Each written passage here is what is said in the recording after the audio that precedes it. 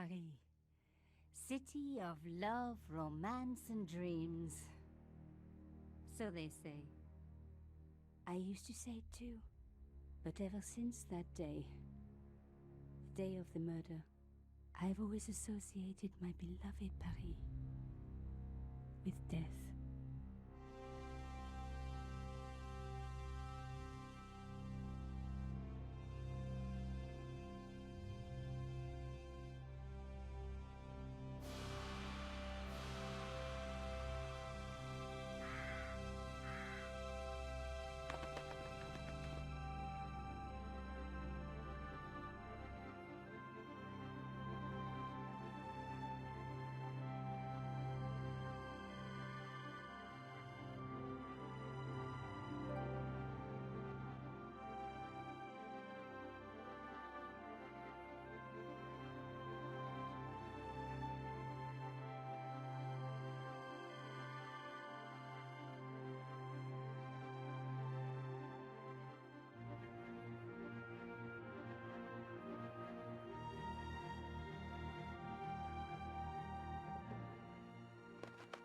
I was at home having a bath when my editor called.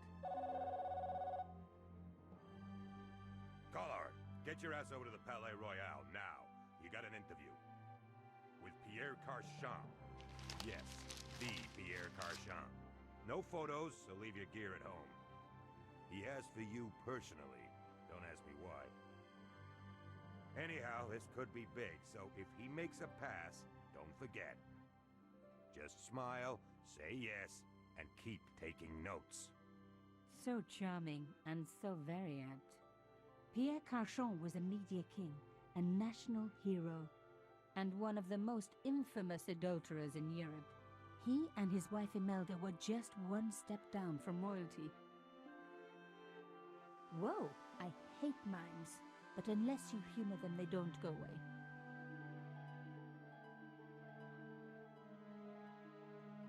Here I was, the palace of the Media King and the Ice Queen. I pressed the doorbell and set in motion a chain of events which would change my life forever. Yes? What is it? Madame, my name is Nico. I'm here to see Monsieur Carchon. Come up, we're on the first floor.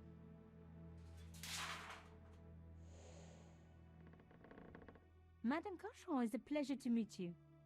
Yes, I'm sure. The Ice Queen was certainly living up to her reputation.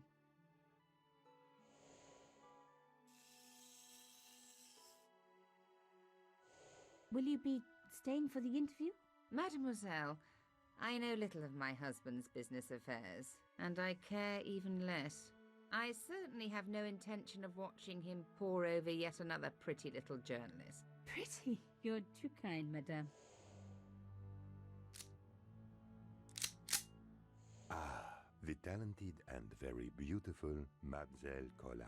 Such a pleasure to meet you at last. Monsieur Carchon, I am honored. Oh, I'm sure you are. Call me Pierre, please. But I do not flatter you idly. I was a friend of your father. He was a great man. My father, he never mentioned. He and I were very close. And then his death. So tragic. I must... Imelda, your damned cat's in my study again. Another Ming vase, I suppose. Excuse me for one moment, my dear girl. You journalists are getting younger each year. Perhaps it's the rest of the world getting older, madame. That was no cat. My God, what? Monsieur Carchon!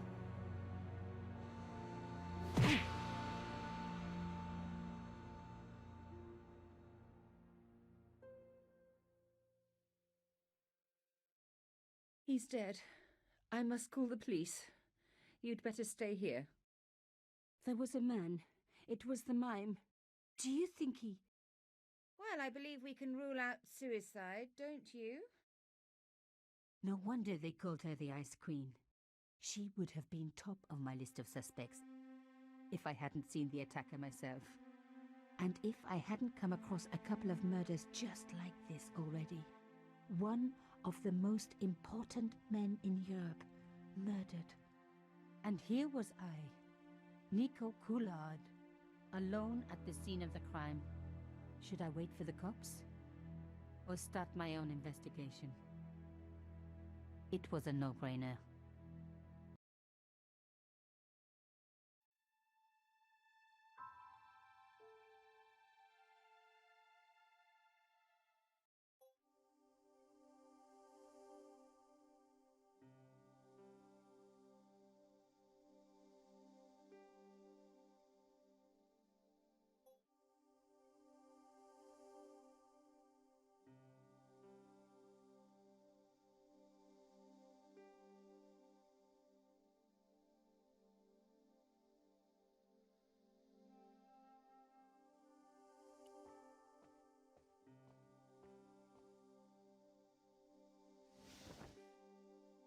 A small round piece of glass had been cut out of the pane. This was a professional job. I didn't want to cut myself and leave blood on the glass. Call me old-fashioned, but I like to keep my DNA to myself.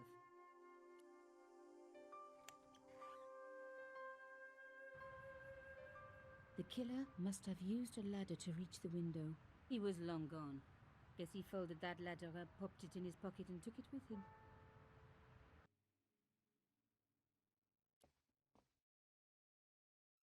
Mimes and guns don't usually go together, but I had an idea that this was no ordinary mime. I'd come across this murderer before and written about him. The costume killer, at least that's what I'd called him. It was one of my hair clips. My favorite, in fact. It must have fallen when I was knocked down. Some people hate searching corpses for clues. Me, I'm okay with it. Reminds me of an old boyfriend. In his pocket, I found a ticket stamped Bateau de la Conciergerie. Taking the ticket meant I'd tampered with the evidence. There was no going back now. Carchon had been shot.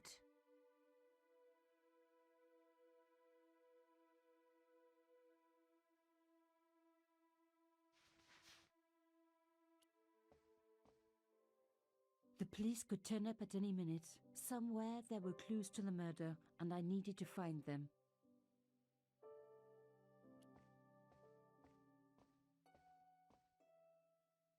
I reckoned that cloth might just turn out to be useful.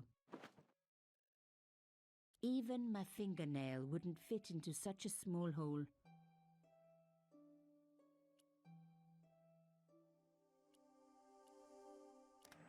Aha! Nico, you are just so damn good at this stuff. Instead of comforting Imelda, I was ransacking her flat. Why? Because there was something going on here, and I had to get answers before the cops arrived. And hey, she'd been rude to me, so she had it coming.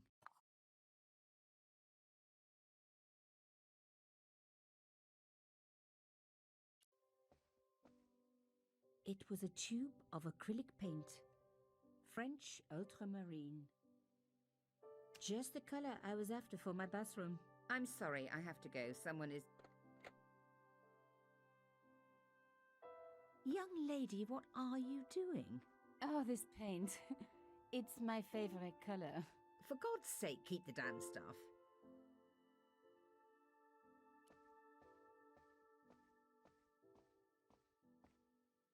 Excuse me, madame. Yes? I am so sorry for your loss, madame. No, you're not. You're a journalist. Journalists don't feel sorry. Not true. We shall see.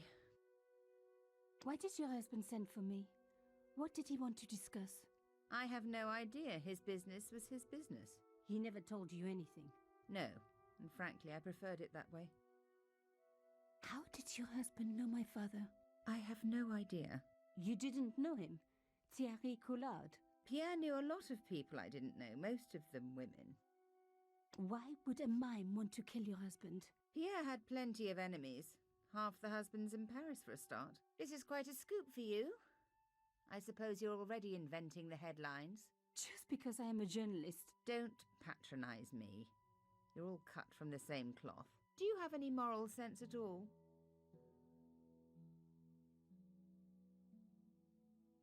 Yes, that's why I do this job. You do it to see your name in print. As if my editor gets the byline, I just do the work.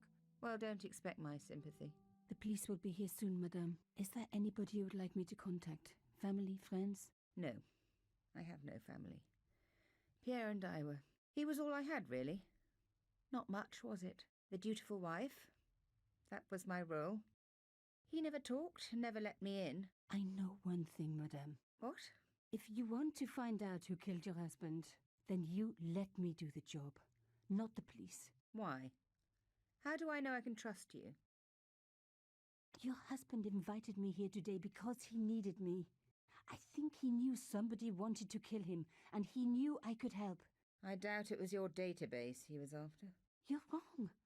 I was onto his killers already, I am sure of it. Please, you owe it to him. I don't know. All I need is a few more minutes to look around before the police come. You really do have a moral sense, don't you? I trust so few people. And perhaps Pierre really did think that you could help. Of course it wouldn't have stopped him seducing you too. Here, take this. It's the key to the drawing room next to the library at the end of the hall. It was Pierre's room. I rarely went in there. I couldn't. I was too scared of what I might find. Thank you. I promise you won't regret this.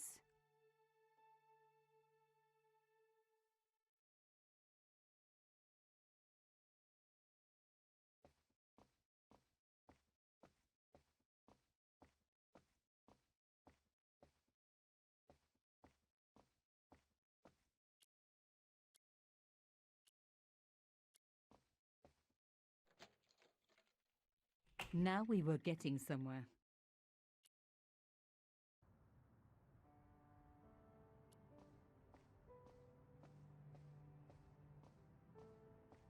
As expected, the desk was yet another priceless antique. Yawn.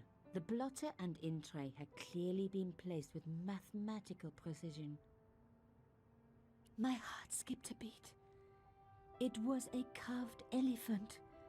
But not just any carved elephant. It had been made by my father. I knew for certain because in my apartment I had its exact twin, carved into a box he had made. So Carchon had known my father. They really must have been friends. I decided to take the carved elephant. It clearly meant nothing to Imelda. I didn't want to take the tray, but I knew that I could use it.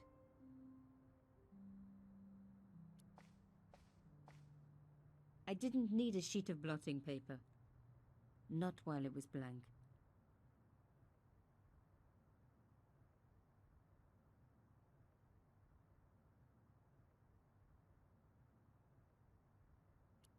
I didn't want to...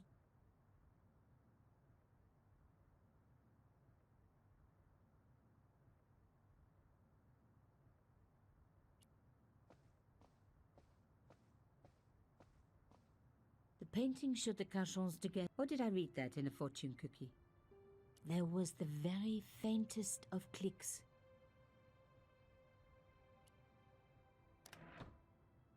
Behind the picture was a safe.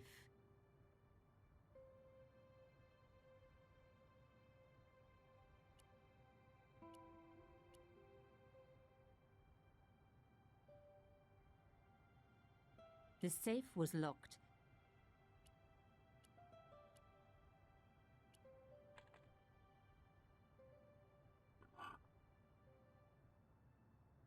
In the safe was some kind of artifact. There were strange symbols on its surface. It looked like the printer's blocks I'd made at art school. If there was one thing I'd learned about symbols, they are always important. But these symbols scratched into stone were impossible to read. I needed to find a way of printing them. At least the stone was round. But what could I use for ink? And what could I print on? Sure, I was stealing, but I knew Imelda didn't know about the artifact, and Carchon was past caring.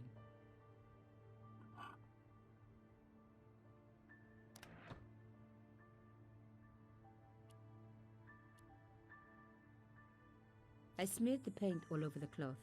When I do messy, I really like to put my heart into it. I hoped this was going to help. They don't make lace like that anymore. I wiped the paint-covered cloth over the surface of the stone cylinder. It took me right back to art class at school.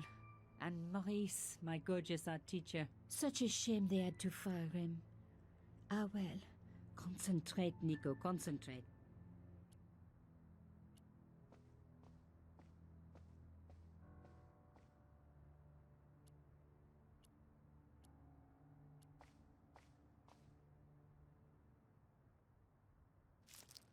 Genius!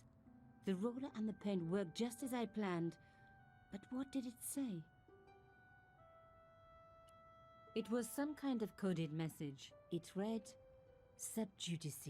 I may not have learned a lot as a journalist, but that was a term I knew well.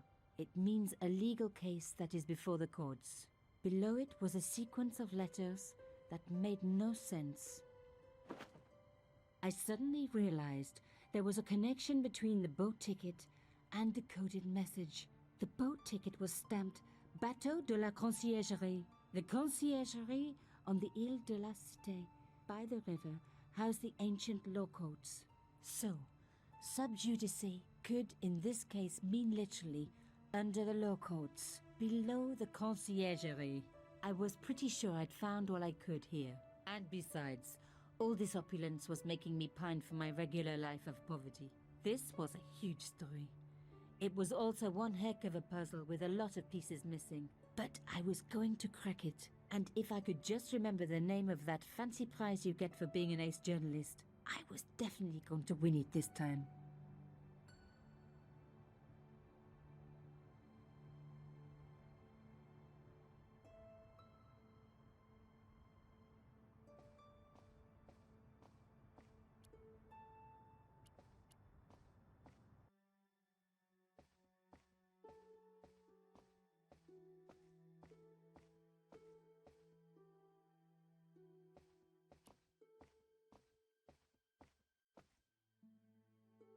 Did you find anything useful?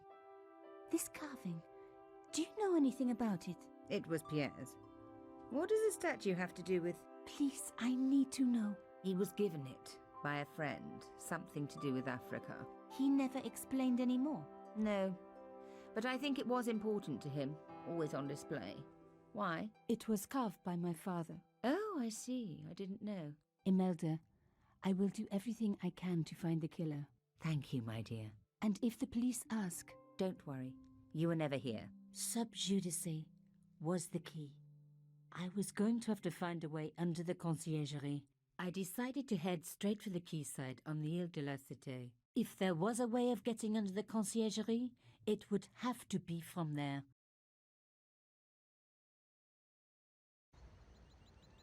Canchon wasn't the type for messing about on the river. He was up to something down here. Something that...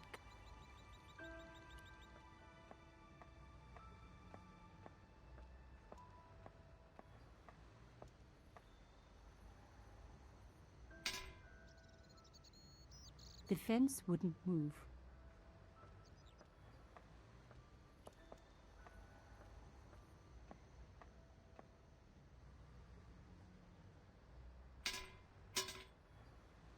I tried pushing the fence, but it wouldn't move. A strange pair of locks stopped the latches from releasing the gate.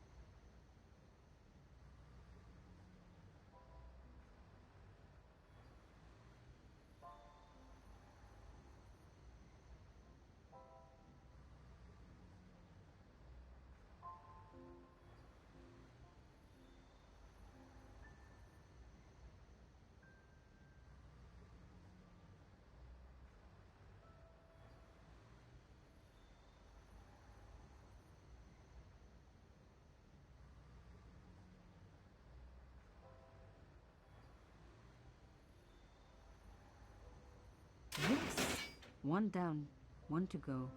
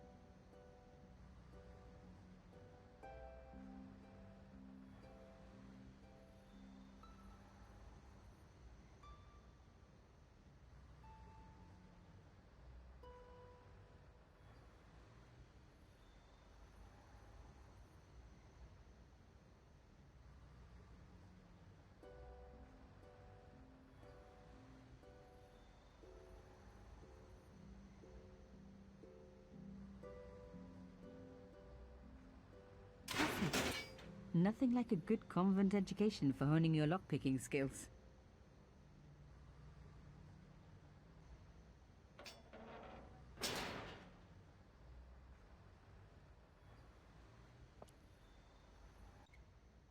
For a room full of junk, that was one very sophisticated lock system. This place was definitely fishy, in more ways than one.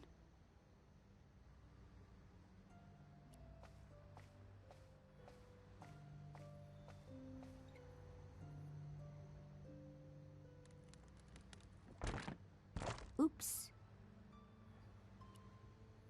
An old shell case. I wondered what that was doing there.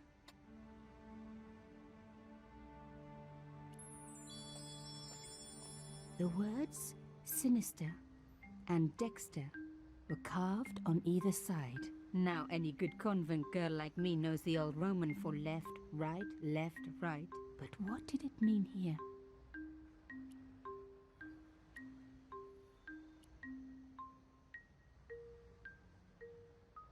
Mystery solved.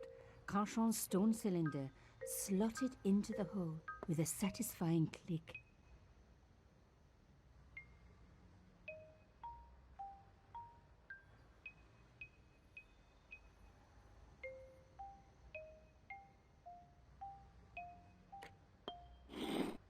A satisfying click told me I turned it to the right position.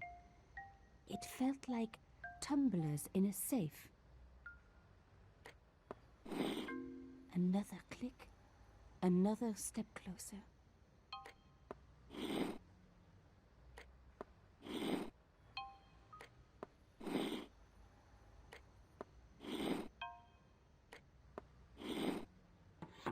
I love the sound of locks clicking open.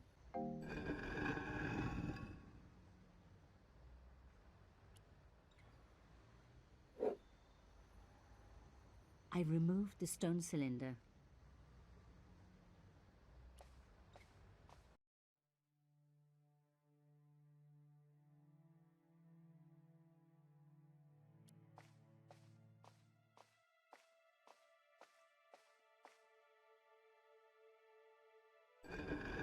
Oh my God! The slab came down with a hell of a force. With nothing to hold it up, the cross dropped back down again. If I was going to get a closer look at the panel, I'd have to find a way of keeping the cross up.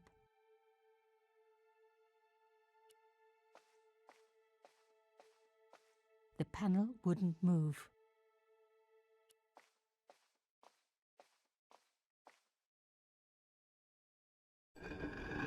Lifting the cross closed the entrance door and also opened some kind of stone panel. Ingenious.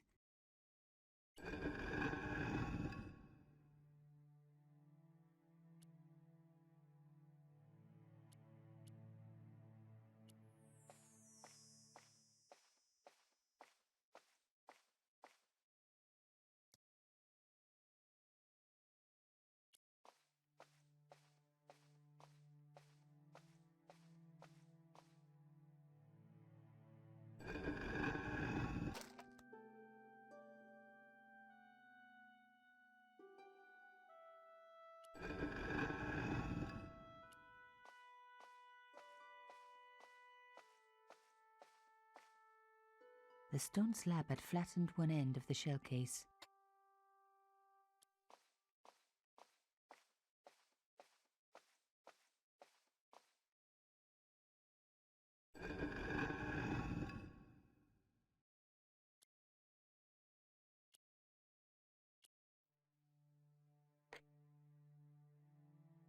The stone cross was propped up. Now I was getting somewhere.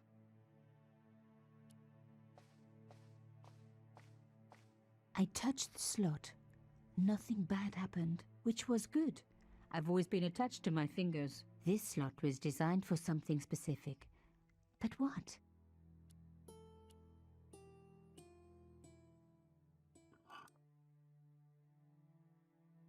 The artifact slotted into the hole perfectly. Behind the old walls, I could hear some kind of mechanism groaning into life, but whatever had been triggered had now jammed.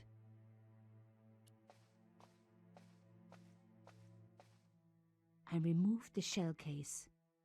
The cross didn't drop back down. Some kind of mechanism was holding it up.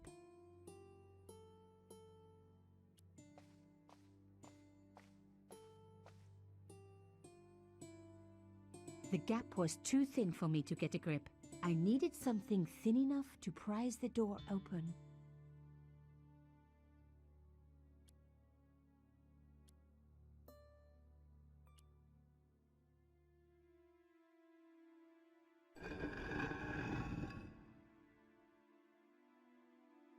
Another good use for a shell case. Another secret room. Somebody had something to hide. But was it what I was looking for?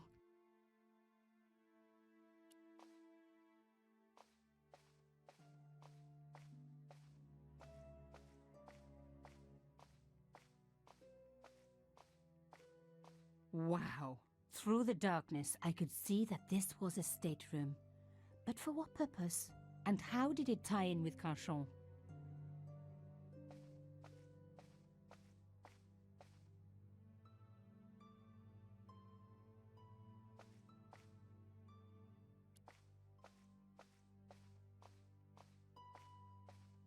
Amazing! The thing still worked.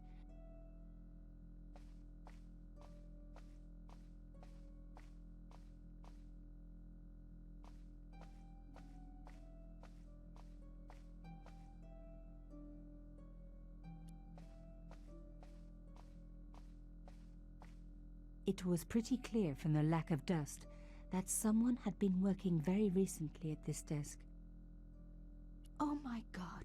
The sheet was a printout with my personal information.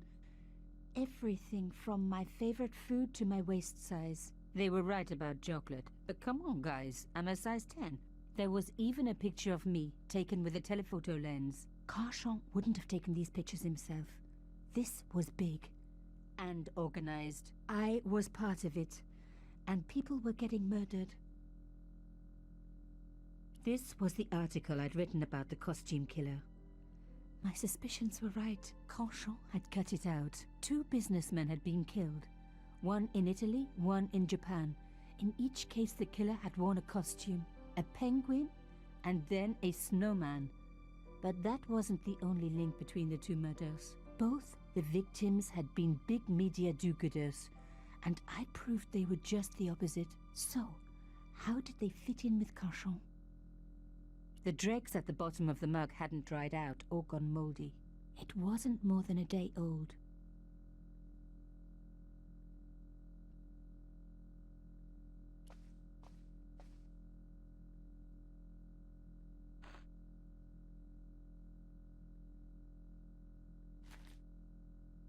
Inside the drawer, I found a note written in some kind of code.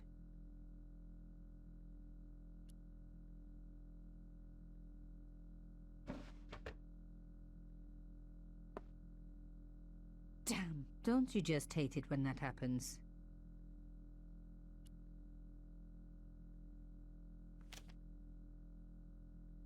A photo, long lost, had fallen down the back of the drawer. It was very old, but there was no mistaking the guy in the foreground. Carchon. Behind him were soldiers. a burning village and a corpse. The photograph was cropped on the right-hand side. Somebody else in the picture obviously didn't want to be in it anymore. I wasn't surprised. This was Africa in the 60s. An uprising was being brutally suppressed. And here was Mr. Media himself, Carchon, doing the suppressing. The photograph was not just powerful evidence. It was also my ticket to one explosive story.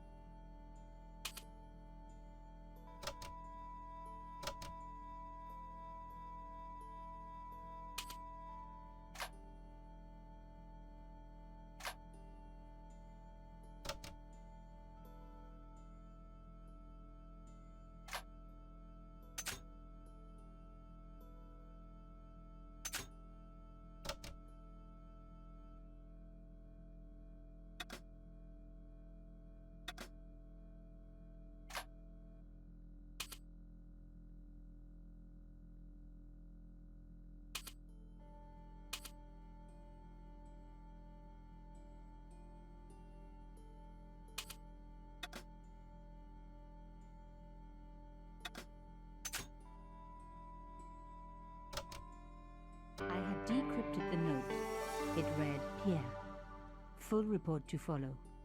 But this is too urgent to wait. Arno and Yamada both dead. This is not a coincidence.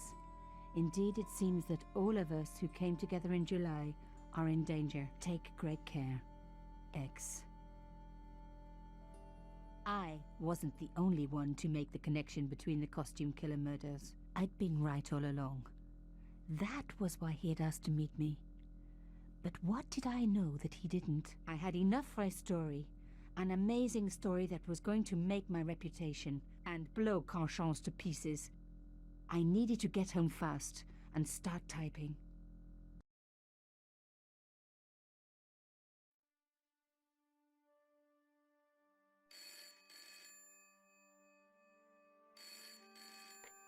Bonsoir, Collard. Nico, it's Ronnie. Hey, Ronnie, you cracked open the champagne yet? Are you crazy? What's wrong? Wait a minute. You didn't print it, did you? Course I didn't print. That's the best piece I've written. The last, as far as I'm concerned. It's important. It's suicidal. You can't destroy a national hero. He deserved it. His corpse isn't even cold. Ronnie, 2 hours ago I told you what I'd found. You loved it. You begged me to write it up immediately. 2 hours is a long time in newspapers, Nico. Someone's got to you, haven't they? Listen up, Nicole, and listen good. Pierre Carchon had a lot of friends. Powerful friends. For your own sake. Forget what happened. You got it. End of conversation. Good night. This should have been my big break, but I knew there was nowhere else to sell this story. If Ronnie wouldn't print it, nobody would.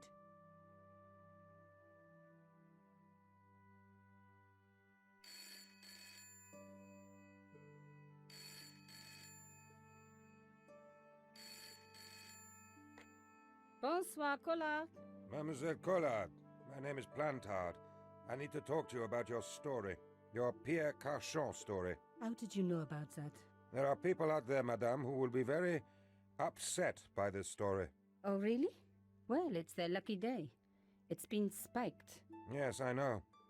We must meet. We must? I have information relating to your costume killer stories. Tomorrow morning, 8 a.m., Café de la Chandelle Verte, Rue Alain Court. I shall be wearing a grey overcoat. You must talk to no one about this. You can't tell me what to... Tomorrow at 8. I'll be waiting.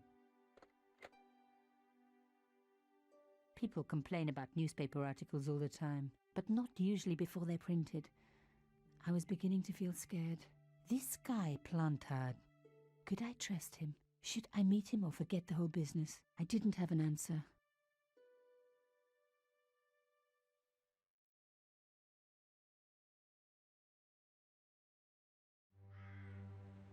I'd only been in Paris for a week, but already I'd fallen in love with the city. My latest discovery was a little café, La Chandelle Verte. I was pretty sure the waitress was taking a shine to me. That old Stobart charm, I guess. Little did I know my reverie was about to be so rudely interrupted.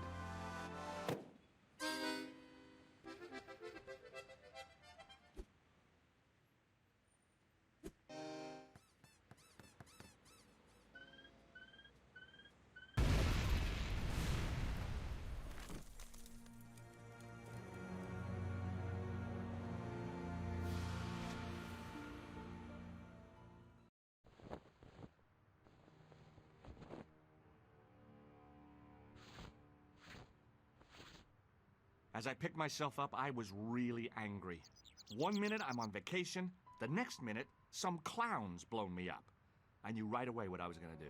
I was gonna find that clown and bring him to justice. Because justice matters. Justice is up there with liberty, and equality, and, fraternity. After all, that's why I'd studied law, wasn't it? Well, that, and the money, of course.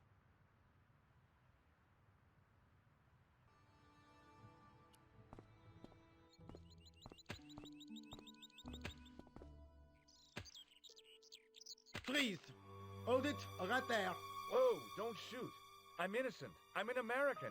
Can't make up your mind, huh? I demand to see the American consul. Drop your weapons and get down on the ground. Put that thing away, Sergeant Mou. I apologize, monsieur, but I cannot permit you to leave. Am I under arrest? Ah, no, I would simply like to ask you some questions. En avant, to the café, marche. What a mess. This bombing is an outrage, is it not? Stop that, monsieur. Has it occurred to you that he may be dead, Mou? Oui, monsieur.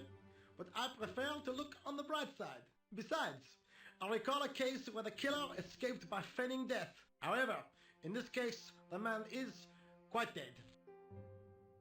Examine the girl and take her statement, if you can. Et maintenant, to business. Your name, please? George Stobart. I'm from California. And what brings you to Paris, Monsieur Stobart? Travel. I'm touring Europe. You chose well. The city is most beautiful at this time of year, no? Yeah, I guess so, apart from the bomb blasts. Were you in the vicinity of the café at the time of the explosion? Yeah, I was sitting out on the sidewalk. I was lucky I wasn't killed. The inspector passed over my remark with no reaction. Did you see the deceased enter the café? Yes, I did. Was he alone? Yeah. And did he say anything to you? No. He was more interested in the waitress. Did you see anyone else in the café? Yeah, there was a guy dressed as a clown. He was carrying an accordion. An accordion? Bon.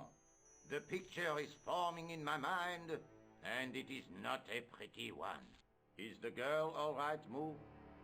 She'll leave. She confirms the American statement. A clown with an accordion, no doubt an elaborate and eccentric disguise. Very well. Eh bien, I have heard enough. What do you mean? I am satisfied that you know nothing. You may leave. I hope this little incident does not spoil the rest of your vacation. What about my personal safety? Can't you at least give me some advice? What can I say? Stay alert and look out for suspicious characters. And don't cross the road until the little man shows green. Great advice. I honestly believe you are in no danger, monsieur. Should you remember anything of importance, please contact me. My card.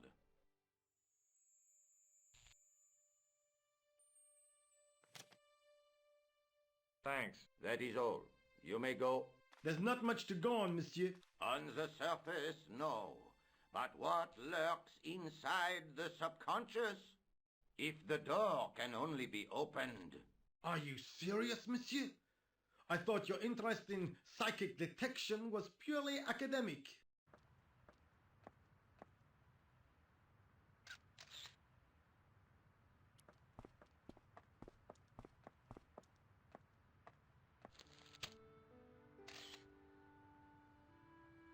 I noticed the writing at the foot of the page. It read, Salah Eddin, 1345.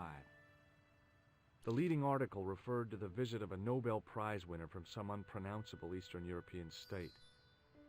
The big story was about the brutal murder of a French media magnate, shot down in cold blood.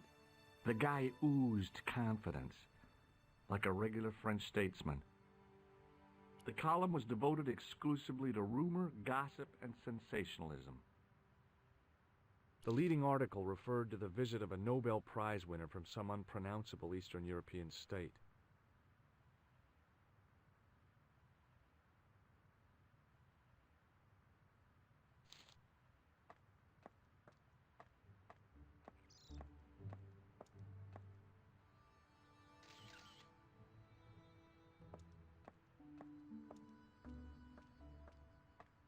Excuse me, mademoiselle? Hi.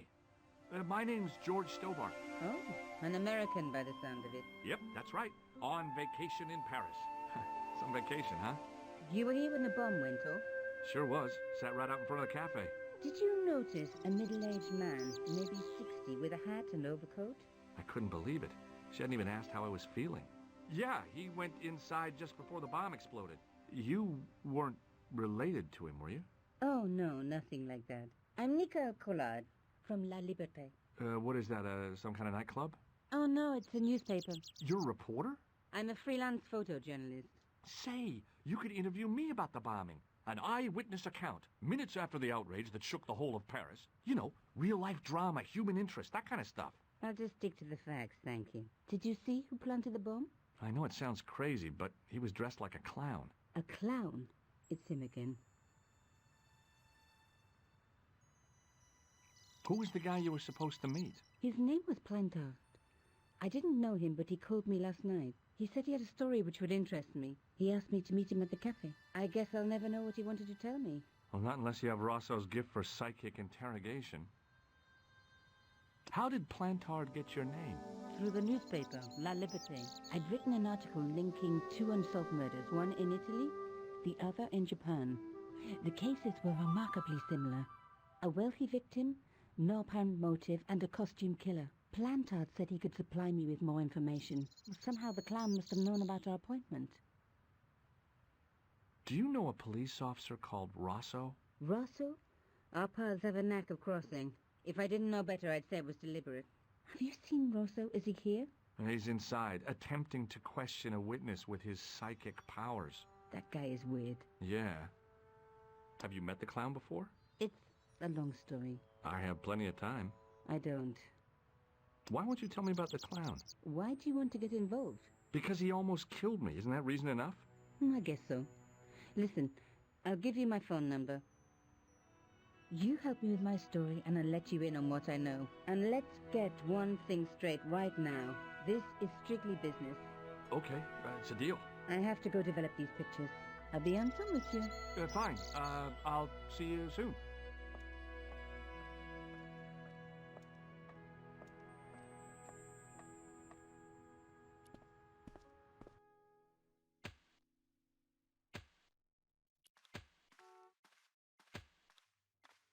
Hey, you! I thought you'd been arrested. No, it was a misunderstanding. When he pulled that gun, ka! I thought that was it. Those automatics pack quite a punch, you know? He made a mistake. He thought I was a terrorist. You? A terrorist? Ha! He was only doing his duty, I guess. Did you see an old guy with a briefcase? Wait, silly old coot. Do you know what he said to me? Work fascinates me, he says. I could watch it all day. Quel bit. I could have knocked his block off. Did you recognize the old man? No. Should I have done? Was he a celebrity? No, but I guess he is now. His name was Planeta. Was? He's dead then? Yeah. That's too bad. Now I wish I hadn't called him what I did. If only I could turn back the clock. If only I'd been more tolerant. Regret and remorse are strange emotions. They really bring out the hammiest actors in people. Did you see a clown come by this way? A clown? Like in a circus? Yeah, with makeup and a big red nose. Oh, those guys are funny, aren't they? Not in my experience. I love the circus, especially the horses. You haven't answered my question. Have you seen a clown? You think I've got time to watch everyone who passes by? Some of us have to work for a living. Look, I know you're busy, but surely you'd have noticed a clown. I told you already. I didn't see a thing. He was wearing multicolored baggy trousers and makeup. He'd be a poor sort of clown if he didn't. Listen, I have to find that clown. He's a killer. Say, who are you anyhow? A cop? No, of course not. I mean, do I look like a cop? No, but you act like one, sticking your nose in where it's not wanted. How do you know this guy's a killer? Did you see him in action? Didn't you hear the explosion? The café was blown up. I wondered what that bang was. Any bodies? Yeah, an old man was killed. Merde. I didn't think it was that serious. What about the waitress? Oh, she's fine. Thank the saints. Would you like to read my newspaper? I haven't got time to read that. You could read it on your lunch break. 10 minutes is all I get. And if my boss had his way, I wouldn't get that. He'd have me on a drip, so I didn't have to stop to eat. Oh, take the newspaper and quit complaining. Pah! Look at this. Damn bleeding heart liberals.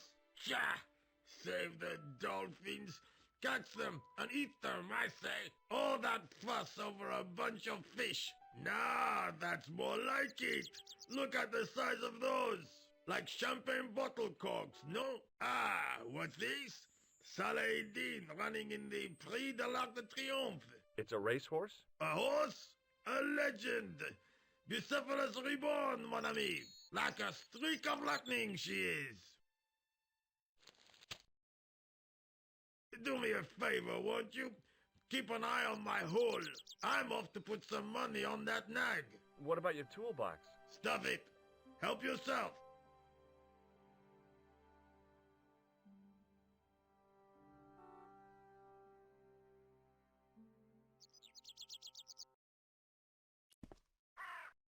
I found a T-shaped tool in the box. I didn't know what it was, but it looked useful.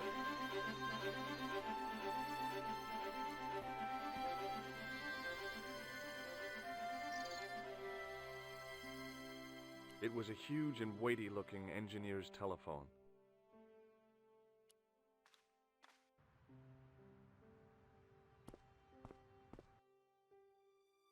The clown had fled into this alley, but there was no sign of him now.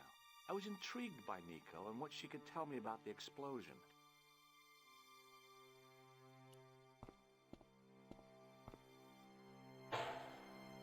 It smelled like someone had dumped a truckload of fish in a locker room on a hot summer afternoon.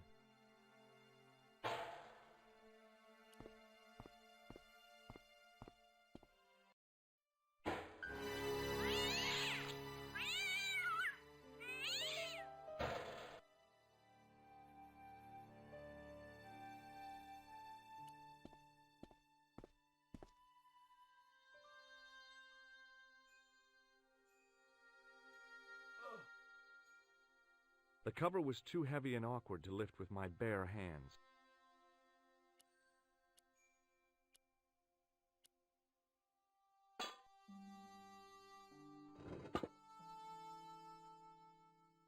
I lifted the cover to reveal what smelt like the entrance to a sewer.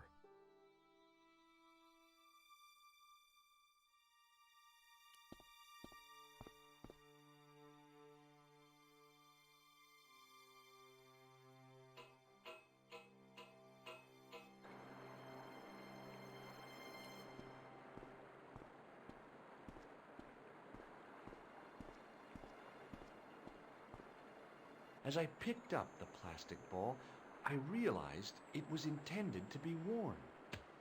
It was the clown's red nose.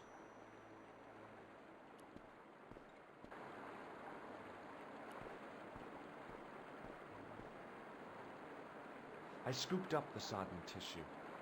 It was cold and greasy, like breakfast leftovers.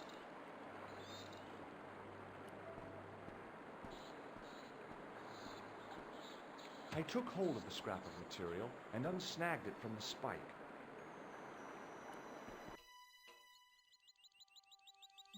Hi there. Hold it right there, you sewer rat. I knew you'd come back, and now I've got you. What are you talking about? You're trespassing. Come out of there, immediately. That's what I'm trying to do. Give me your hand. Ha! You won't catch me with tricks like that. Keep your distance, monsieur. Okay, okay. Now, what were you looking for?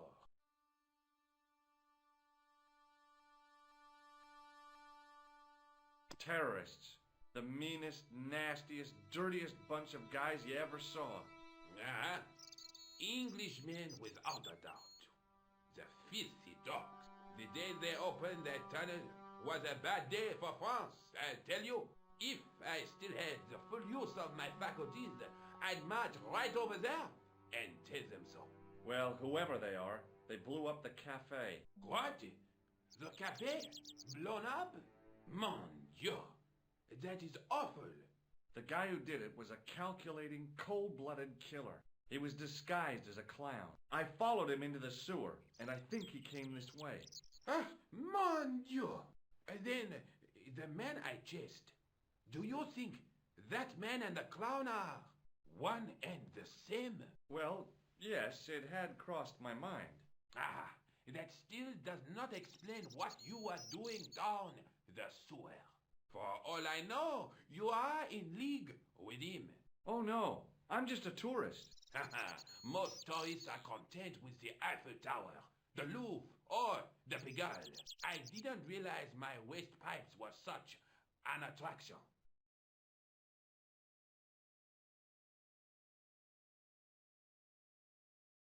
Tell me about the man you apprehended.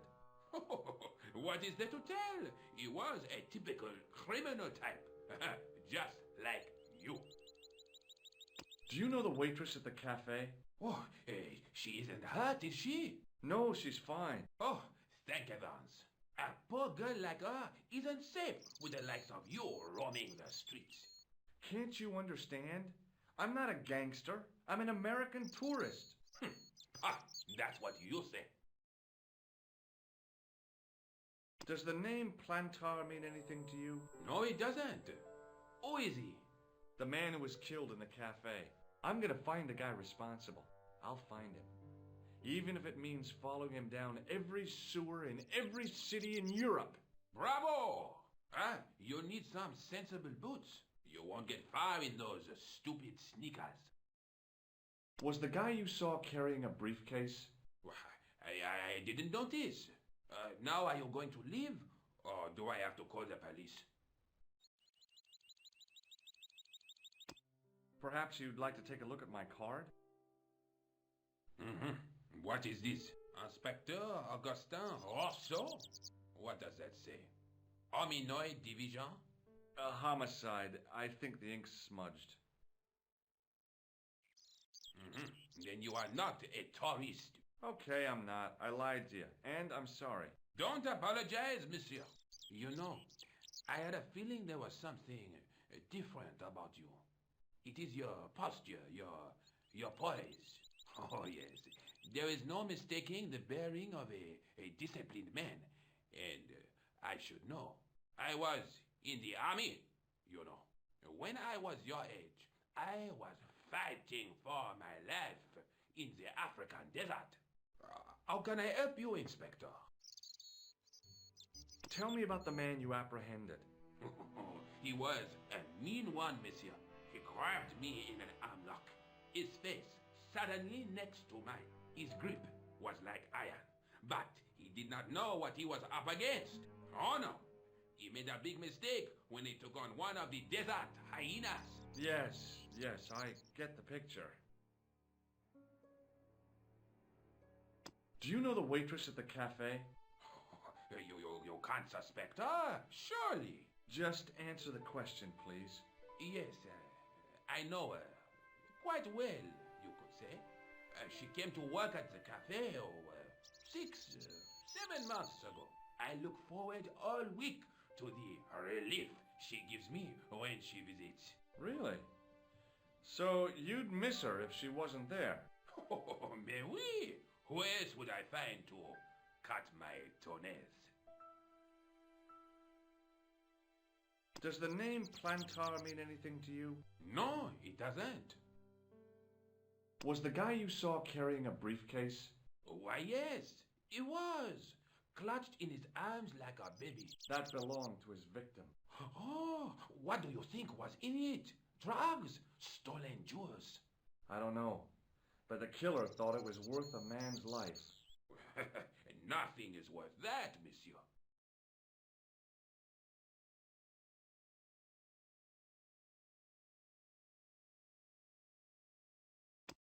Does this piece of material mean anything to you? That is the same cloth as the jacket I found. I'd recognize that pattern anywhere. Now, about the jacket you found. Do you have it here? No, monsieur. One of the sleeves was badly torn, so I sent it for repair. A pity, because otherwise it was a fine piece of quality tailoring. It had the tailor's name inside on the label. Where did you send the jacket? I gave it to an itinerant Romany seamstress. Just my luck. Was there anything in the jacket pockets? Not a sou. You know what I think? Do tell me. He changed out of the clown suit and cunningly disguised himself as an ordinary person. Looks like I'm up against a mastermind. What was the name on the label? It was a foreign name. Todrick, I think. Did you get the address? There wasn't one, monsieur. Only a telephone number. Well, I don't expect you to remember a phone number you've only seen once. 74 98 08 59. You're kidding. That's his phone number? Yes, that's it. A little trick with numbers that I learned in the desert. I was taught the technique by a Tuareg shaman. That's incredible. It comes in handy at the supermarket checkout. Do I get a reward? Honesty, monsieur, is its own reward. Then I'm glad I do not rely on honesty to pay the bills. What does this tissue mean to you? Nothing, monsieur. It's disgusting.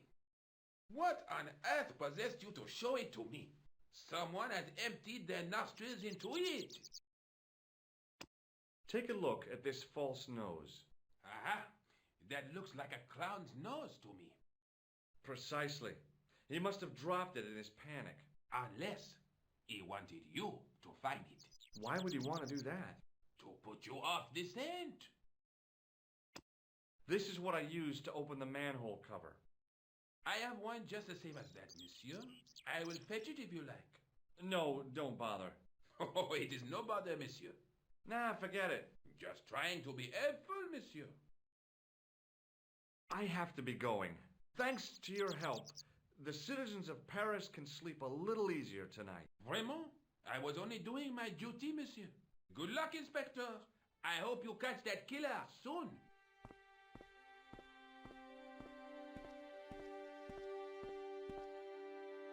So the clown had escaped into the sewer, come up into the courtyard, and then slipped back into the street here. It wasn't much, but it was more than the cops had got.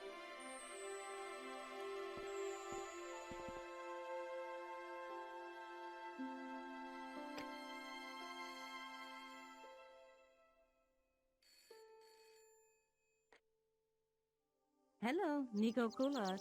Hello? It's George. Ah, oui. You said to call if I could help. Have you any news for me? You bet. I met a witness who spoke to the clown. And I know where the killer gets his suits. No kidding. Hey, I'm impressed. You are? Well, it wasn't easy. Look, why don't you come here to my apartment later this afternoon? Fine. Where do you live? 361 Rue Jarry.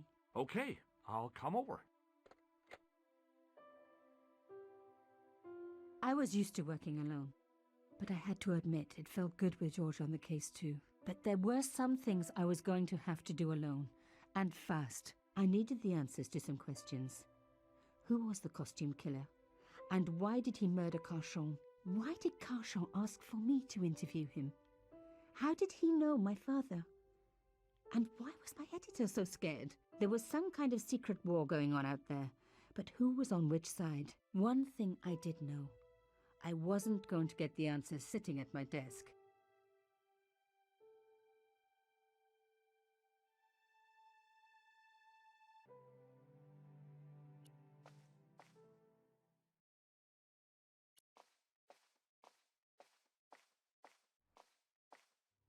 Mademoiselle Collard.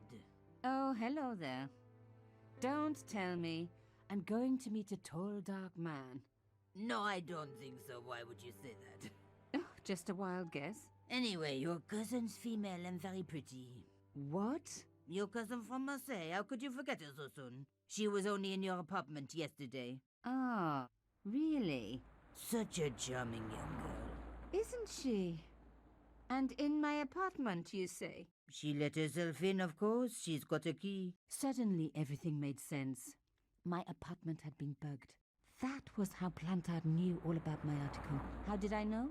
Because the only cousin I have is a sweet little guy called Jean-Marc, who runs a patisserie in Le Touquet. These people were determined, which meant they were also very dangerous. I suppose she'd forgotten which apartment was mine. Oh, Miss Collard, you're a mind reader. That's just what she said. Oh, I bet it was. Well, I'd better be going. See what my sweet cousin's been getting up to. Au revoir, mademoiselle.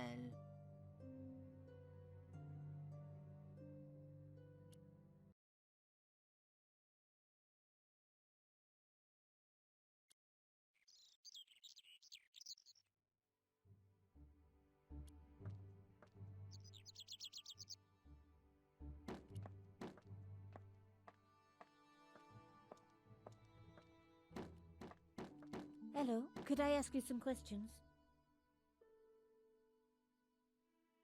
That depends. Are you a cop? No, I'm a journalist. Bit late, aren't you? They already took away the body. I'm doing a follow-up on this story. Tell me, are you related to the workman I saw digging the hole?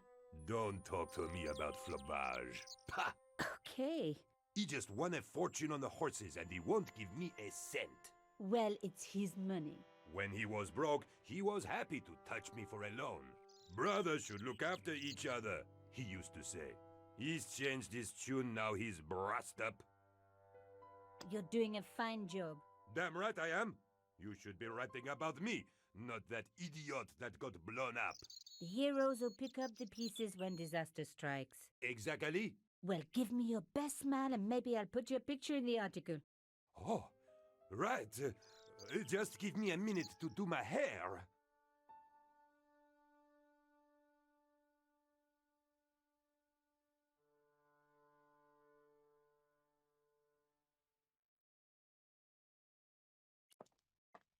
The police have removed the body, but nothing else looked disturbed.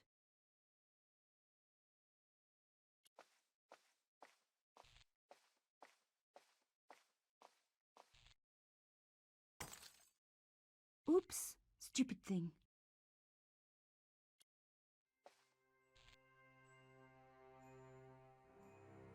A panel had been blown away, revealing a gap.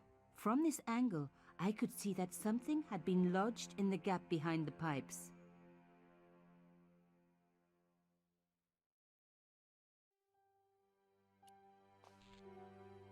Behind the table were some damaged pipes.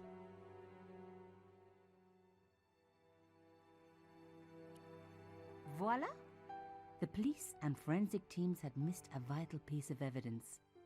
Some kind of pouch. On the pouch was the cross symbol of Carchon's organization. I was on the right track. On the pouch was the cross symbol of Carchon's organization. Inside the pouch were two items: a strange metallic artifact and a letter in some kind of code. The artifact had a sword laid across scales, the scales of justice. I wondered if this connected to the room at the quayside.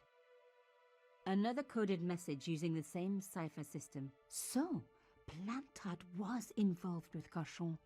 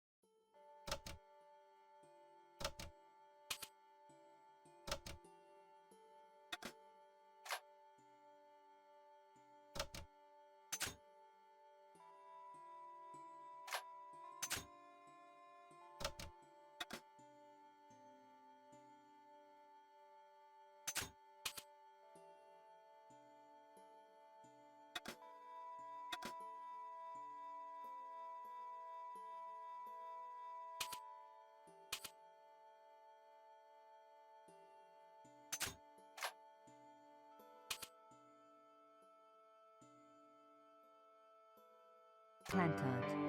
Pierre killed. Murderer must have followed trail from Arnaud and Yamada. He will come for us now. We must be vigilant. Thierry's girl broke into Pierre's safe. She worries me. Imelda. So much for Imelda's innocence. Planeta was working for her, and for Carchon. But why did Planeta want to meet?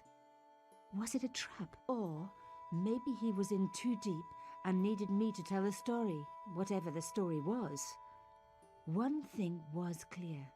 It was a story worth killing for.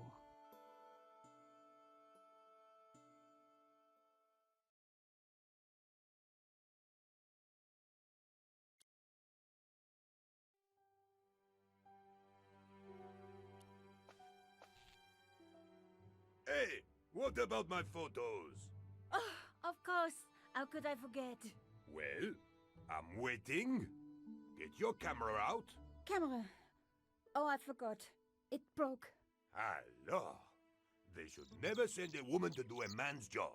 Well, this woman had fooled him easily enough, and found the evidence the police had missed.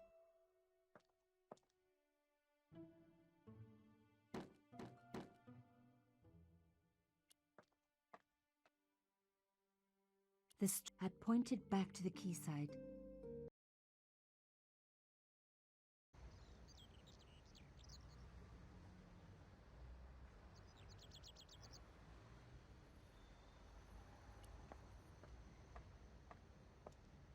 The cross looked familiar. I'd seen it before. It was embroidered on the lace cloth I'd picked. I knew I was on the right track.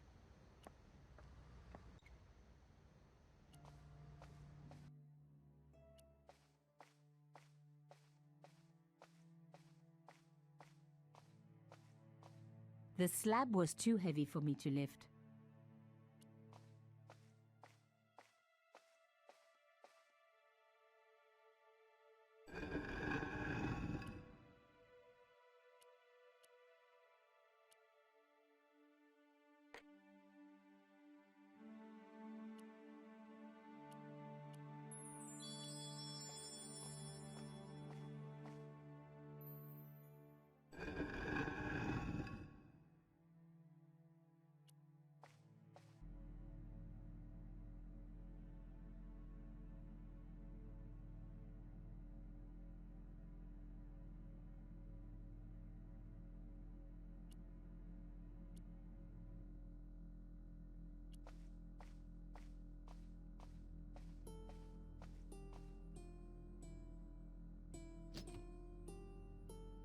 Plantard's key fitted the lock, so he must have used this place too. A photograph had been torn up. If I could just arrange the pieces.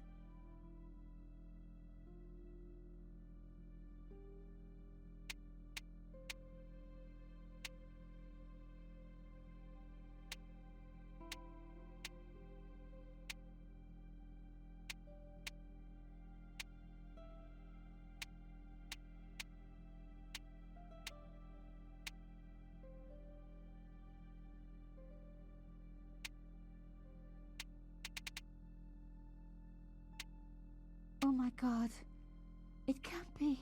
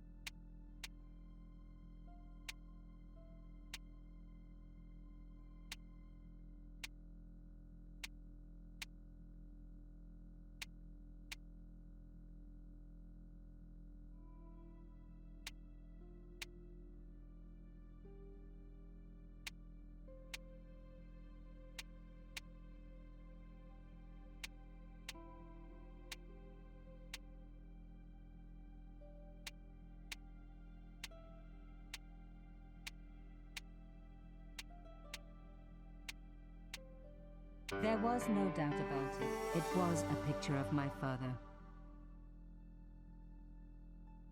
Papa, oh God. After what I'd gone through, I thought I could face anything, but not this. My father, the one person in the whole world who I truly admired, standing with Cachon, while those murderers carried on with their evil work. My father, grinning at the camera. I couldn't believe it. I realized that I desperately needed to get to the bottom of this story, and that I really needed George.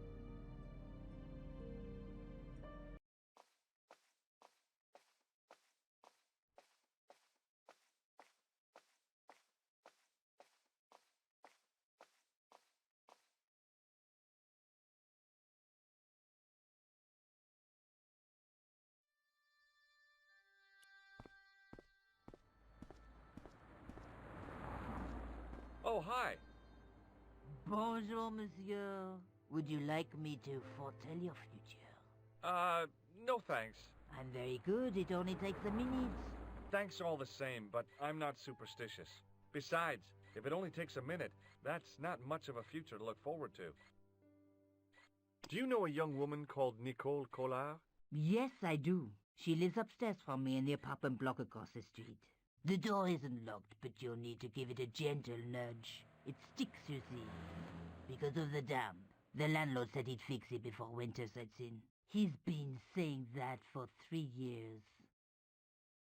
How long has Mademoiselle Collard lived here? A few months. She's in for a shock when the cold weather comes. Drafty windows, insufficient heating. It's a struggle to keep warm. The only reason I stay is because the rent is cheap. Your young lady, she deserves better. I thought Mademoiselle Collard was a successful photographer. Not as successful as she makes out for all her fine clothes. Oh, I've heard her crying herself to sleep at night. That's awful. Now don't you let on that I've told you. She's proud, that one. Too proud, if you ask me. Have you seen anyone out here watching Mademoiselle Collard's apartment? Yes, I have. A strange man. Tall and thin as a broomstick. He kept his face hidden, but I saw his eyes peering from evil little slits. How was he dressed? A long brown raincoat with an hat. Or like Humphrey Bogart? Yes, but he didn't have Bogart's charisma. Besides, this guy looked like he needed a toilet. You never saw Bogart clenching his buttocks like that. Is there anything else you can tell me about Mademoiselle Collard? No, monsieur. Are the flowers for sale? Oui, monsieur. Okay. I'll take a bunch of those white ones. I wouldn't do that if I was you. No? They are lilies, monsieur. Some people associate them with death. Yikes.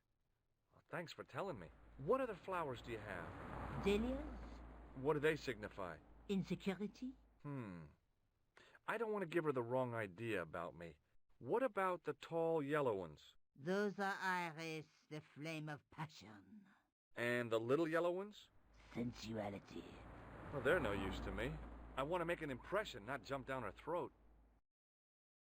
I've changed my mind. Will you tell my fortune? You're going on a long journey. My, oh my. What a surprise. Can you tell me anything I don't already know? How does this fortune-telling routine work? If I knew that, I wouldn't be selling flowers for a living. Haven't you ever wondered why you were blessed with the gift? Well, it's a bit like satellite television, I suppose. Some of us are born with a built-in receiver dish. I just happen to be one of the lucky ones. Can you really foretell the future? Only time will tell, monsieur. The strange thing is, I can't seem to see myself in the future. Other people, I have no problem. But when I try to see what might happen to me, nothing. That must be scary. Maybe. I figure it's a kind of natural safety mechanism. Either that, or I don't have a future.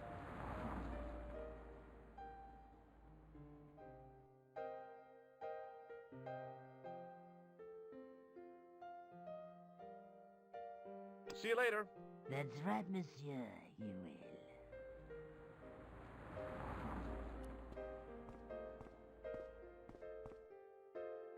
Remembering the flower seller's advice, I pushed the door gently just above the lock. Hi. Bonjour. I'm glad you could make it, monsieur. Please, call me George. Fine. I'm Nicole. Take a seat, George.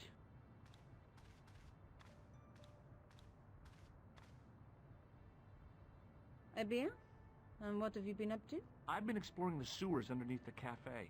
I thought I could smell something bad. The clown used the sewer to escape and to change out of his costume.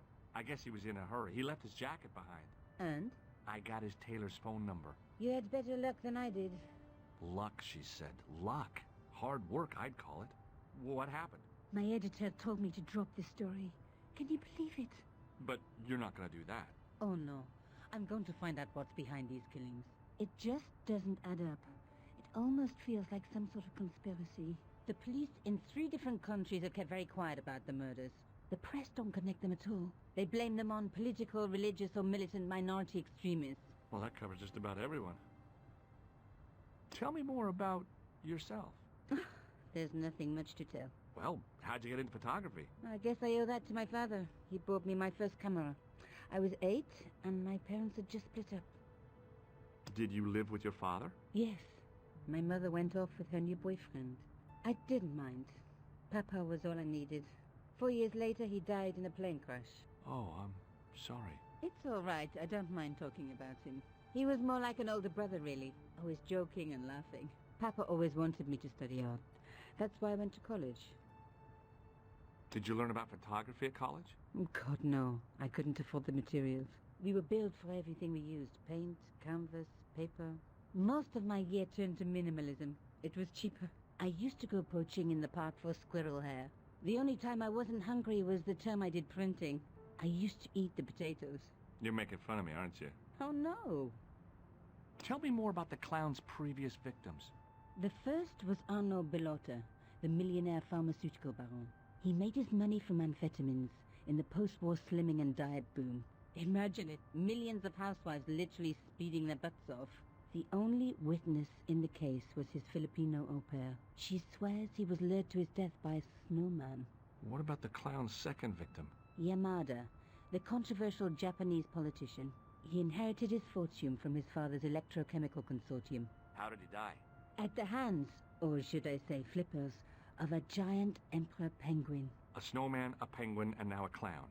I had been about to add mine to the list, but stopped myself. I really didn't want to have to explain to George about my father's involvement with Cachon. You know, I hate to admit it, but this is scary. And I'll tell you this, I will not be accepting any invitations to costume parties. I don't blame you for being scared. I am too. But this story could be my only chance for a big break. Or an early death. I found this false nose in the sewer. Hey, what's this inside it? The contents of someone's nose? Don't be cross, George. It says La Risée du Monde. Masks and costumes. It's a costume shop near the Gare Saint-Lazare. I'll check it out. Maybe the owner remembers who hired the clown costume.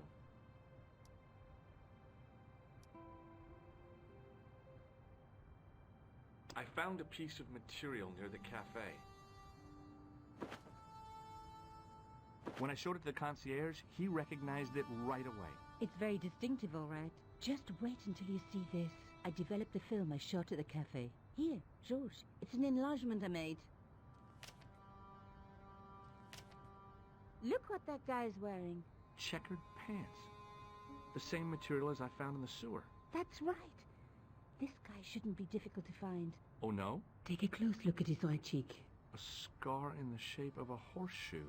Or a crescent moon. How come you enlarged this photograph of me? Because I noticed the guy behind you, of course.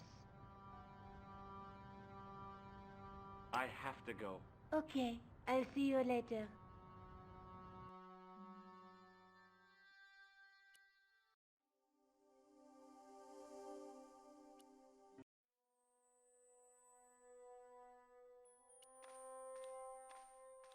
Excuse me? Bonjour, monsieur. Please, come in.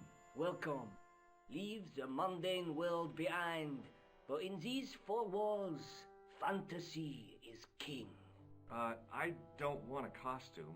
Didn't you ever dress up when you were a child? Not that I remember. Incredible! You'll be telling me next that you never shared your elder sister's lingerie. I don't have a sister, and I think I'd look pretty silly in a brassiere. I just need some information. Of course. How can I help you?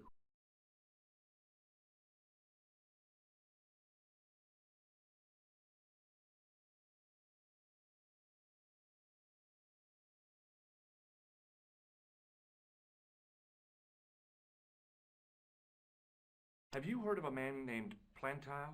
I do not recall anyone of that name. I'm looking for a man who hired a clown costume from you. Oui, monsieur. I do not see how I can help. Don't you keep a record of costumes that you've rented out? Of course, monsieur, but Well, then, I'd like to check your records. Give me the names of everyone who's rented a clown suit. Impossible. There are too many. Does this dirty tissue mean anything to you? Let me smell that.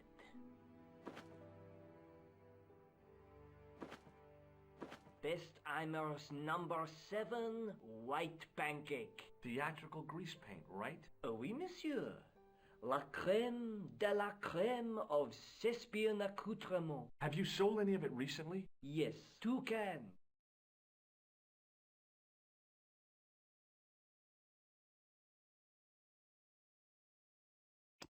Do you recognize this man? Ah oui, he was here this morning. That is the man to whom I sold the grease paint. I remember the scar on his face. He chose 2 costumes. Bozo the clown and Seamus the pixie. A pixie? Very smart. Green silk with a taffeta lining. He gave me his name as Monsieur Khan. Thanks for your help, buddy. My pleasure, monsieur. Allow me to shake you by the hand. Huh? Well, okay.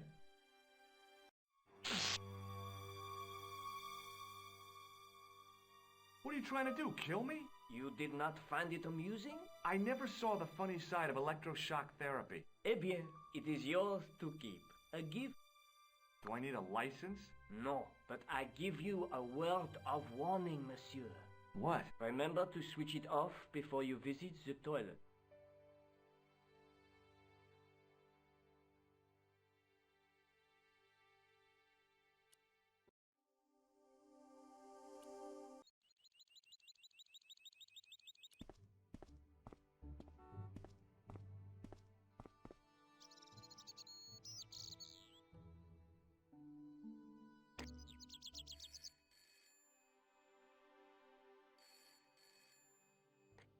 Hello?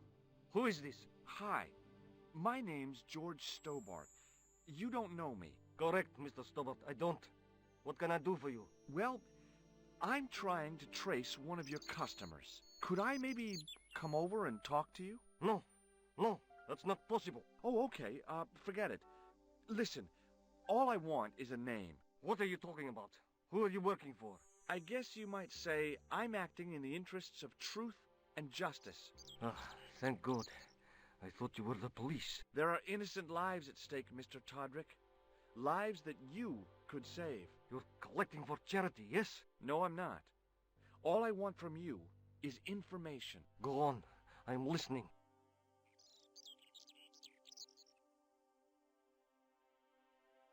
Do you know a guy called Plantar?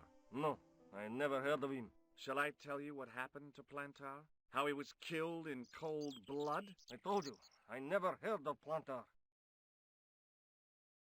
The man I'm looking for is called Khan. He bought a suit from you, remember? Mr. Khan.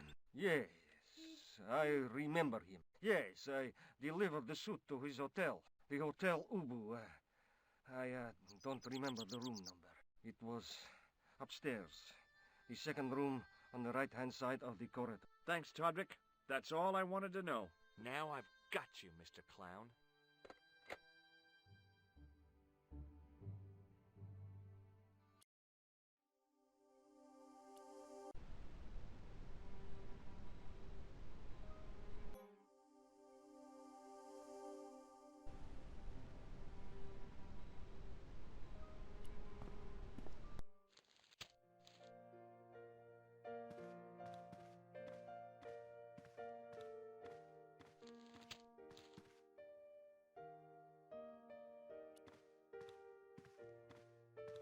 I want some information. Who are you? The police? I'm conducting a private investigation. Ah, I know only too well what you mean. That is one of the drawbacks of the catering business. When people book into an hotel, they leave their morals at home, no? I'm looking for a man who dresses like a clown. This is a highly respectable hotel, monsieur. There are no clowns here. If you say so. Do you know a man named Plantar? No, monsieur. Do you have a guest by the name of Khan? No, monsieur. Perhaps you would care to check the register. The man who calls himself Khan has a scar on his right cheek. Vraiment? I tell you, I do not know a man named Khan. Maybe not, but I noticed a change in his expression when I mentioned the scar. Do you recognize the man in this photograph? Yes, monsieur. That man is one of our guests. What name? I cannot tell you that.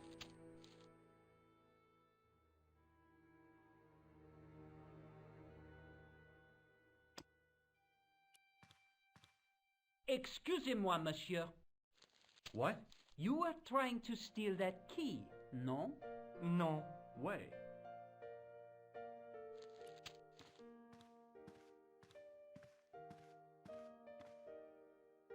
Excuse me, didn't I see your picture in the news? You're that Nobel Prize winner from some unpronounceable Eastern European state. Yes, that is me, in person. I don't want to worry you, but have you had any threats on your life? You know, mysterious phone calls, letters made up of headlines cut from the newspaper. I don't know what you're talking about. Do you know a guy called Planeta? I don't know anybody in Paris. Oh, well, this guy's dead anyhow. Why do you ask me about dead men? I have seen enough of death to last me a lifetime. I'm, sure you have.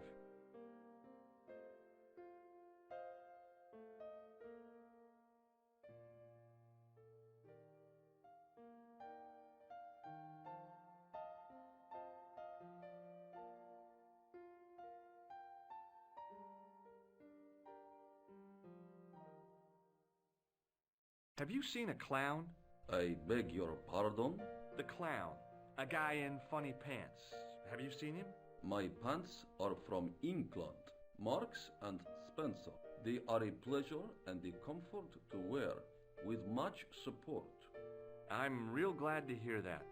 You know, it's good to know you Nobel Prize winners are human too. In my country, the people make do with string and egg cartoons. For pants? For everything. Oppression is the mother of ingenuity. Do you recognize this man? He calls himself Khan. Yes, I know this man. Why do you carry his photograph? I'm a private detective. What's your interest in Khan? He is an enemy of my people. You know he's a killer? Of course, amongst other things. Would you help me investigate Khan? That is not possible. My instructions are to observe. I cannot jeopardize my position as an honored guest of this country's government. Thanks for your help. Goodbye.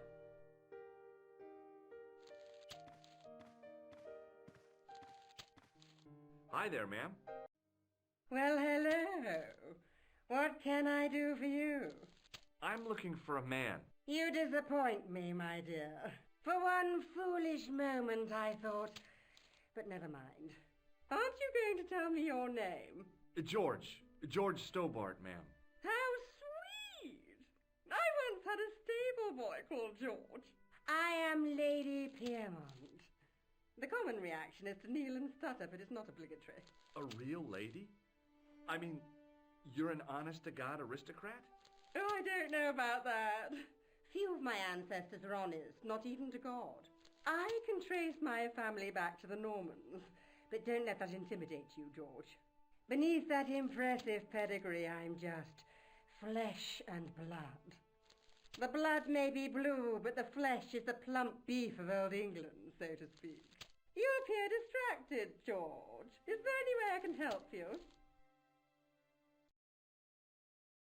Did you know there's a gangster out front? What makes you think he's a gangster?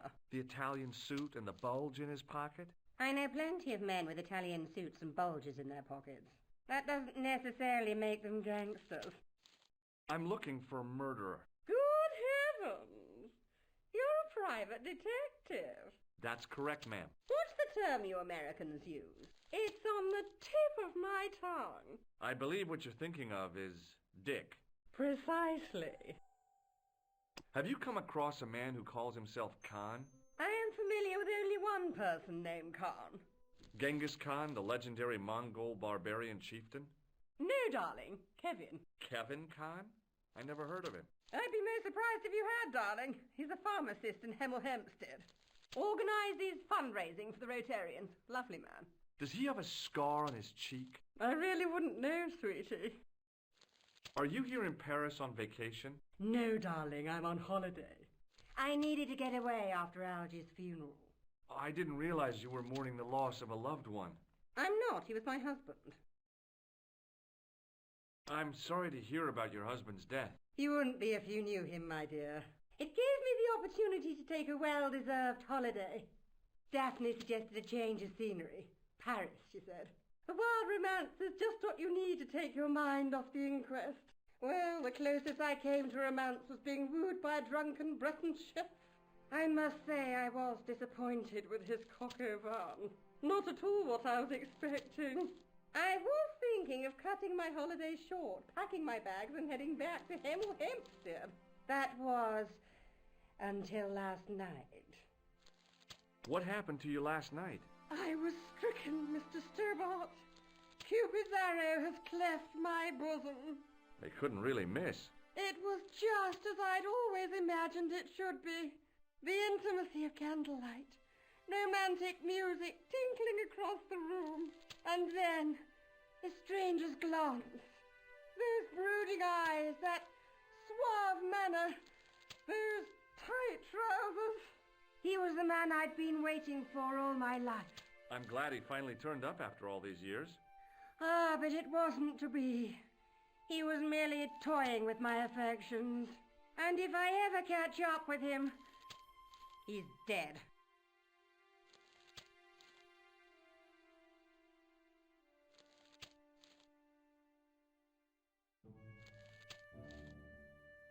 Who was the guy who led you on? His name is Merlin. Do you recognize the man in this photograph? My God, it's him! That's Merlin! She represented everything I loved about the English. The lady was totally deranged. Merlin? You mean King Arthur's wizard? Good heavens, no! Monsieur Merlin is a fellow guest. He's the man I've been telling you about. That's the man who spurned me. The man you know as Merlin is a fake. What do you mean, sweetie? He's a murderer. He also uses the name Khan. I am shocked, Mr. Stobart. Shaken. I took him to be a gentleman, a man of honour. Do you know, I'd rather like to assist you in stitching him up. When did you last see Merlin? It was no more than an hour ago. He came downstairs and spoke to that clerk chappie. Something passed hands. I couldn't see what exactly. A briefcase? No, smaller than that. A bundle of papers, perhaps. The clerk put it in the hotel safe and Merlin went out. Are you sure you saw Merlin putting documents in the safe? Yes, darling, positive. I wonder what they were. Obviously something of great importance. Yeah. I'd sure like to get my hands on whatever it is. I'll bet they had something to do with Plantow's briefcase. Has Merlin returned to the hotel? No, he hasn't. Are you going to search his room? If I could get in there, I would.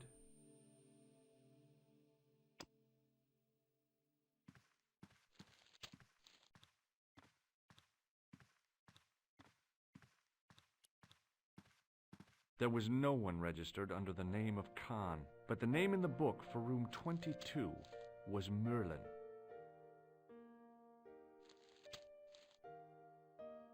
What now, monsieur? I'd like to retrieve something from you. Ah, oui, monsieur. I don't drive. Your passport. I don't have it with me. I could show you my operation scar. I'm sorry, monsieur. I must have some form of unique ID. You won't find a more unique ID than my scar. I'm sorry. I must insist on a more traditional identification. Rats. About the key hanging on the hook over there. Oui, monsieur. Which room is it for? Number 21. Is that room taken? No. The guests checked out this morning.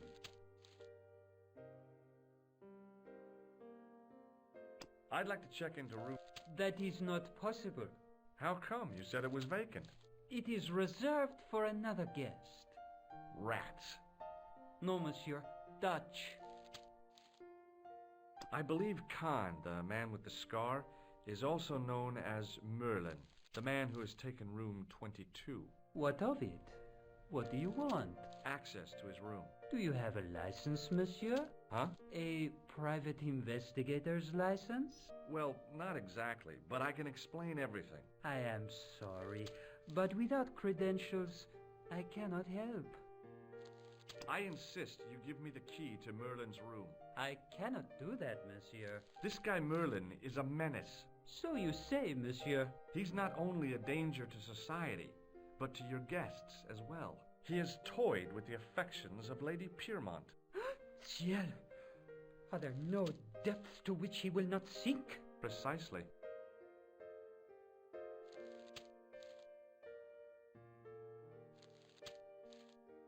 He's already killed once, twice, maybe as many as 3 times. With your help, I just might be able to stop him. But what if he finds out I have helped you? No, I cannot do it.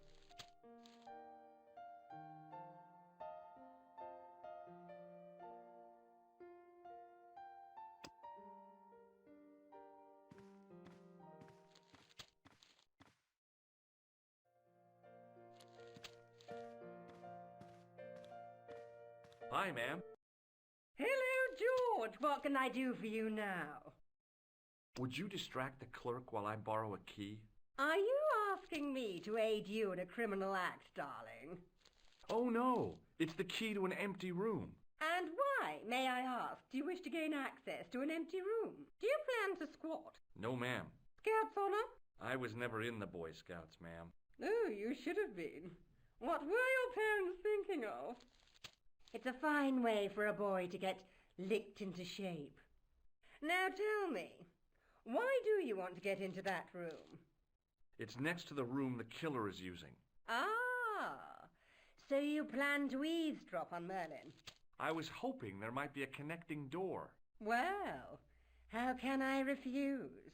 I shouldn't think my feminine charms would be much use in this case, but a good dose of English arrogance might do the trick.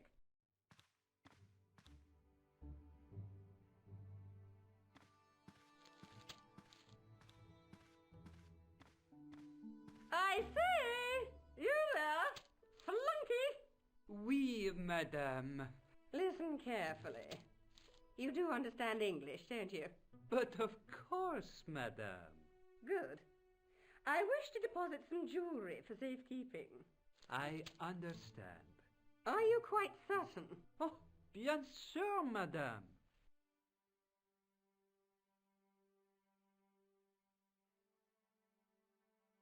Over to you, my dear.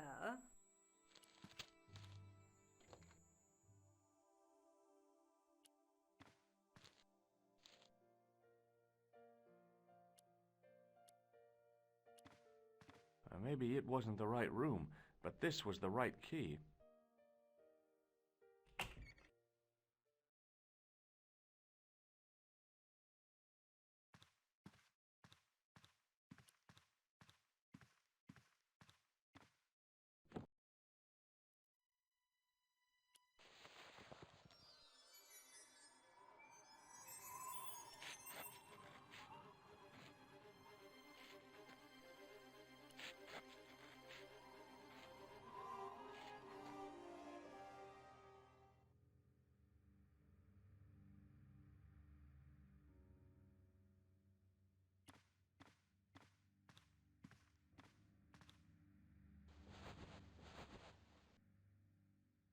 The bed was freshly made, and the crisp white sheets told me nothing about the killer's habits.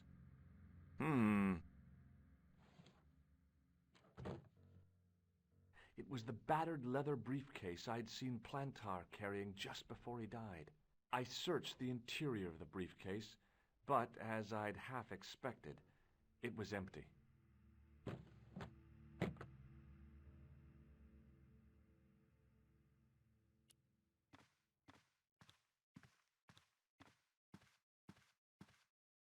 The assassin had been too smart to leave incriminating evidence beside his bed.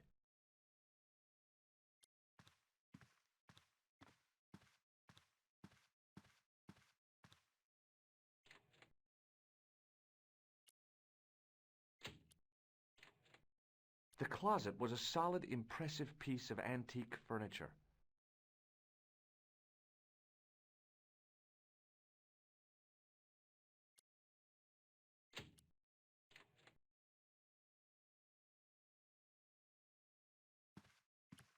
It was Khan. I had the kind of feeling in my stomach that would usually send me running to the bathroom.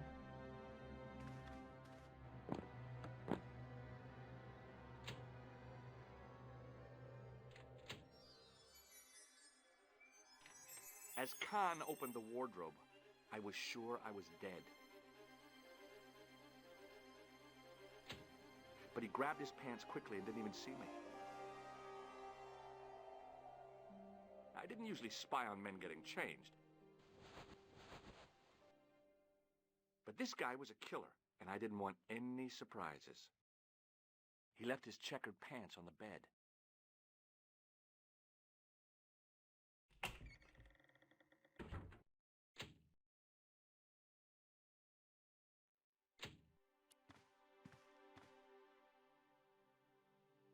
I had that kind of feeling there was nothing in the... I flipped the pants over. I found nothing in the... I found an ordinary matchbook. No matches, no clues. But as I pulled it from the pocket, a strong thread came with it. A thread with a metal tag on the end. I pulled on the metal tag and the thread came out of the pants. It was like pulling out a ripcord.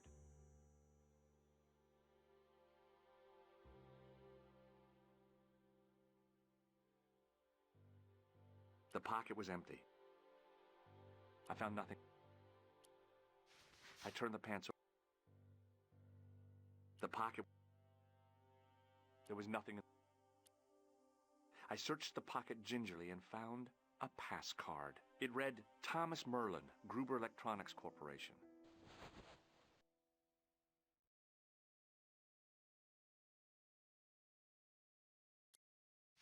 I turned the pants over again. I found nothing. I found nothing. The pocket... I turned the pants over again. It was the card I'd found in the hotel bedroom. It read, Thomas Merlin, Gruber Electronics Corporation.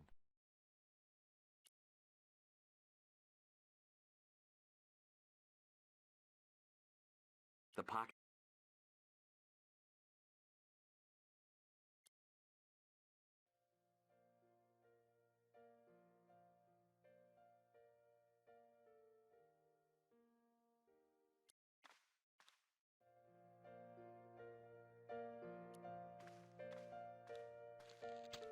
What now, monsieur?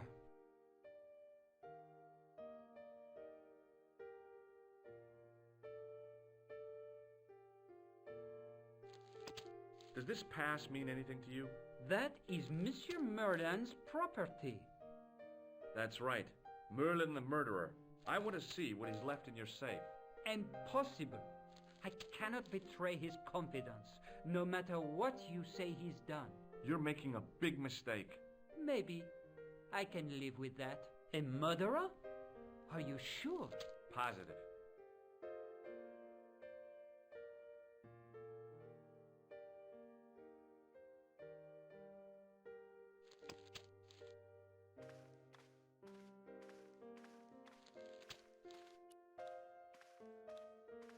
Hi, ma'am. Hello, George. What can I do for you now? I found this pass in Merlin's room. So, that deceitful little man is passing himself off as an electrician, is he? Uh-huh. This guy probably has a million faces.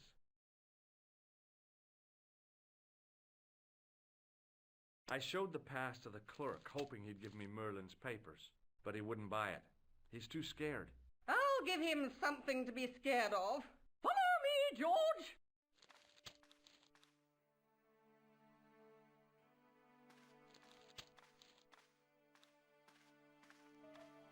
Did you place a package from Merlin in the hotel safe?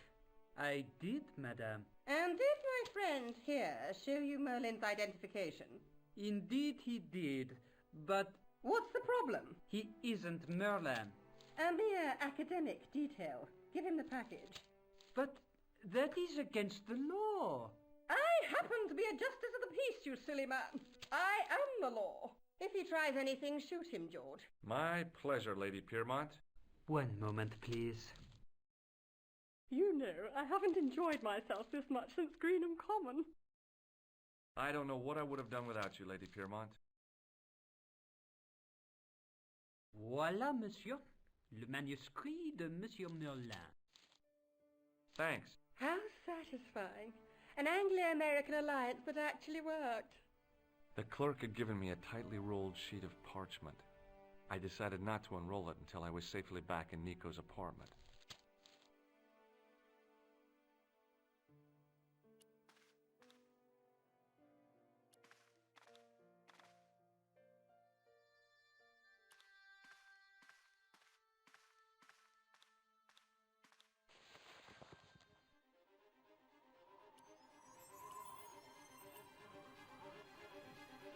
I knew this was no way to treat an ancient manuscript, but I couldn't let it fall into the hands of the goons waiting outside.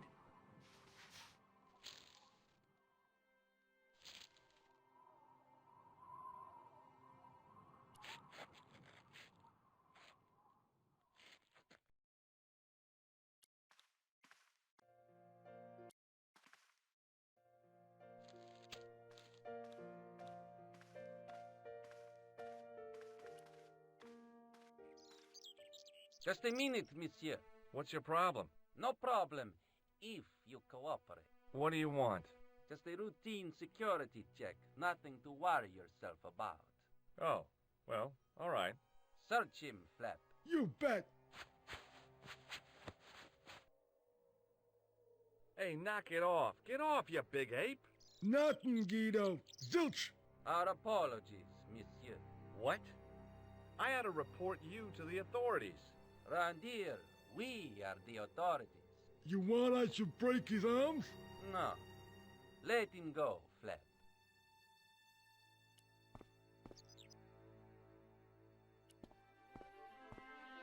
If the manuscript was what Flap and Guido were after, they were going to be disappointed. I couldn't wait to get back to Nico's apartment and check it out. Hi, how are you? Oh, hi. Come in, George.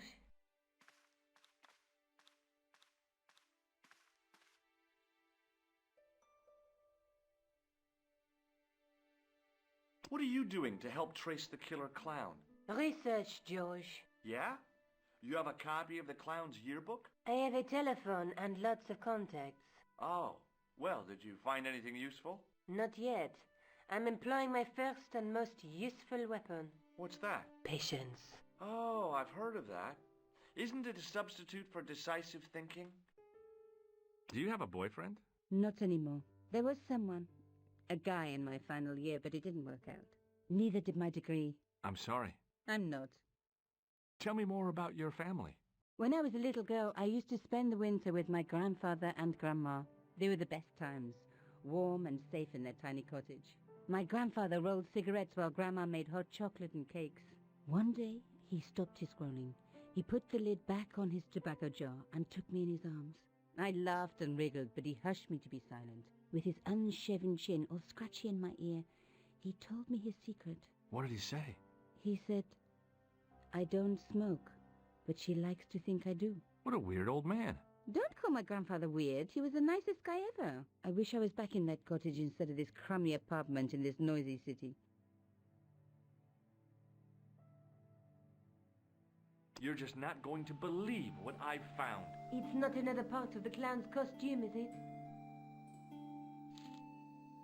It's a medieval manuscript.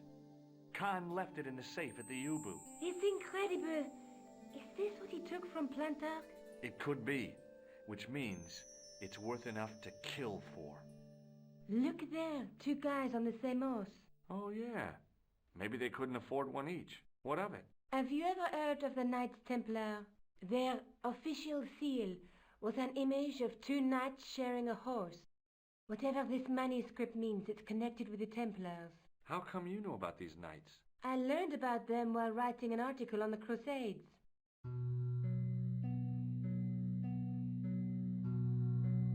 This guy, named Hughes de Payen, arrived one day at the court of King of Jerusalem. He offered to protect the Christian pilgrims from the displaced Muslim armies. The king would be able to guarantee safe transit to Christians in the Holy Land. Safer journeys meant more pilgrims, and pilgrims meant trade and wealth.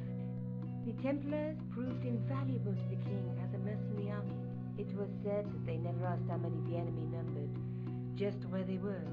And as the years went by, the Templars grew in wealth and numbers. They were so rich, even kings came to them for loans. But at the height of their power, they fell foul of the King of France. He rounded them up and turned them over to the Inquisition. Thousands of Templars were subject to torture and confessed to heresy. Of course, at the hands of the Inquisition, there wasn't much they wouldn't confess to. The last Grand Master Jacques de Molay was burned alive. Jeez. So the treasure is hidden, waiting to be discovered? If there ever was a treasure, it's been lost for 600 years.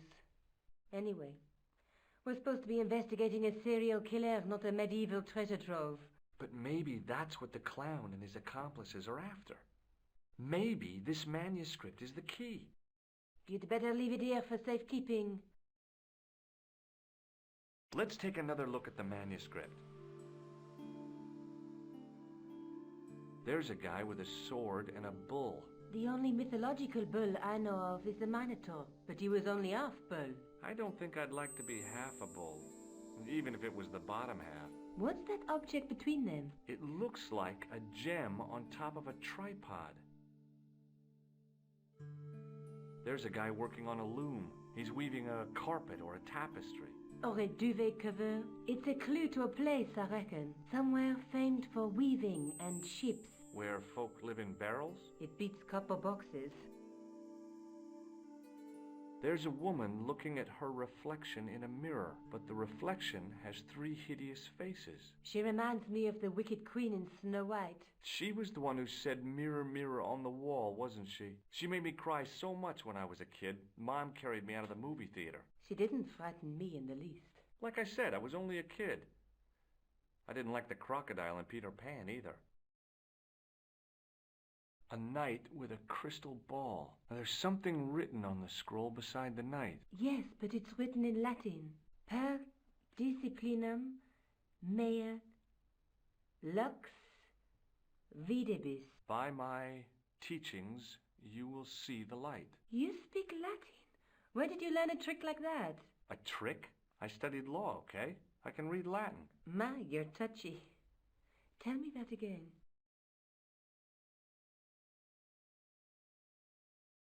A knight with a crystal ball. The knight's scroll bears a phrase in Latin. Through my teachings, you will be enlightened. Let's face it, we need help, George. Someone who knows about these things. Who do you suggest? Indiana Jones? I know a guy who specializes in medieval studies. His name is Lobino. Huh. Some stuffy old fossil who gets horny over ancient relics, I suppose. Far from it. Andre isn't the stereotypical professor you have in mind. Where can I find this Lobino guy? At the Kroon Museum. I'll give you the address. Let's take another look at the manuscript. Look there.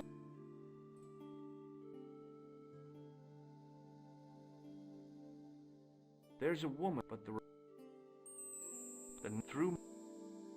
there, but there's a but I have to go. Okay.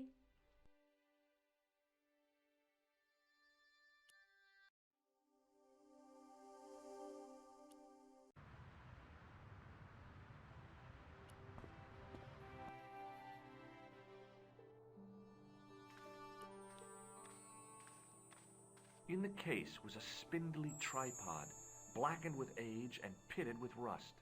It was identical to the tripod pictured on the manuscript. A notice identified it as 15th century from Western Ireland.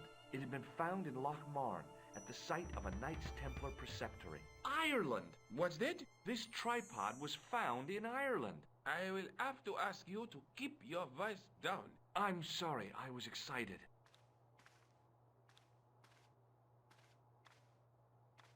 Pardon me? Oui, monsieur?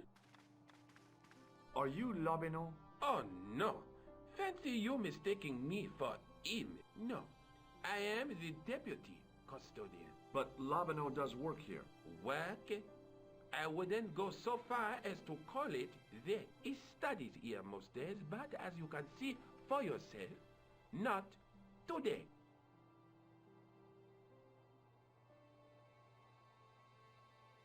Do you know anything about the Knights of the Temple? No, sir. Not a sausage. The sign on the tripod says it was found at a Templar preceptory. It does? Yeah. It doesn't mention John Dee at all. Most remiss. You don't know anything about the tripod, do you? No, I don't. I never had much of a start in life, you see. I owe what little education I gained to my uncle. He was an optician, but he also doubled as the village school teacher. He taught me the alphabet.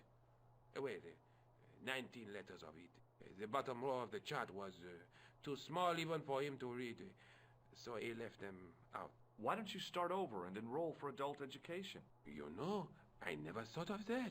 Do you think if I studied hard and did all my homework, I could be a professor of history? At your age? Dream on. Do you know anything about medieval manuscripts? Not me, monsieur. I am no scholar, though people often mistake me for one. It is the uniform, I guess. They see the clothes. They are impressed. And they ask you to park their cars? They ask me to park the... No. They assume I am an authority on the exhibits in my care. Whereas you know next to nothing about history. Of course not. All I am saying is, I am no scholar, not like Monsieur Lobineau. Can you give me any further information about the tripod? Certainly, monsieur. It's infamous. That tripod, that belonged to John Dee. What's the importance of John Dee's tripod? Dee was the most famous escapologist of the 16th century. The Houdini of his time. Don't you mean alchemist? Escapologists use ropes, chains, and handcuffs, not tripods. Well, whatever he was, that is the tripod he used in his experiments. What kind of experiments did John Dee perform with his tripod? Oh, the usual. Didn't you study chemistry at school? Yeah, but we skipped over thaumatology.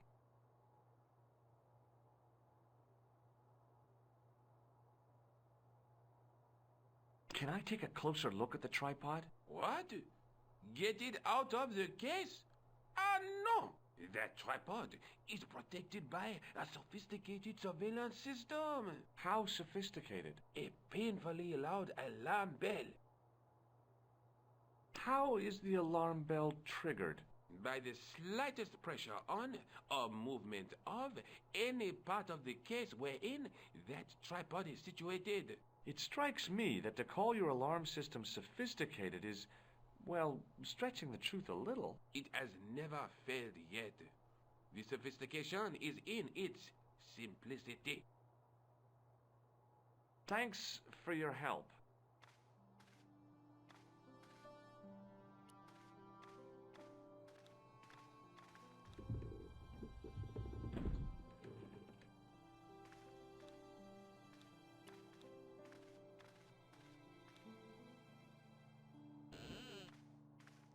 Leave it alone. That closet is over 3,000 years old. Closet? It's a sarcophagus.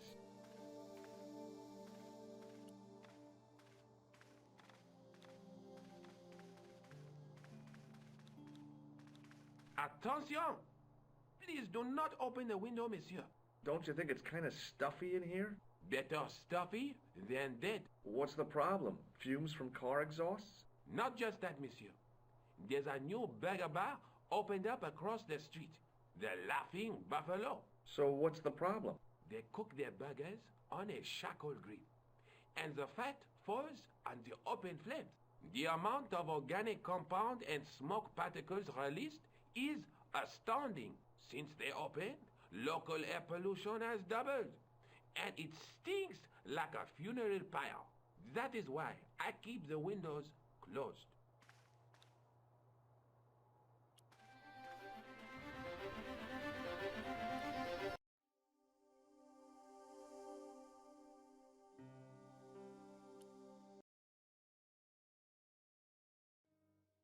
Hi.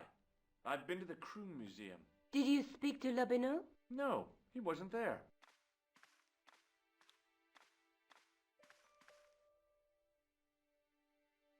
Let's take another look at the manuscript.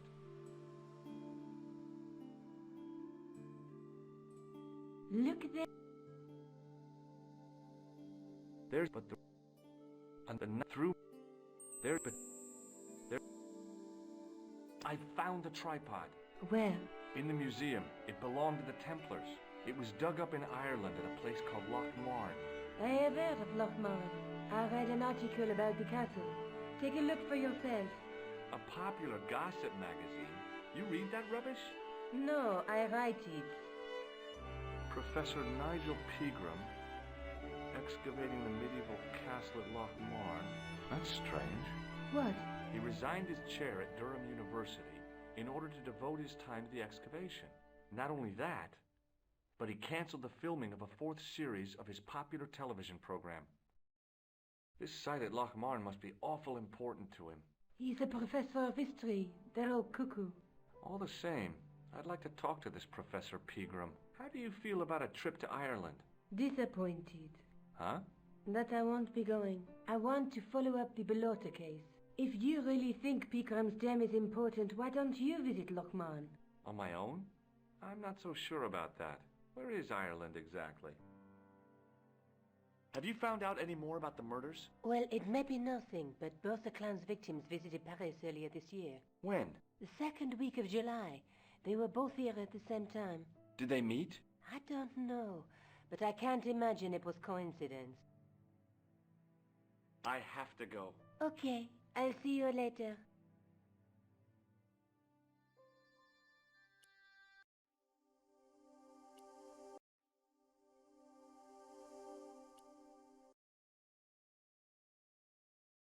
I passed the castle on the way into Loch Marne. The castle where Pegram's excavation was located.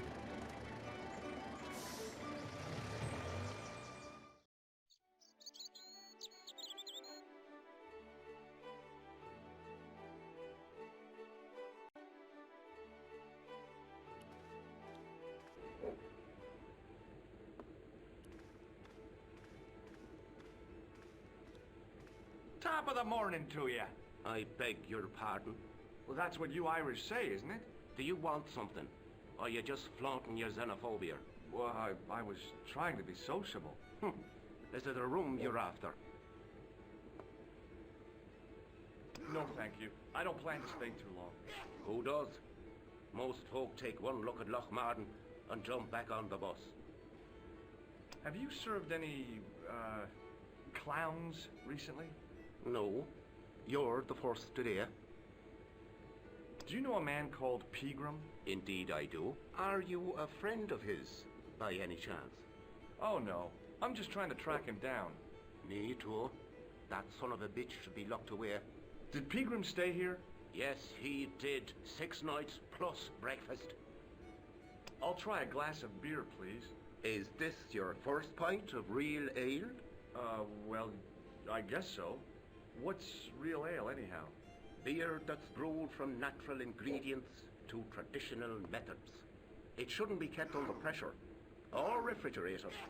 And finally, it should have a good body and distinctive character.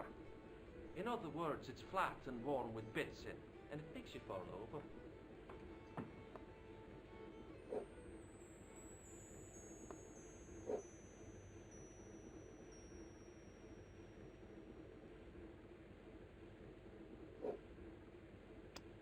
Do you recognize this man? No, I don't. What do you want with him? I've got a score to settle. I don't want any trouble in the bar, mister. If it's a fight you're looking for, see Father Mahoney. A priest? A man of the cloth? Sure. and he teaches the boys how to box at the youth club. According to Mahoney, it develops character. Isn't that right, Pat? Didn't he teach you all the art of pugilism? Doyle. Sorry, Michael. I was miles away. What did you say? Ah, never mind. Look, I gotta be going.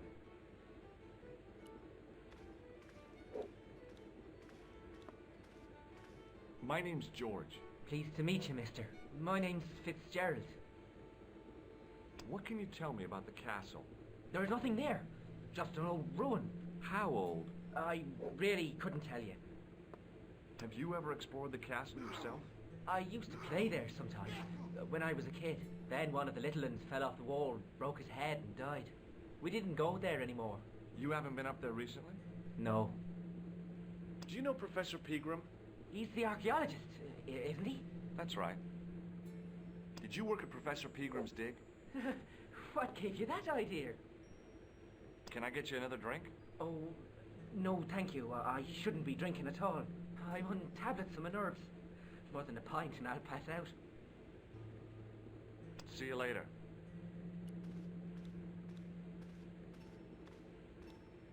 Hi, my name's Stobart, George Stobart. Hello there, mister. What can I do for you? Do you know Professor Pegram? Do I know him? Do I know the good professor himself? No, I don't. I mean, I know who he is, but I don't know him to talk to. Do you know anything about Pegram's excavation? Only that he didn't have the right tools for the job. What he needed was shovels and a JCB. Pegram was digging for historical remains, not coal. Is that a fact? What the hell for? It's the science of archaeology, Pat. Understanding how people used to live by what they've left behind. One day archaeologists might be digging up our remains. Imagine that, Mr. O'Brien. I wonder what they'll find. Well, it won't be arrowheads and beakers. Fast food cartons and flavoured condoms, more likely. Did anyone from the village work at Pegram's dig? I tried it myself, but that high and mighty history man called me incontinent. What a nerve. Hadn't I dug more holes than the rest of them put together?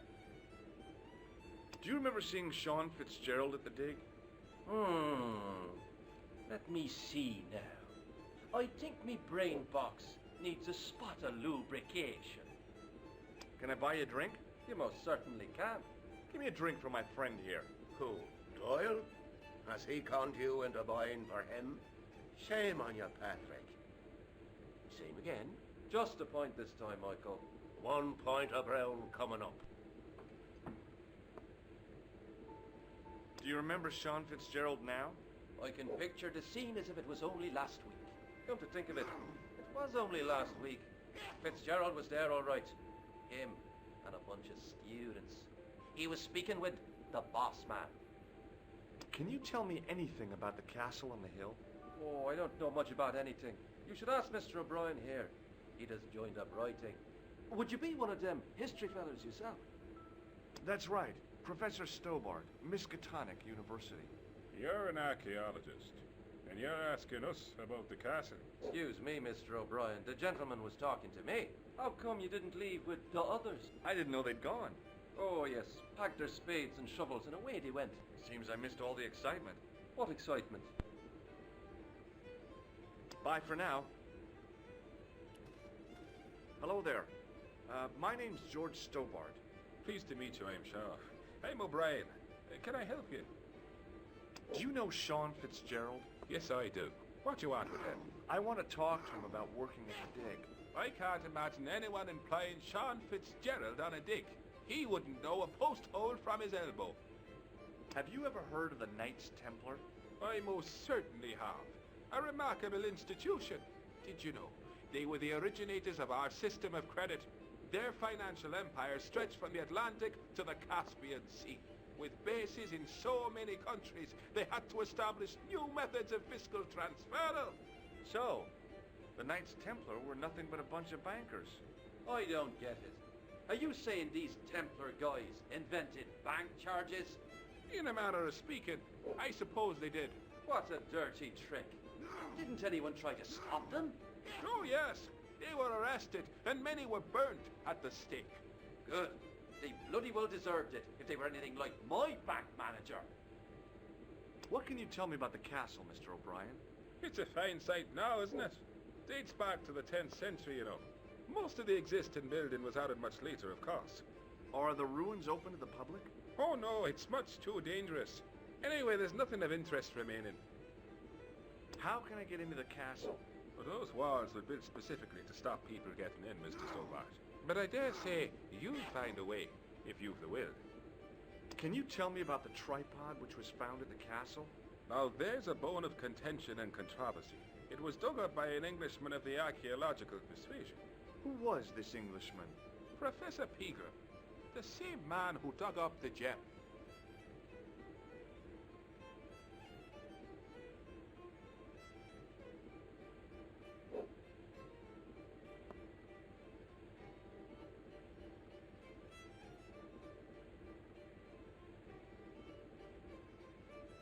Do you know where I can find Pegram? You're too late to meet that fella. Is he dead? Not that. But he's gone from the village. A sore point with our esteemed host, I might add. Do you know where Pegram has gone? I'm sorry, but I don't. He upped anchor in the dark and shipped out before the dawn. Why did he do that? Who knows? A guilty conscience or a secret assignation. Whatever the reason, he'll not be missed in Lochmar. Maybe now the fuss about the gem has died down, we can get back to normal.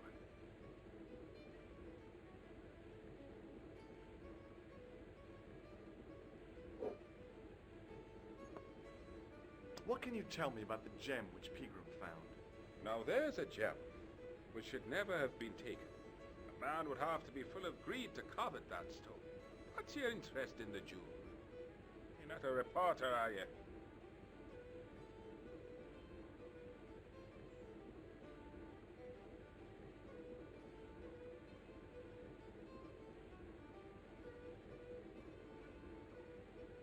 Yes, that's right.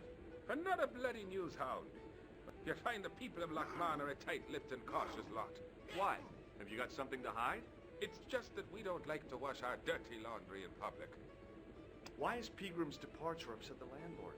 Well, why don't you ask him yourself, Mr. Ace Reporter?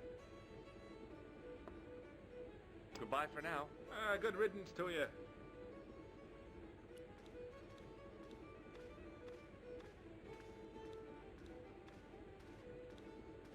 Hi there, old-timer. What? Nasty cold you've got there. As soon as the words left my lips, I regretted them. Is there such a thing as a cold which isn't nasty? I put the question to Father Mahoney. Father, says I, why were we born to suffer snot? What did he say? He said it's my reward for being out all night like a sinner. Pious prig. Anyway, this is no ordinary cold. 'Tis the hay fever. Pollinosis? Thank you. You're not a policeman, are you? Excuse me? Police? No. I'd know it if you were. Can I buy you a beer? Very kind, I'm sure. But I don't drink the stuff Leary sells. What's wrong with it? I've seen what it can do. Can you tell me how to get into the castle? Don't even think about it, me bucko. Lochmarn Castle is haunted. Ghosts don't bother me. I still want to visit that castle. You can't. It's not open to the public. There's no one around to stop me, is there? That's right. Nothing human, anyhow.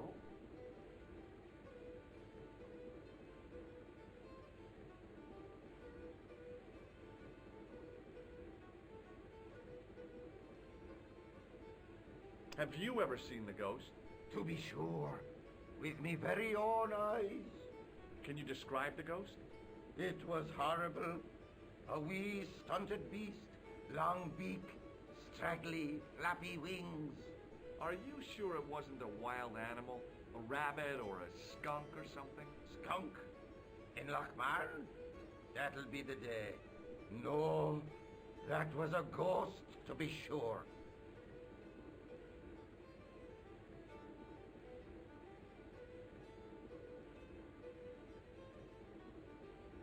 Do you know Pegram, the archaeologist?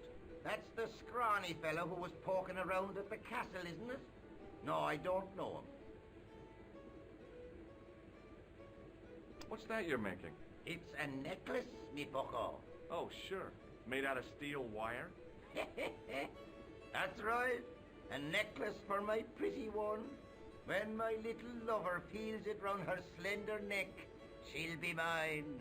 All mine.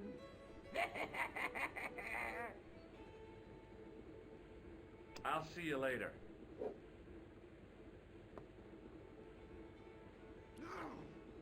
As soon as the old guy looked away,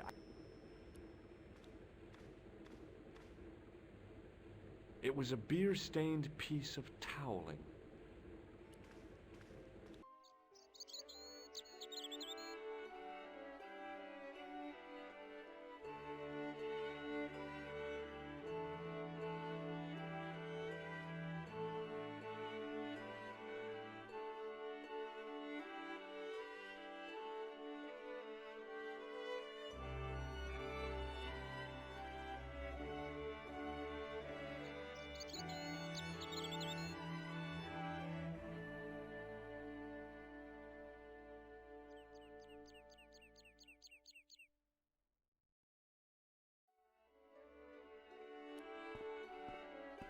Hi there. What? What's your name, kid? Who are you calling kid? Who the hell are you? I'm George Stobart, and I'm with the good guys. You're a head case, mister. A few sandwiches short of a picnic. Cut the crap and tell me your name. Liam McGuire. What are you doing hanging around the bar, McGuire? I'm on the run from me dad. Why? Did you do something bad? I ain't done nothing, boss. You can tell me, kid. Is it your dad? Oh, sir. He drinks every last penny down his evil throat. And there's me poor old mother, bedridden and dying of presumption. I tried to buy her medicine. Chopped firewood for Father Mahoney till me fingers bled. The old skinflint cheated me too. But I took the pennies he gave me back home. Look, Ma, says I. See what your darling son has earned with his own sweat and blood. When suddenly, me dad appears and grabs the loot. I'm off to Dublin, heavy drinking, says he. Watch out till I get back. That's why I runned away. Something in the grin on his face told me he wasn't being strictly truthful. Compared to him, Huckleberry Finn was a candidate for Altar Boy of the Year. Do you know anything about Peagram's Dig? He wouldn't let me anywhere near it. I offered to help, but he chased me off. I didn't want to see his smelly old hole anyhow. Did anyone from the village work at the dig? Peagram bought some students and bums with him. He reckoned no one in Lochmarn would know what to look for. The only local guy who worked for him was Sean Fitzgerald. Fitzgerald says he's never been anywhere near the dig. He's having you on, mister.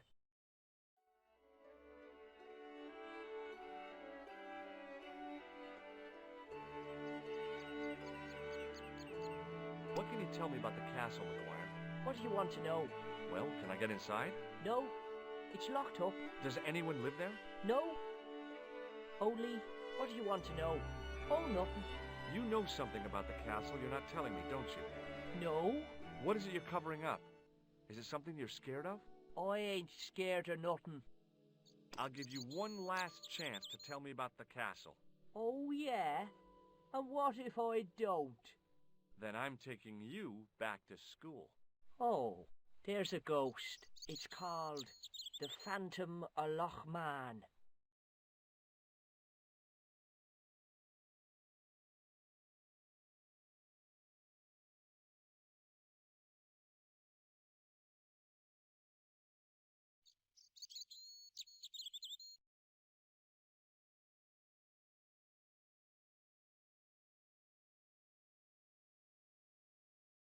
You're not telling me you believe in ghosts, are you?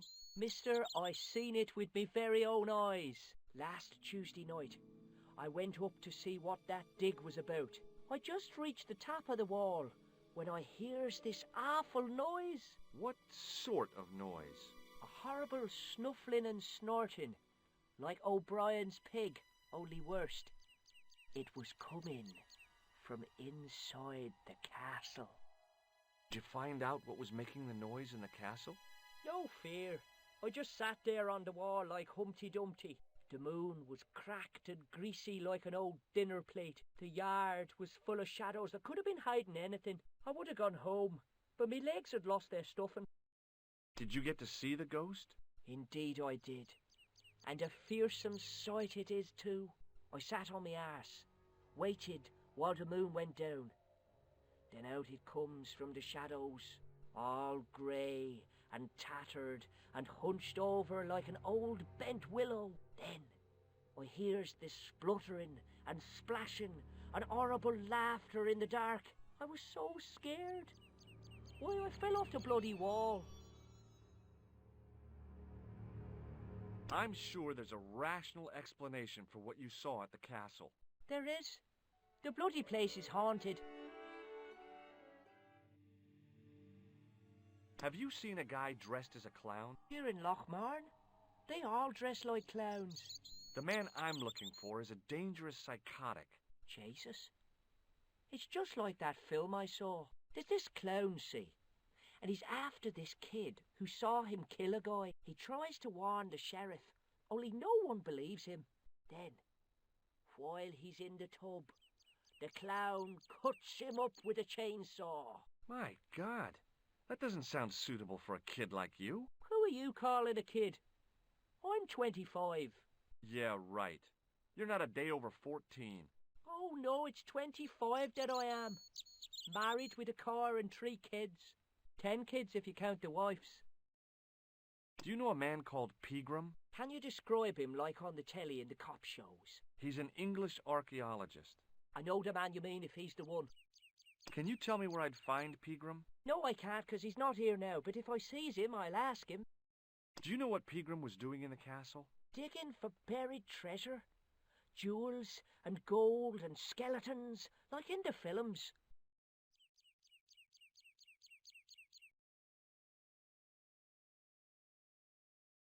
See you later, kid.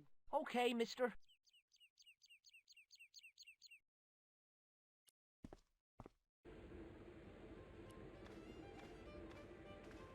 Mr. Fitzgerald? Doyle told me you definitely worked at the dig. He's seen you there. You might as well admit it. I knew this would happen. I knew I'd get caught.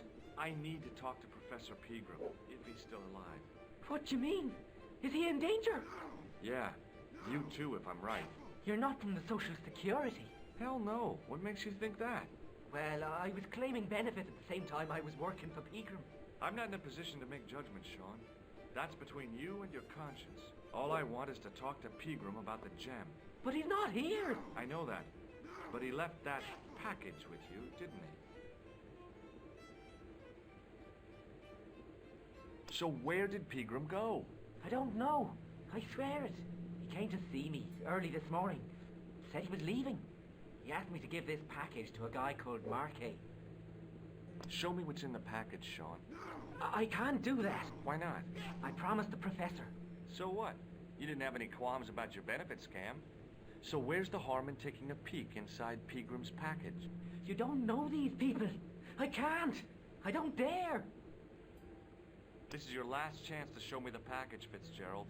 I've been patient with you, but now it's time to kick ass. But he'll kill me. Who will? The man from Paris. Jack Marquet. Pegram told me if I gave him the package unopened, I'd hear no more about it. But if I double-crossed Marquet, I'd be dead.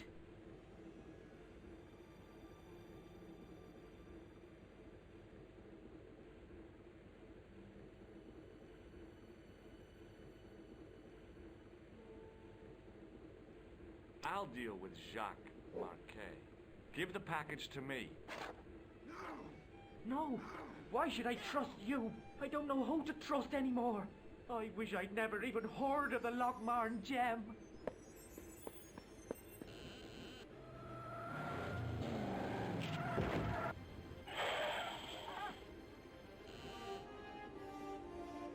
Hey, I just seen a big red.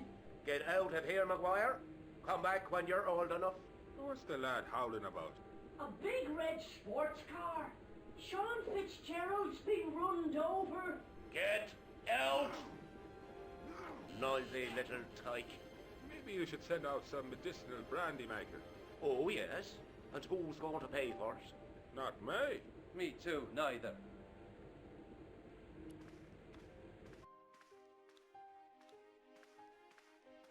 I was telling the truth about Fitzy, mister. Okay, calm down. Now tell me what happened. I was standing here, minding me own business, when I saw this beautiful red sports car coming up over the hill. Would you look at that, says I, and I going over to take a closer look. Next thing, Fitzy comes tearing out of the pub and nearly knocks me on my ass, but the car just flies at him. It was too fast for poor old Fitzy, and hit him an awful wallop. He goes flying up on top. Jesus, says I thought he was a goner. Next thing, the driver hops out, and I couldn't believe my eyes.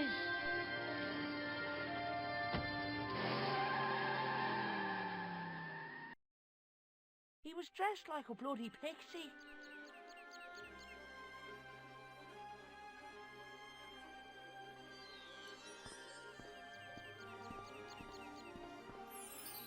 I pushed the switch down, but in doing so it snapped off in my hand.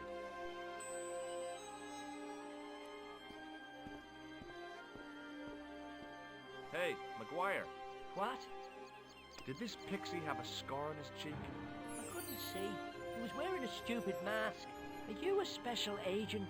Sorry to disappoint you, kid, but I'm not. Did Fitzgerald drop anything when he was hit? I didn't see. It all happened so fast. Maybe the package fell somewhere out of sight. See you later, kid. Okay, mister.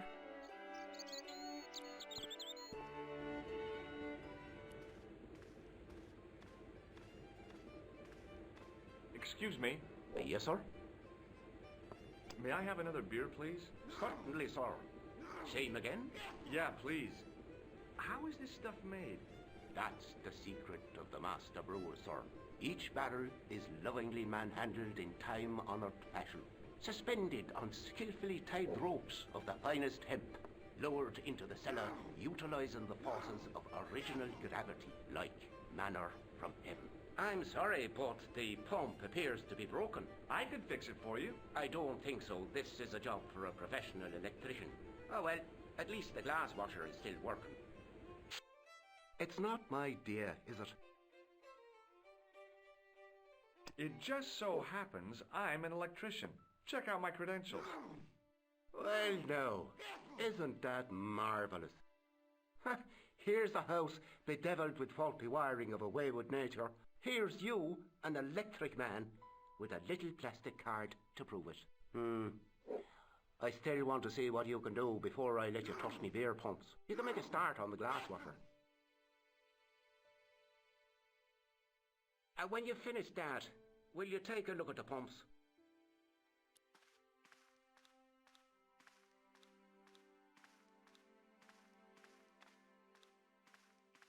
I couldn't see anything obviously wrong with the machine. I figured it must be the wiring.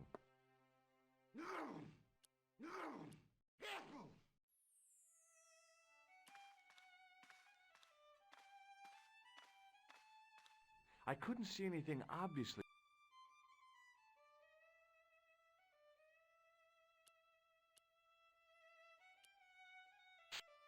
I replaced the fuse with a piece of wire. I knew it was dangerous, but I was desperate enough to disregard everything I knew about standard safety precautions. Excuse me, Mr. Leary. I fixed your glass washer, no problem. Bingo! And a blessing to all the saints. A free half pint to that man, on the house. Now, could you take a look at the beer pumps? Well, I guess so, but I'm not making any promises. If you can't fix them, I'll have a riot on me hands. The pumps are in the cellar, right? That's right.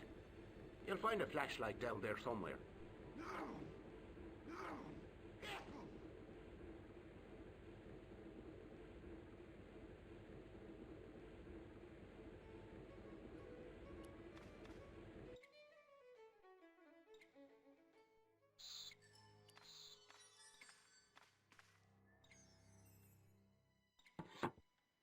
I pushed the lever and heard the grating of metal, but nothing appeared to happen.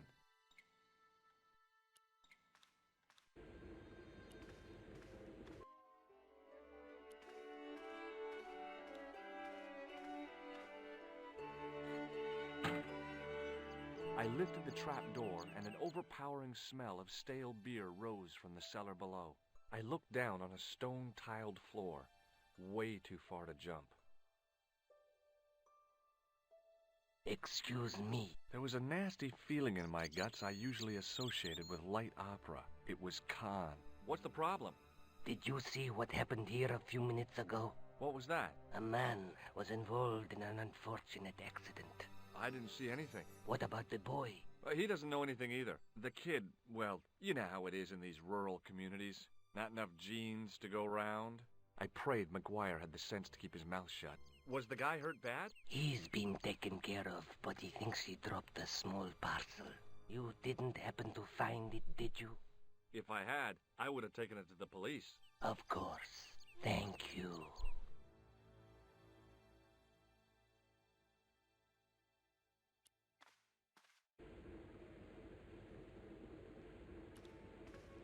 Now I could see. I spotted Mr. Leary's flashlight easily. Then I noticed a flash of light. Something sparkling beneath the open trapdoor.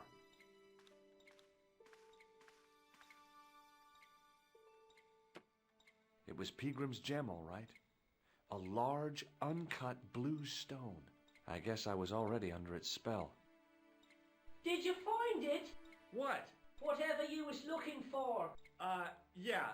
Listen, McGuire. I want you to keep this to yourself. No problemo. Just chuck us up a crate of lager. No way. You're not old enough. We can sell it and make some cash. Forget it, kid. I couldn't betray Mr. Leary's trust. I could, for sure. That old misery guts deserves it. If you want to do me a favor, keep a lookout for that guy in the suit. Okay. But it'll cost you a packet of chips. Oh, and shout if you see that Ferrari.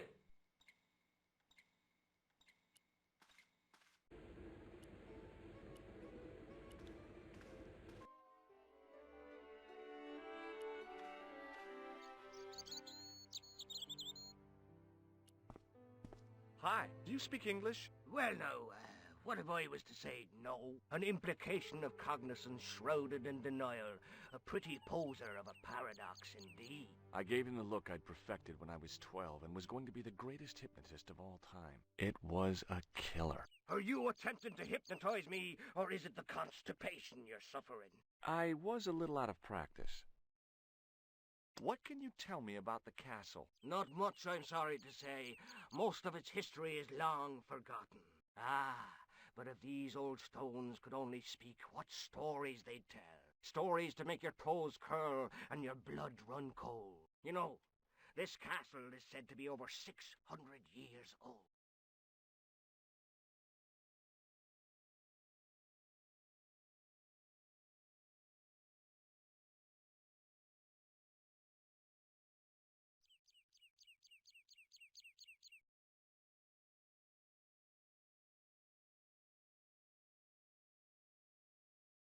Have you seen Professor Peagram? No, he's packed up and gone. Do you happen to know where? Back in England, I suppose. Did you happen to see a red sports car down on the road? I caught a glimpse of a flash of red on the hill and heard the racket. Sure, it was an awful noise. A sports car, you say? A Ferrari, to be exact. A racing car? And what was it doing here? The poor fella must have been lost.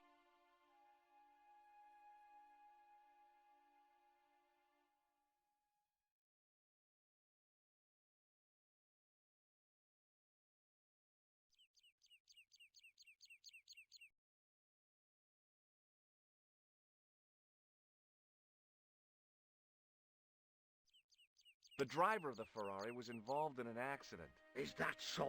Yeah. He knocked somebody down outside the bar. What an idiot!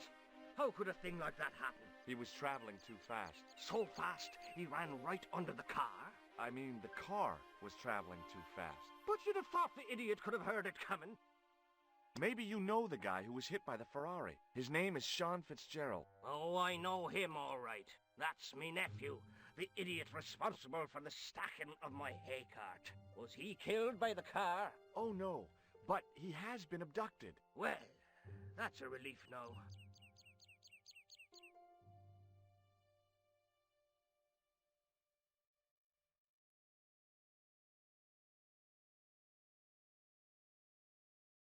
Aren't you going to look for your nephew? What for? From what you say, it's too late. Well, you could report the matter to the police. Better not.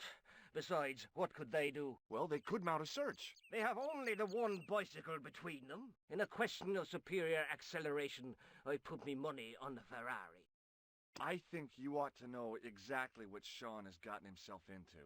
I'm not sure I want to know. But you're his uncle, his own flesh and blood. You're right, but what can I do? If I'm not here to guard it, some idiot might try to climb the haystack. What a moral dilemma.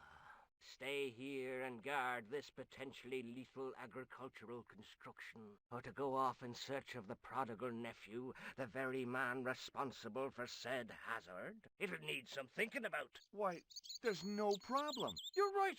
Why didn't I think of it before? We'll demolish the haystack.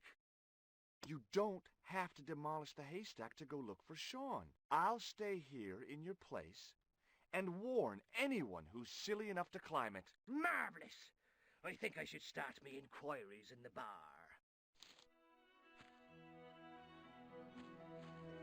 He strode off in the direction of McDevitt's bar, leaving me to contemplate the stack of hay.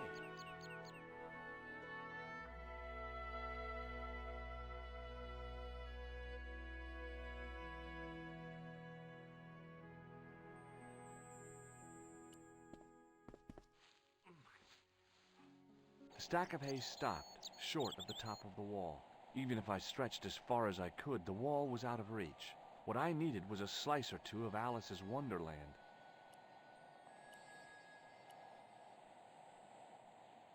I inserted the end of the lifting key in the mortarless crack and gave it a firm shove. It remained lodged in the wall, jutting out to form a step. I tugged...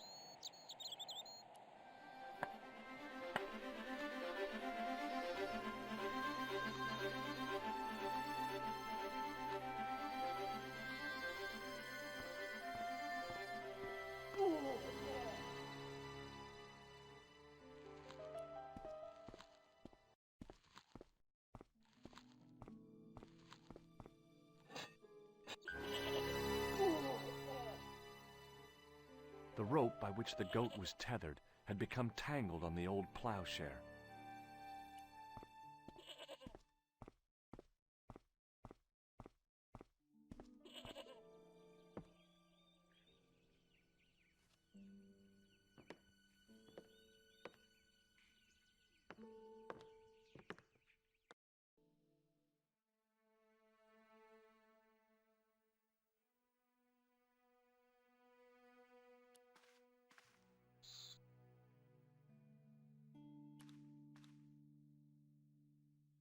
The statue was too heavy to lift. It overbalanced into the sand.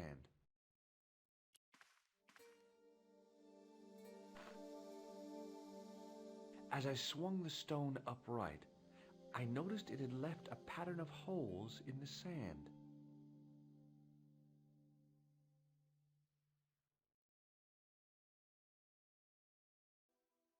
I reached into the sack, but it was empty. It was a handful of plaster left in the castle by Pegram's archaeology team.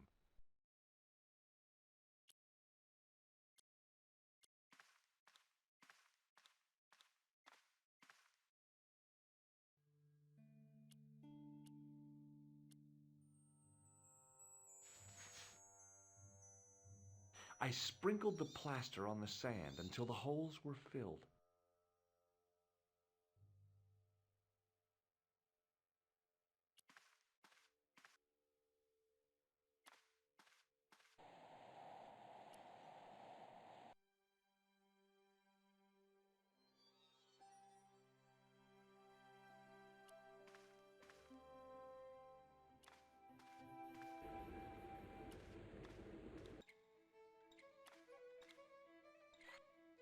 The faucet creaked, coughed, and spewed out a stream of rusty-colored water.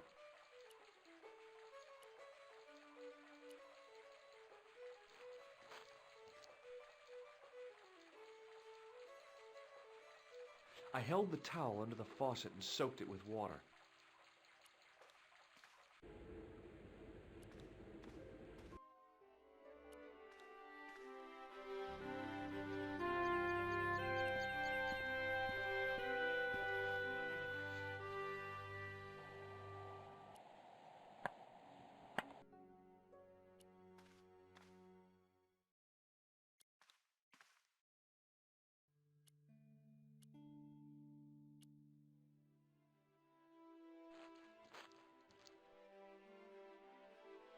The trickle of water was quickly absorbed by the plaster.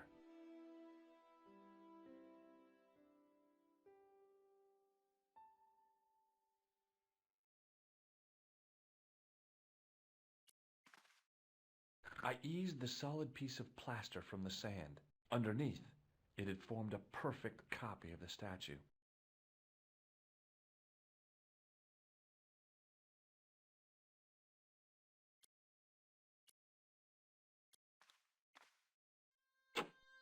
The hardened plaster cast fitted snugly into the 5 matching sockets. There was a soft thud, then silence.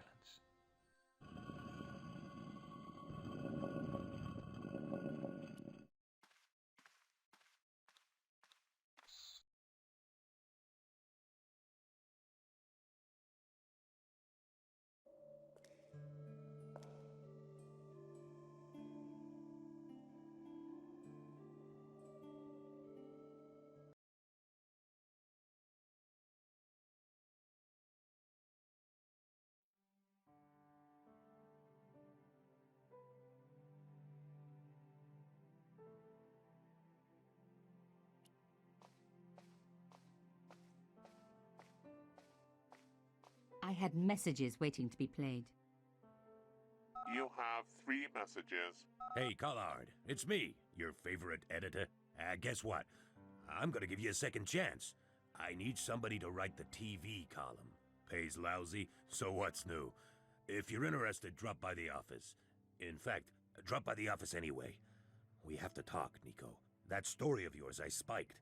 It won't go away. You've made some dangerous enemies out there. Hey, Nico, it's your old pal. I mean, your new pal, George. Whoa, Ireland. It's a whole different country. And I got some amazing news for you. Gem of a story, in fact. Oh, gotta go. Yeah, fella here's got a drink lined up for me. See you tomorrow, Nico. Slonsha. Yep, only here for a day and I'm speaking the lingo like a local. Mademoiselle Coulard, this is Imelda Carchon. I wanted to thank you for being so understanding when... Come to lunch, why don't you? Tomorrow. I might have more news. There's a Monsieur Merlon coming to see me this evening. He says he knows why Pierre was murdered. In fact, he'll be here shortly. I shall let you know what he says. Goodbye, dear girl. Till tomorrow. Merlin? Oh my God. Merlin's the killer. I better get over there and warn her now. When it came to being two-faced, Imelda was up there with the best. I owed her nothing, but I couldn't just let her die. I arrived to find the Palais Royale courtyard deserted. I only hoped that I'd beaten the assassin here. I had to warn Imelda before it was too late.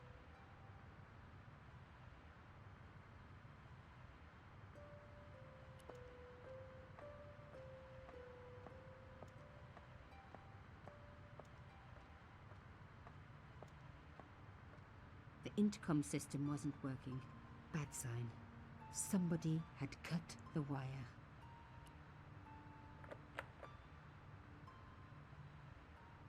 Locked?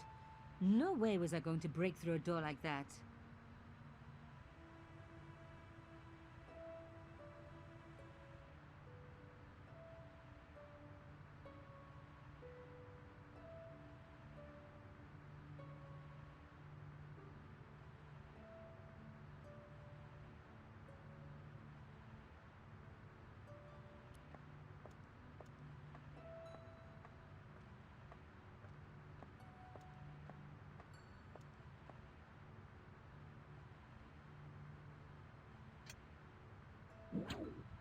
I unhooked the first wire.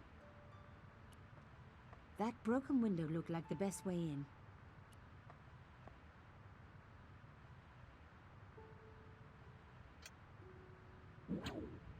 I released the second wire. Even with both wires removed, the statue remained upright.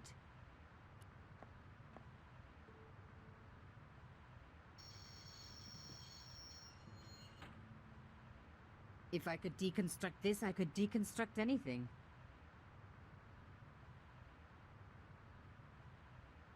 That broken window...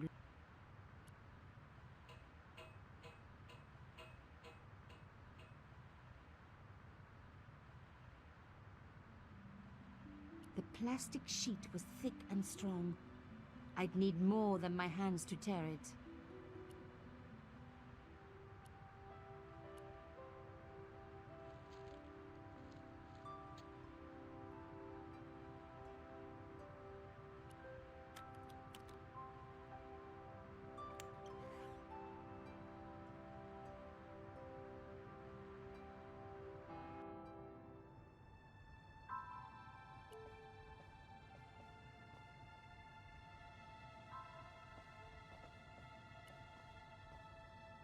My God, I'm too late.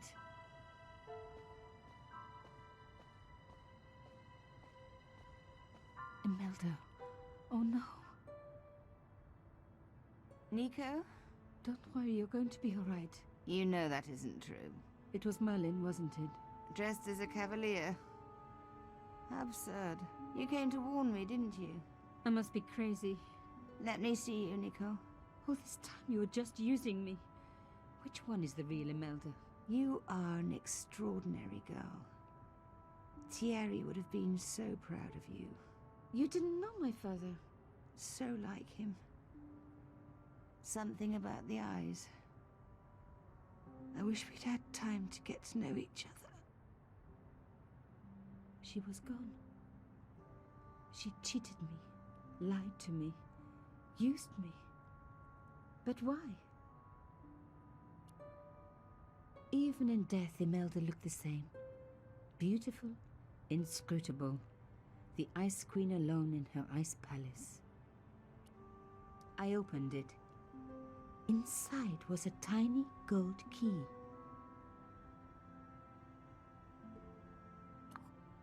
I took the key. I had to leave. I knew I could never return.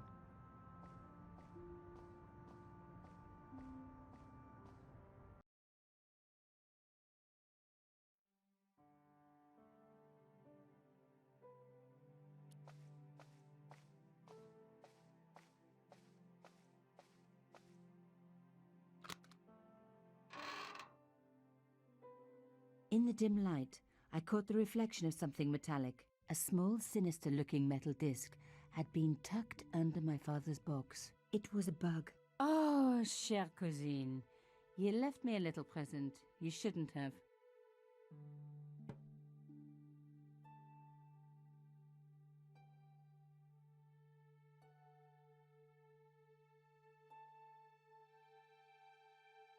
You don't scare me. Espèce de...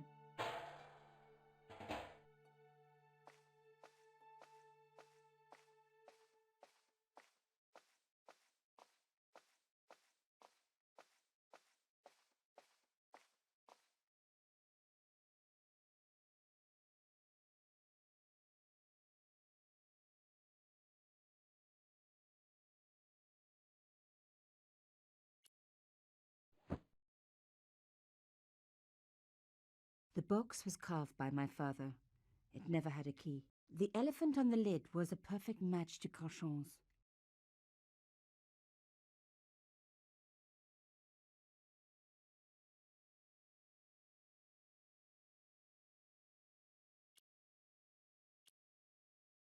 I took out the key. I couldn't believe it. Imelda's key opened my father's box. I dreaded what I was going to find inside. It was a photograph of Imelda. But why here? In my father's box? I felt as if a black hole had swallowed me up. Imelda and Carchon grinning, while behind them a village was being razed to the ground, its people butchered. And there, next to them, staring out at me across the years, my own father. There was a letter. I feared there was even worse to come.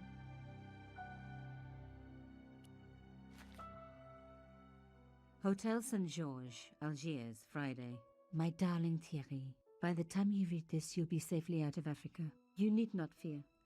Pierre and the organization do not know who you're really working for, or about us. Did you think I would betray you? I could not. You wanted me to leave him, but I don't have your courage. I know too much of what has been going on here. They would find me and they would kill us both. Enjoy your life in Paris, Thierry.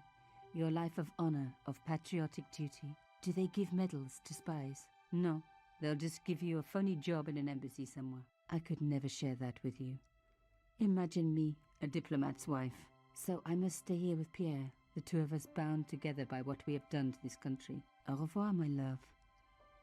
You will be in my heart until I die. Imelda. Suddenly everything made sense. My father had been working undercover for the government. He was one of the good guys after all.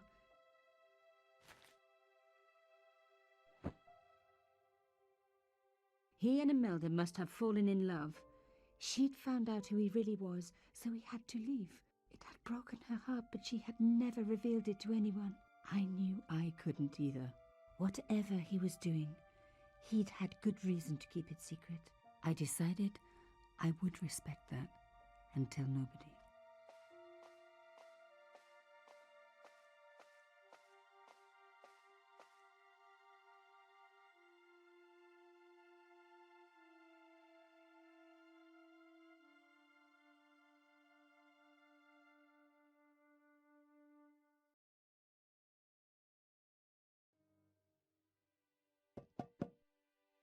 I knew it was George. For a moment I was tempted to pretend that I was out, or ask him to go away and come back later. But then... Come in. Hello, George.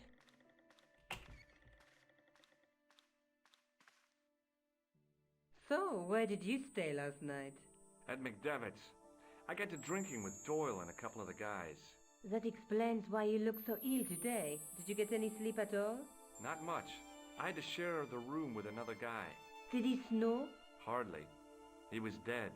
Then Leary woke me in the middle of the night to help bail out the cellar. The cellar was flooded? Yeah, some idiot had left the faucet running. And you say Pigram has disappeared? Without a trace. But my visit wasn't a complete waste of time. Pigram's gem? The Templars' gem. Whoever Jacques Marquet is, he's in for a disappointment. Jacques Marquet? He's the guy who should have collected the gem from Fitzgerald. What are your plans? I want to find out who, what, or where Montfaucon was. All I've got to go by is the name and a picture of a hanged man. Let's take another look at the manuscript.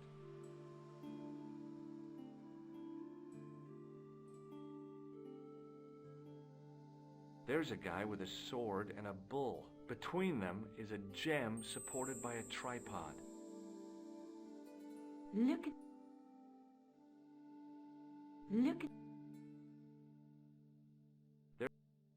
There's a... But the... What are your plans? I want to find out who, what, or where Montfaucon was. All I've got to go by is the name and a picture of a hanged man. I can't sit here all day, much as I'd like to. Okay. Don't forget to look for Lobinot at the Krun Museum. And why don't you see if Rosso has heard anything? Okay. Anything else I can do for you while I'm out? Shopping, a trip to the laundromat?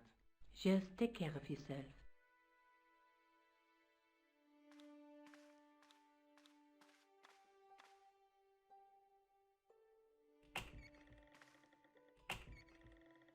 I so much wanted to talk to George about everything that had happened, but I knew I never could. My father's connection to Africa would have to remain a secret forever. His bravery would be known only to the government and to me. Revealing it would just damage his memory. People would take the story and twist it. Before long, he would be the villain and Carchon would be the hero. I know how they do that. I'm a journalist.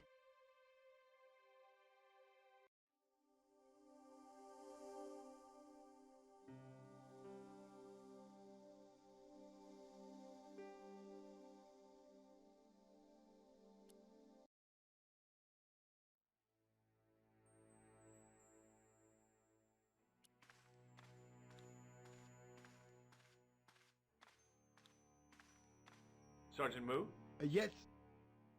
I was one of the last people to see the victim alive, Sergeant. Does that worry you? Yes, it does. I feel I owe it to him to find his killer. That is best left to the authorities, monsieur. Did he speak to you? Tell you anything? No, he just grinned and nodded. Don't let it trouble you, monsieur. Go home and try to forget.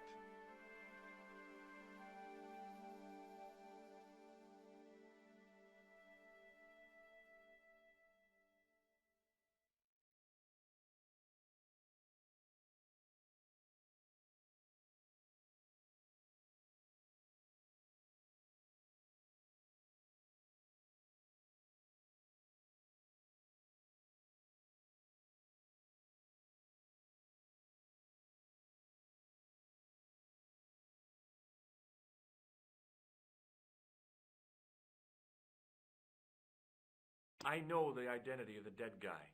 His name was Planeta. Is that so? You knew him, did you? No, but... We'll know everything there is to know about him soon enough. I'm trying to be helpful here. The best way you can help us is to go home, monsieur.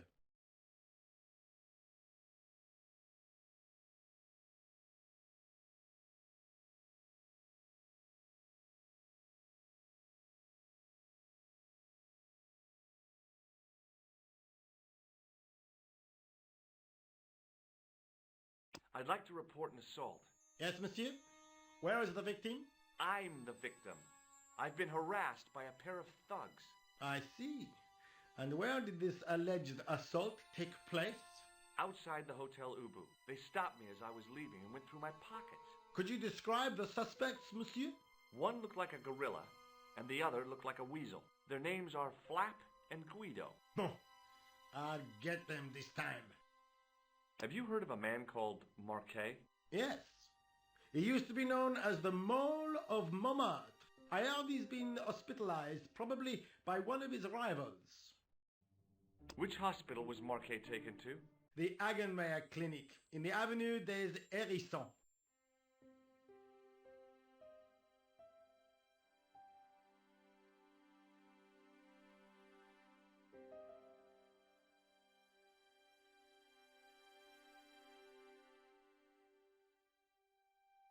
Why was Marquet known as the Mole of Montmartre? Because he lived in Montmartre, I suppose. Yeah, but why the mole? I don't know. Maybe he ruined people's lawns.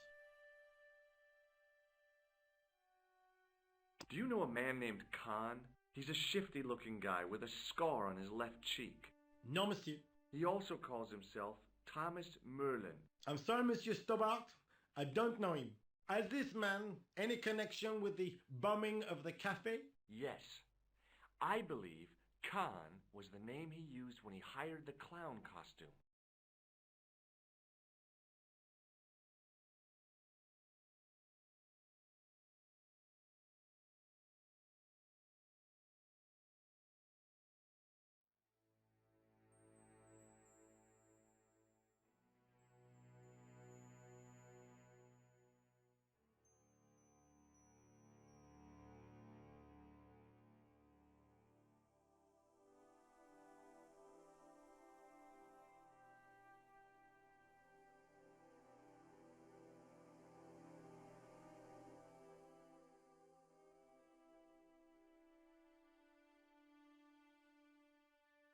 See you later, Sergeant.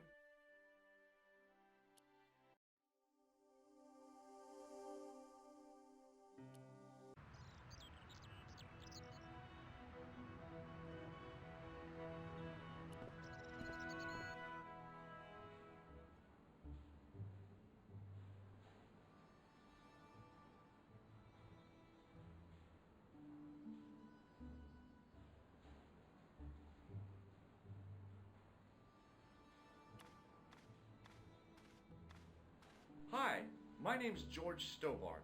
Really? If you wish to make an appointment, see the receptionist. I'm looking for a guy named Jacques Marquet. In which department does he work? He doesn't. He's a patient. I see. You do realize there are strict policies regarding visiting hours, don't you? This is important. I have to talk to Marquet urgently. We make no exceptions to the rules. It's a matter of life and death. The well-oiled running of this hospital is a matter of life and death. That's why we have rules. I think I ought to warn you that Marquet is not what he seems. Explain yourself. He's in league with a bunch of guys who want to take over the world. Nonsense. Besides, Marquet's employers have paid in advance for one of our most exclusive private rooms.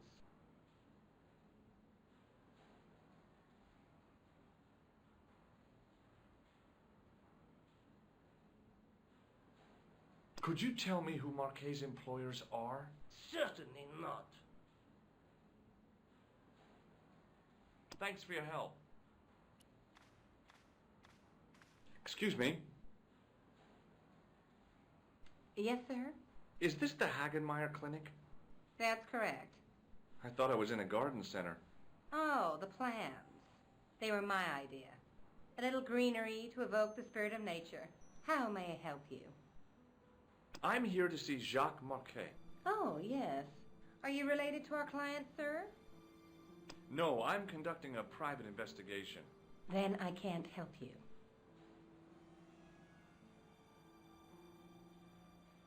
So, do I get to see Marquet before the funeral? That attitude will get you nowhere. My instructions were quite clear. No one gets to see Marquet. So unless you can prove you're a relative or a close acquaintance, you're wasting your time here. Has Marquet been visited by a man in a clown costume? Oh, no. You haven't seen a man in disguise? Well, there's Theodore the Bear. He comes every Thursday to entertain the children. Personally, I think he scares them half to death in that crummy old bear suit. If I was stuck on my back with tubes in every orifice, he's the last person I'd want to see. Has Marquet had a visit from a pair of gangsters? I should hope not. Can you describe them? A thin guy who looks like a weasel and his friend, the gorilla. Sounds as if they escaped from the zoo. Look at this ID pass. So you're Merlin. Marquet's been asking for you. For me? Yes. He was shouting your name when they brought him in here. Now, let me see. He was on Ward B12, as I recall. Oh, he's being transferred to... Oh, dear. He's on Ward J2. That's Nurse Grendel's ward. What's so bad about Nurse Grendel? She runs that ward like a South American prison. Keeping a well-disciplined ward isn't a crime, is it? Well disciplined. In the discipline and punishment stakes, she'd whip the butt off the Marquis de Sade. Everything, I mean everything, is done to a strict routine. 6 o'clock alarm call, 6:10 bowel movements, and woe betide anyone who doesn't have a result. Those patients of hers are like Pavlova's dogs. She sounds like a real nightmare. And then some. If Nurse Grendel is that bad, how come the authorities tolerate her? She's like part of the furniture. I was beginning to get the picture. This woman was jealous, with a big green capital J.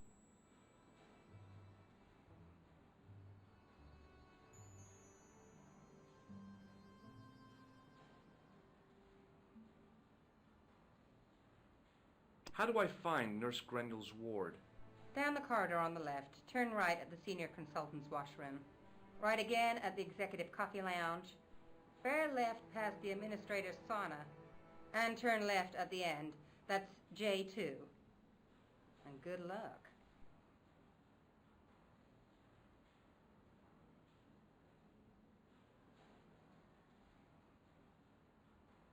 Thanks for your help, ma'am. You're welcome.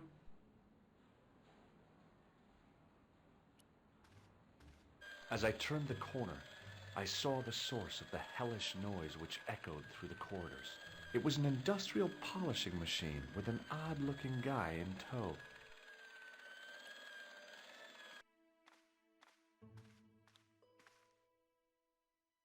Oui, monsieur. Is this Ward J2? It is, but you're not supposed to be here.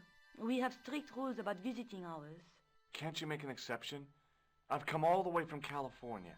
You must speak to the doctor. I can't wait that long. What if he snuffs it? You can't talk like that here. This is a hospital. You will have to leave.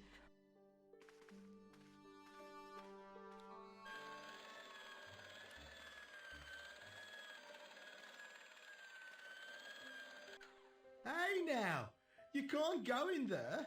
How come? I'm responsible for the contents of that cupboard.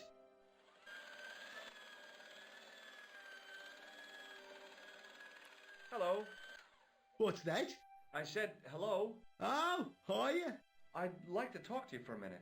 That's what I thought you said. Don't look so down in the mouth. No matter how bad things seem, I never let life get on top of me. Oh, yeah? What's your secret? Why, it's easy. All you have to do is smile and whistle this little tune. You know what?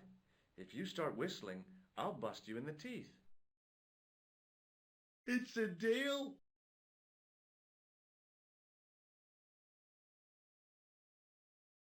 What's the problem with Nurse Grendel? She's uptight and twisted on account of a broken heart. Oh, that's too bad. I thought she was just plain bad-tempered. That also. By the way, sir, I wouldn't stand too close to Mr. Shiny's grease valve. If he has an emission, it'll take the shine clean off your shoes. Say, nice sneakers. Thanks. Have you seen any unsavory characters lurking about in the corridors? No, sir, I haven't. But I've got nothing to worry about. What's that, Mr. Shiny? You'd take good care of the rascals, I'll bet you would. With a friend like him, I've no fear of oppressors. It must be a great comfort. He is. Would Mr. Shiny be your polishing machine by any chance? Please, don't call him that. He's more of a friend than a machine. I've had Mr. Shiny for 3 years, and he's never let me down once. How come you got so attached to a polishing machine? I asked you not to call him that. He's got a name, you know. Yeah, Mr. Shiny. It's just that... You think it's odd, don't you? I don't mind. The rest of the staff think I'm twisted. I heard them snorking behind me back when I gave Mr. Shiny his weekly pull-through. Do you know where I'd find a patient called Marquet? No, I'm not allowed on the wards with Mr. Shiny. See you later. Yeah, take care now.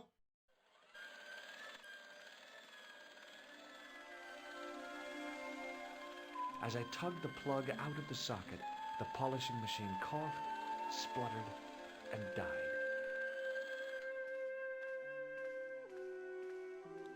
Mr. Shiny, what's wrong, pal?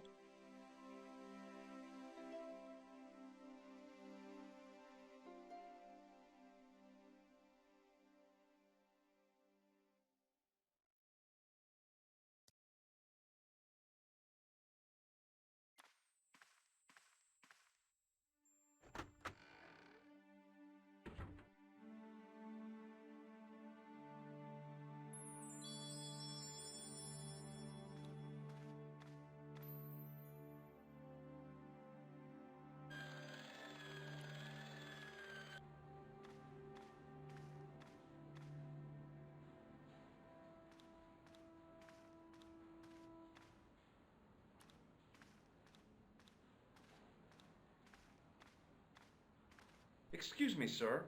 Aha! Just the man. You must be the new boy. Yeah, I must be. Well, stop wandering about and make yourself useful. Bunny, come here, boy. This is Benoit, my nephew. Can I trust you to look after him?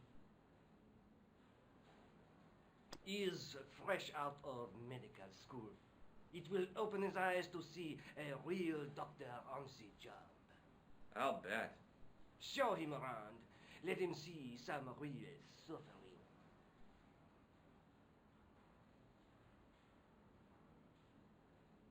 Hi, my name's George Stobart. Yes, sir? So what's your name, kid? Benoit. They call me Bunny. Bunny? Jeez, and you don't mind? Oh, I've gotten used to it. Okay, Benoit, you're gonna help me. Anything you say, sir. Do you know anything about a patient named Marquet? No, sir, I don't know much about any of the patients. I've never met a doctor who admits that he's only human. I'm only a trainee, sir. I'm sure I'll get the hang of things. Do you know the nurse on Ward J2? No, monsieur. This is my first day here.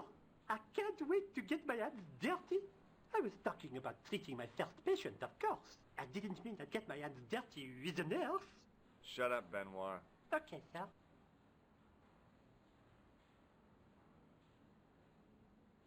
Follow me, Benoit.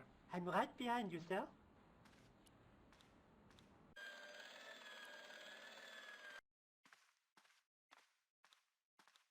Good afternoon, doctor. The patients are ready for your inspection, doctor. Thank you, nurse. You'll need this, doctor.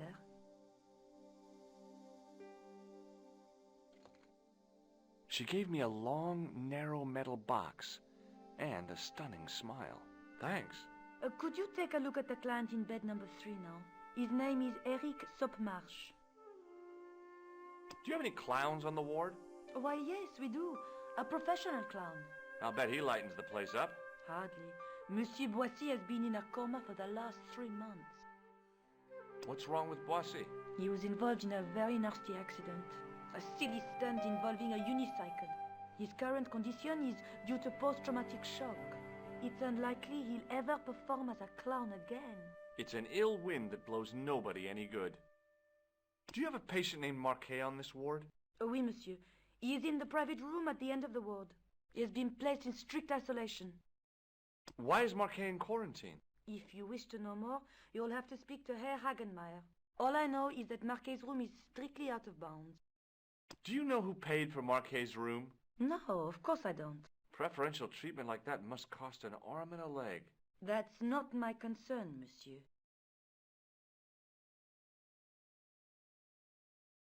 Thank you, nurse. Au revoir, monsieur.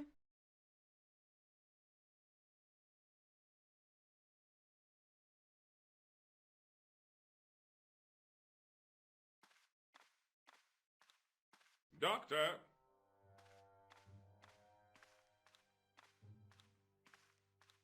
What is it? You haven't taken my blood pressure.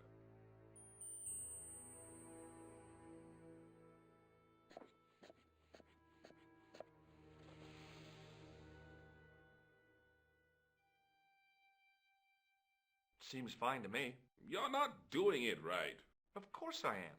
No, you're not. Dr. Monroe never did it like that. I can't take a satisfactory reading while you're excited like this. I'll come back later.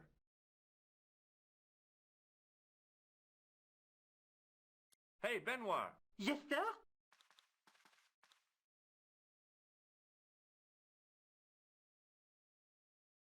Here, take this pressure gauge. Thank you, sir. What do you want me to do with it? Well, keep it safe until I think of something.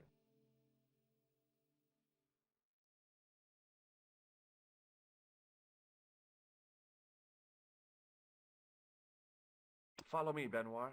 I'm right behind you, sir.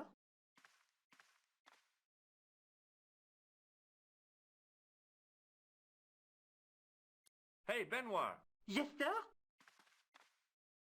Do you still have that gauge I gave you? Oh, yes. What do you want me to do with it? Use it on Eric Sopmarsh. Okay.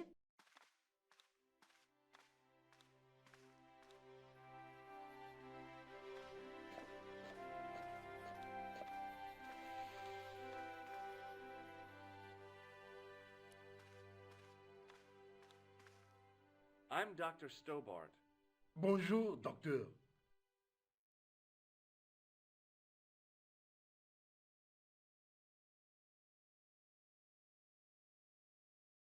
Have you seen any suspicious characters on the ward? Yeah, I have. A gorilla and a weasel? No, this was a tatty old bear. How's the bear acting suspiciously? Well, he was wearing a homburg. Is that against the law? No, but it's pretty weird for a bear. Have you heard of a guy called Marquet? He's in quarantine, Doc, right behind this here door. Marquet is just the man I wanted to see. I wouldn't go in there if I was you. He has anthrax. I have to visit my patient. What for? Routine. I have to check he's still breathing. What if he's not? I'll sign the certificate and register his bed as vacant. That's a cold and distant attitude to death. Well, I've been institutionalized to the point of godlike aloofness. The white coat suits you. Thanks. Catch you later, officer. Au revoir, Doc.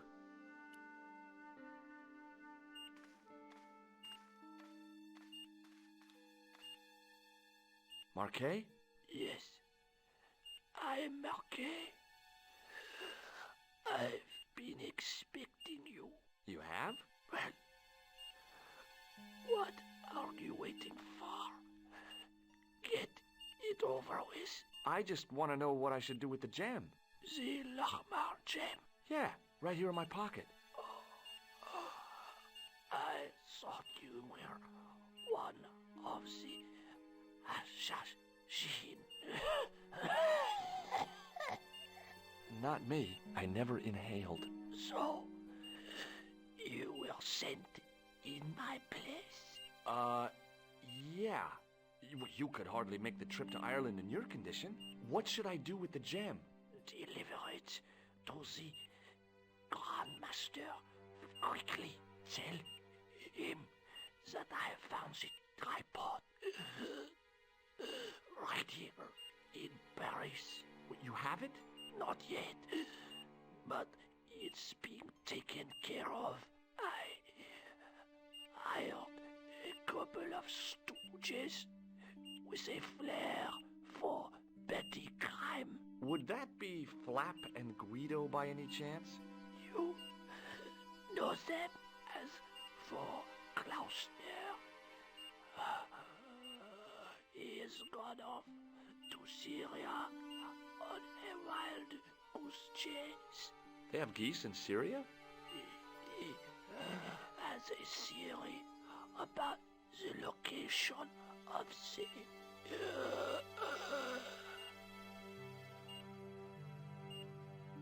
That's enough excitement for one day, Monsieur Marquet. What are you doing here? Talking to this patient, of course. Monsieur Marquet is my patient. If Herr Hagenmeyer was to hear that... Okay, I'm going. I'd learned all I could from Marquet anyhow. Ah, there you are, sir. I was just coming to look for you. I finished with your pressure gauge. Thanks, Bunny. What's that noise?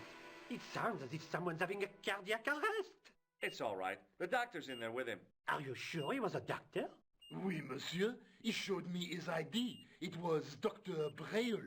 There's no Dr. Braille working here. He's an imposter! The door's locked. Help me, officer.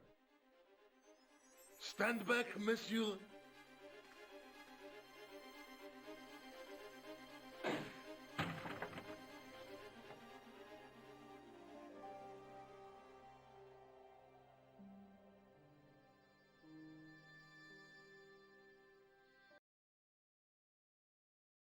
Hello, Georges.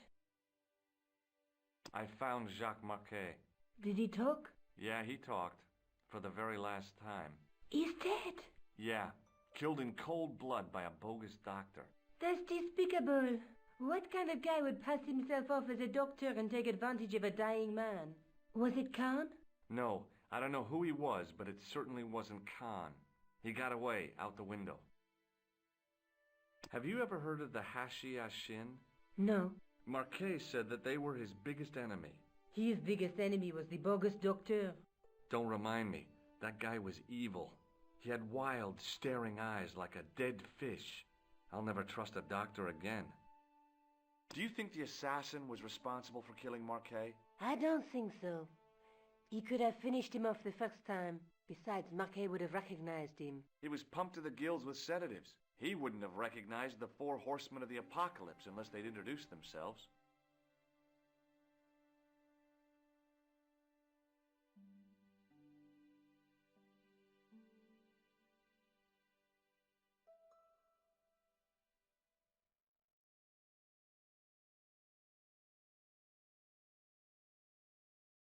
I guess I'd better go back and talk to that weirdo. Which one, Rousseau or Sergeant Mou? Oh, but you're referring to Andre. I'll let you work it out.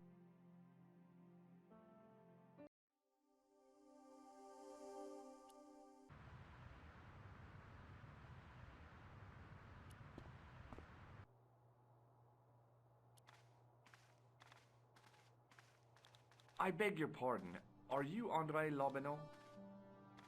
That's me. You want my autograph? No.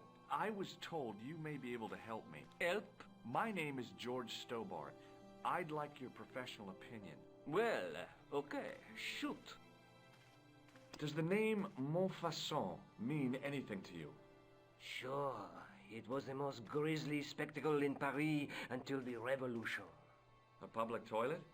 Montfaucon was the place of execution for many thousands. A dark temple of death, with row upon row of arches, each one framing a grim exhibit. Scores of rotting corpses swung on creaking rope, while the crows devoured their flesh. That explains the image of the hanged man. I found a reference to Montfaucon in Ireland, in a village called Lochmarn.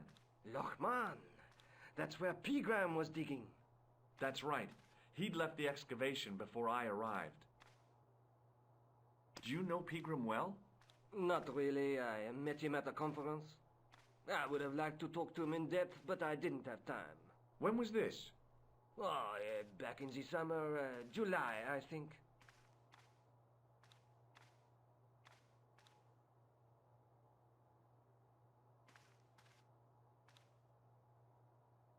I'd like your opinion on a medieval manuscript. Vraiment? Do you have it with you? No, it's too fragile. And besides, there are certain people who'd stop at nothing to get their hands on it. Intriguing. Do you have a copy of the text? There isn't much. Only a few Latin phrases. I was kind of hoping you'd help decipher the pictures. Without seeing the manuscript, that's a tall order. Just tell me one thing. What does the image of 2 men riding on the same horse suggest to you? The Knights Templar. Does the Templar seal appear on this manuscript? I'd love to see that for myself.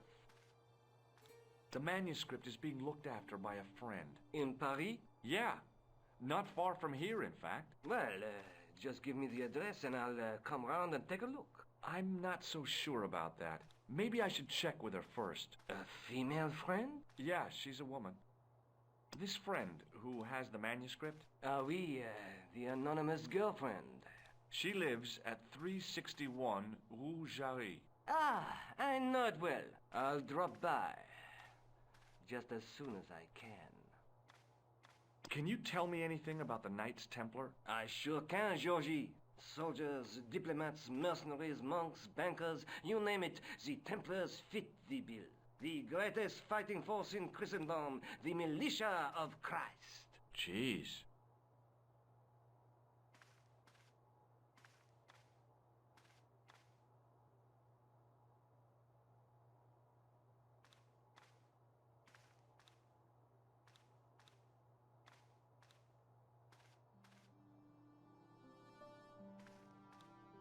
How did the Templars get their name?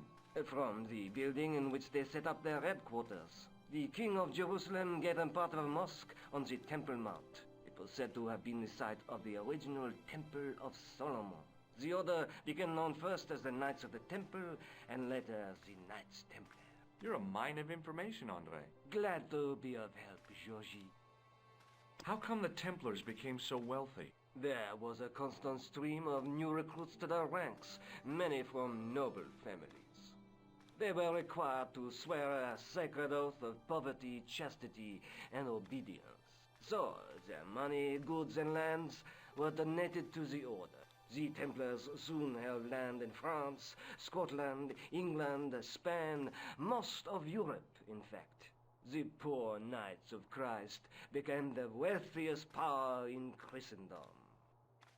Is it true the treasure of the Knights Templar was never found? Who knows? So little knowledge of what really happened remains. Or, if it does, the truth has never been made public. What do you mean by that? The Templars have attained mythological status, like the King Arthur of the Britons. There are people even now who say the Templars still exist. Do you think that's likely? No, not for a minute. I think you ought to know that the tripod is going to be stolen. The Lochman tripod? No. It's true. I can give you a description of the thieves. Before the supposed event has taken place? I heard them planning the raid. They're wasting their time. The tripod is protected by a state-of-the-art alarm system. Well, don't say I didn't warn you. Why don't you loan the tripod to me for safekeeping? Because I'd never see it again. Well, don't you trust me? It's not a question of trust, George. That tripod is hundreds of years old and extremely fragile. I get your point. Have you ever heard of the Hashashin? Why, yes. It was a radical Muslim sect whose name became synonymous with murder. It was formed in 11th century Persia, shortly before the Crusades. At roughly the same time as the Templars. Yes. They gave a new word to our language. Assassini. The assassins.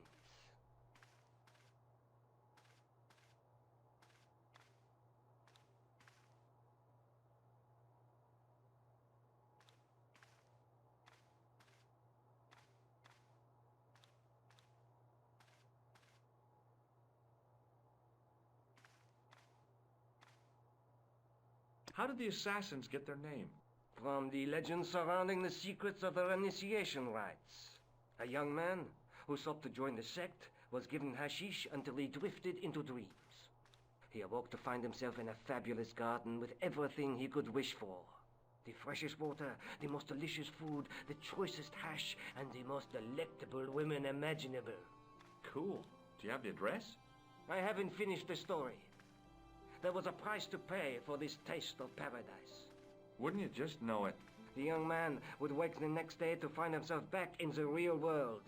He was told that he'd been given a glimpse of the heaven reserved for holy martyrs. A heaven he would enjoy for eternity if he was willing to join the Hashashin. How did the assassins operate? Well, as I explained, the new recruits would be only too willing to die for the cause. They'd be instructed in the use of the dagger, poisons, and disguise. Then, the Grand Master of the sect would name an enemy of Allah. And they'd stop at nothing to eliminate that enemy. You got it. They were fearless and deadly. Does the cult of the assassins still exist? Take a look around at the world today. You tell me. Where was the site of Montfaucon? To the northeast, near the Canal Saint-Martin. But there's nothing there now. The old gibbet was torn down during the Revolution.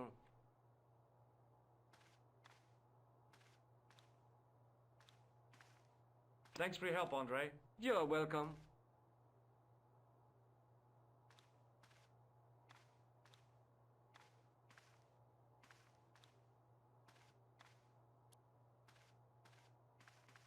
Attention! Please do not open the window, monsieur. Don't you think it's kind of stuffy in here? Better stuffy than dead. What's the problem? Fumes from car exhausts? Not just that, monsieur. There's a... So what... Yeah, since that is why...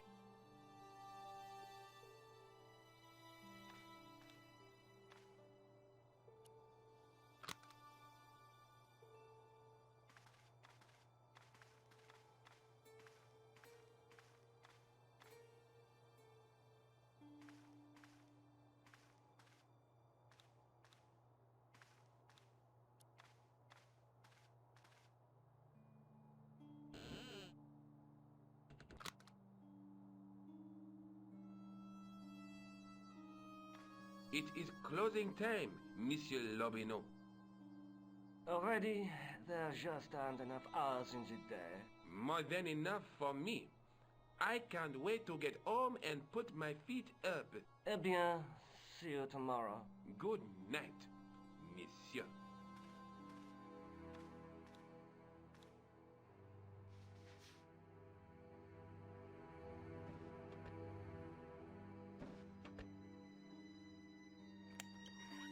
Quit fooling around, you moron! Get your ass over here and bring that flashlight.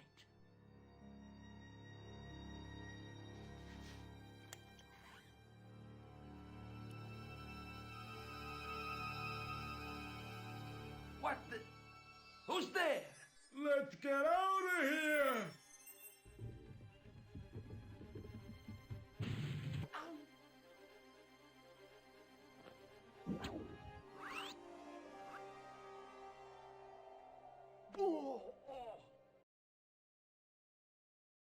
And when I woke up, I was at the police station.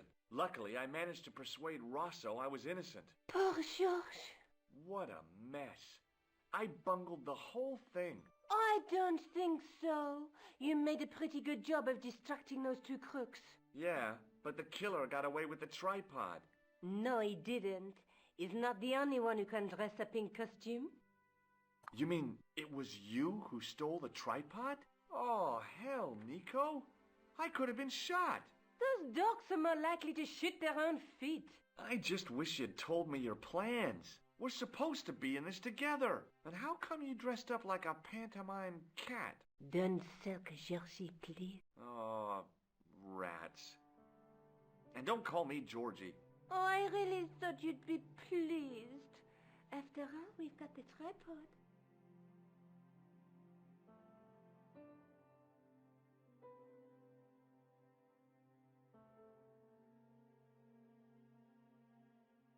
Oh, by the way, I had a visit from André Lobineau.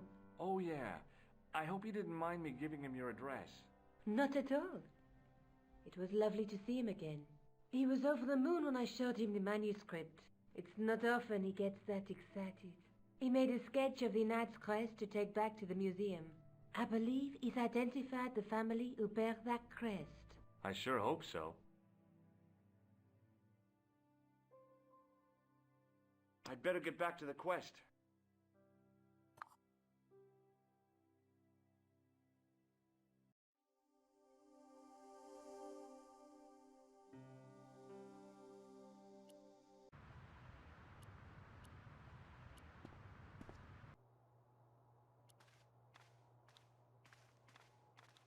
Hi, André.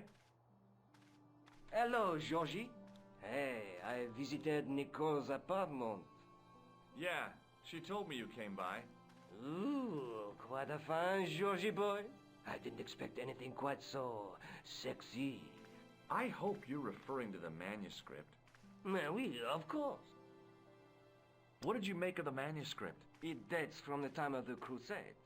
We guessed that from the Templar seal. It's a story and pictures like a modern-day comic book. What story does the manuscript tell? I don't know. It was probably produced for the tourist market. Tourists? Oh, oui, pilgrims in their thousands on their way to Jerusalem. The tourist trade is nothing new, you know. It's been around for centuries. Ever since Joshua made a packet selling souvenir bricks from the walls of Jericho. Have you deciphered any of the images on the manuscript? There's very little I can be sure about. The slang of the bull could be a reference to Mithras. Who's he? A Persian god, almost as popular as Christ at one time. The only thing I can be sure of is the knight. He's Spanish. How can you tell that? The writing on the shield, the reference to Ave Maria. No self-respecting knight from Northern Europe would have borne a coat of arms like that. Can you identify the knight's coat of arms? I already did, Georgie. He's a member of the De Vasconcelos family from the Costa Calida. Were they famous? No, they're not mentioned after the 15th century. Oh. The spotlight of history moved on. They're probably long dead. Thanks for your help, André. You're welcome.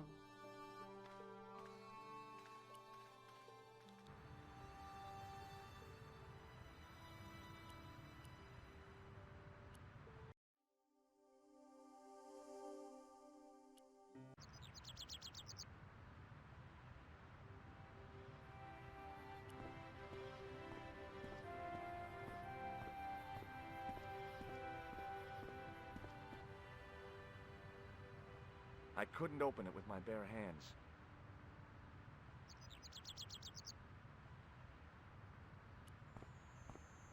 Hey, you with the balls. Oui? How did you learn to be a juggler? Juggler? What is this juggler? It's you. You juggle, that makes you a juggler. No! I am a jongleur! A jongler? What's that? Mon Dieu! A jongleur is an artist, a master of the contragravitique aeroballatique mysteries. In centuries past, the courts of the crownheads of Europe had the jongleurs, witty, erudite men to whom the monarchs turned in their hours of need. Wait a minute, wait. Let me get this straight. Our enemies are at the borders. Plague ravages the land, and the peasants are revolting. Thank God we've got Chuckles the Jongler to throw his balls around. I don't think so.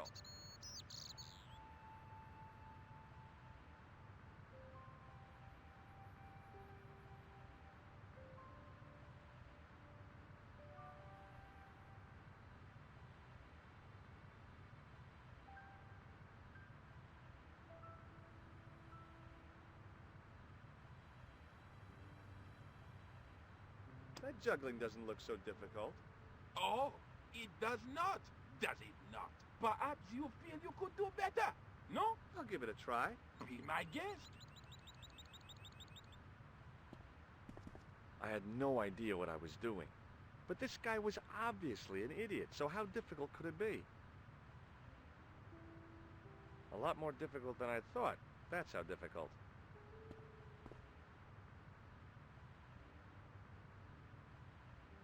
Still, it was my big chance to be derided by complete strangers. Not so easy after all, is it? No, I guess not.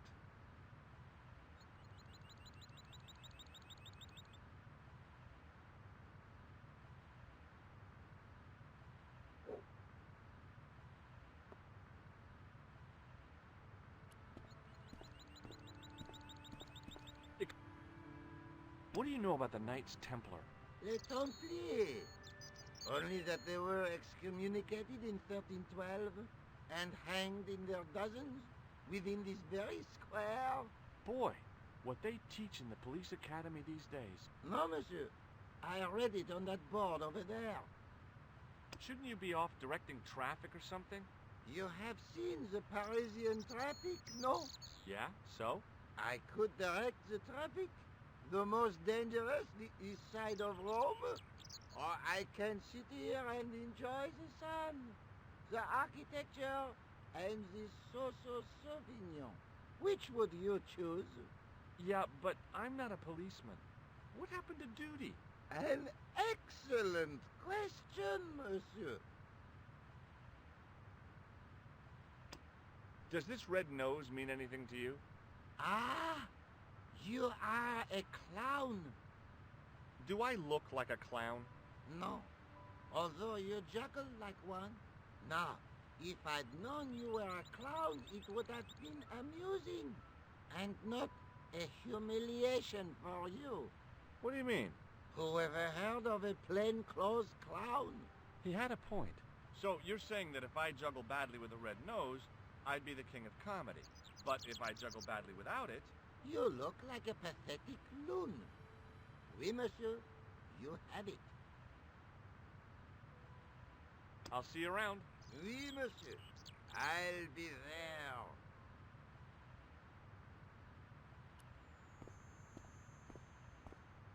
Hi again. Oui? What is it this time? I'd like to have another try at juggling, please. You have gone on a crash course. No. I just had an insight into presentation. Huh? Allow me to demonstrate. The balls, please. If you insist on completing your humiliation, monsieur. Okay, now for my secret weapon.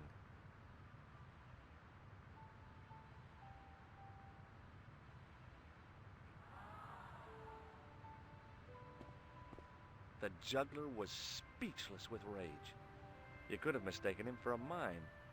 and without a word, he collected his balls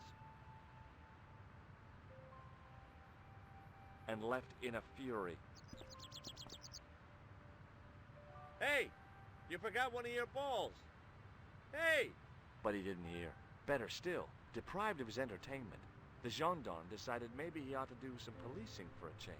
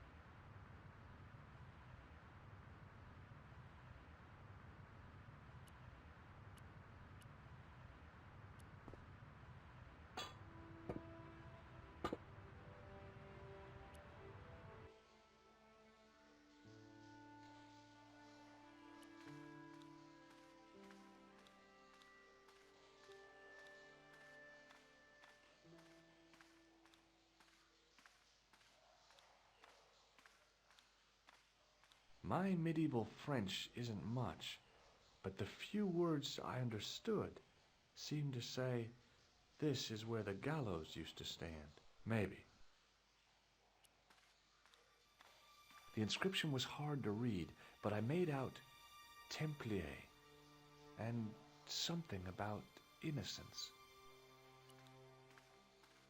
The wall had flaked, and anything once written on it had long since gone. The wall seemed in very poor condition. The inscription was undecipherable. The plaster had cracked and was falling away. I wondered why. It was time for some brutal destruction. Hey, that's hollow! I'd poked a hole in an historical site. If any archaeologists came by, they'd lynch me for this. There was some sort of mechanism hidden inside the wall, with a lever in the middle of it. Here goes. The secret door had jammed. I couldn't get through that gap.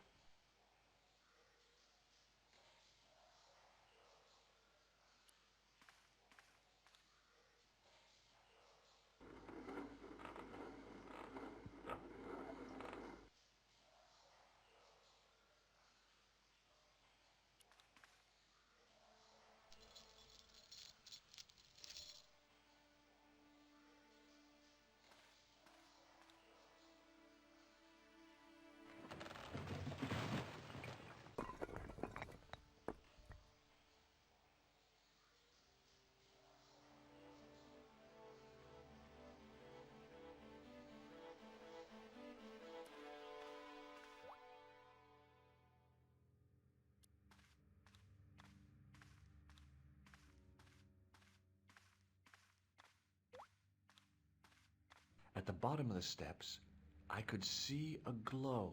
I could hear voices from the lit area. It seemed a good moment to be cautious.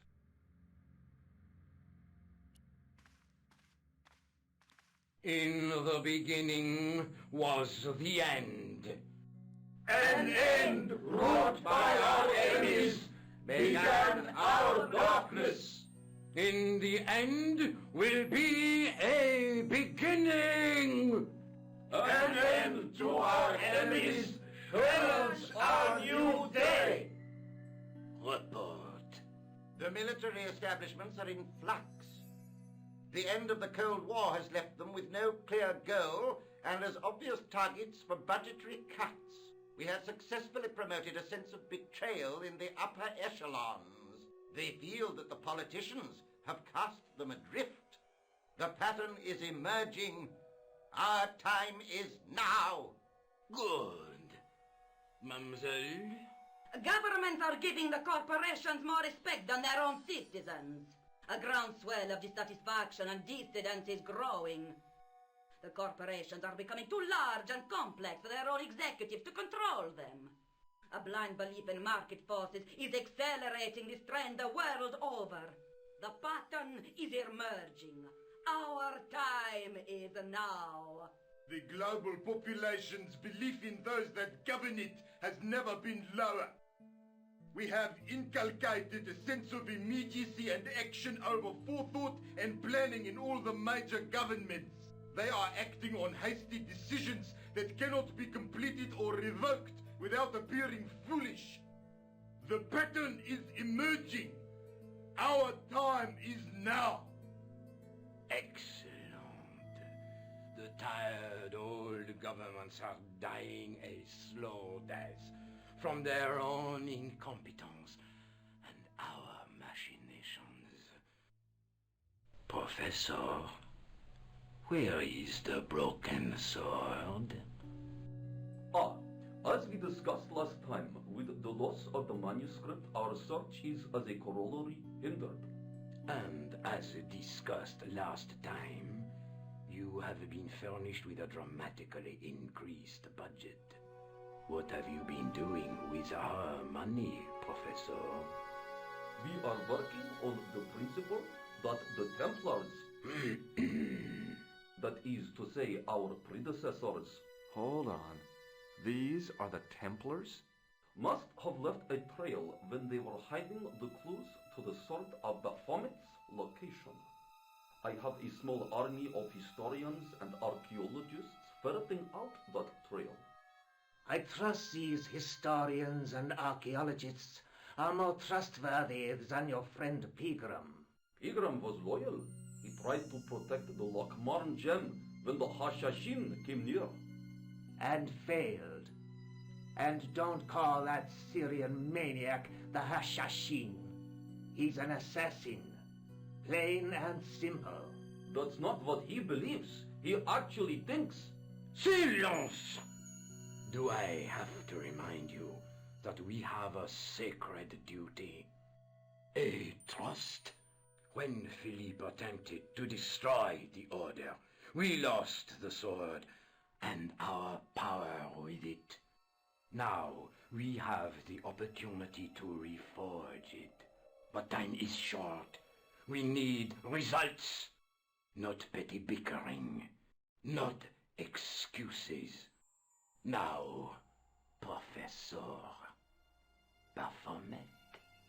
Yes, of course, my apologies. We will find Baphomet and the sword, manuscript or no. We have already found another element actually within Paris. Excellent. What is it? Well, we're not exactly sure at present. Ha! But I have my best people working on it. You would do well not to criticize others, Eklund. At least I have not murdered one of our own. Of course. That guy was the bogus doctor in the hospital. Marquet was a liability.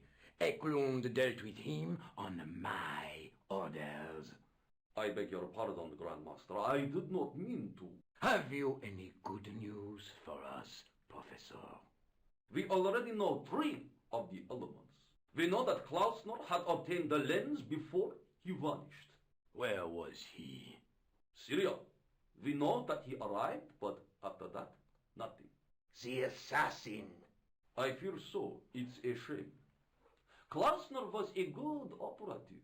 This will be our last meeting in person until we locate the sword of Baphomet. I hope that I don't need to emphasize the importance of finding it. Without it, our endeavors come to nothing. With the sword reforged, we will have the power to sweep the stage of all opposition the next time that we meet. It will be to become the princes of this world! Wow.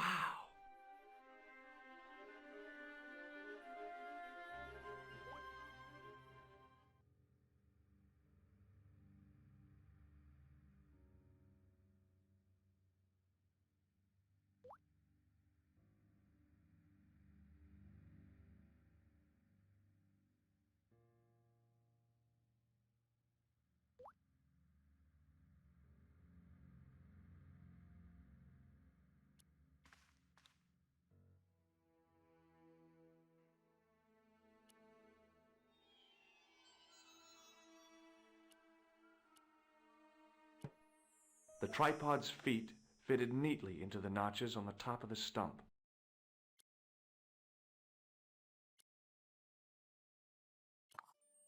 The light, falling from above, struck the gem and scattered in 5 neat rays.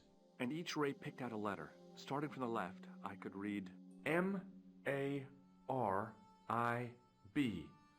Marib. Now all I had to do was figure out what the heck that meant. Nico, I've seen them. Who? The Templars.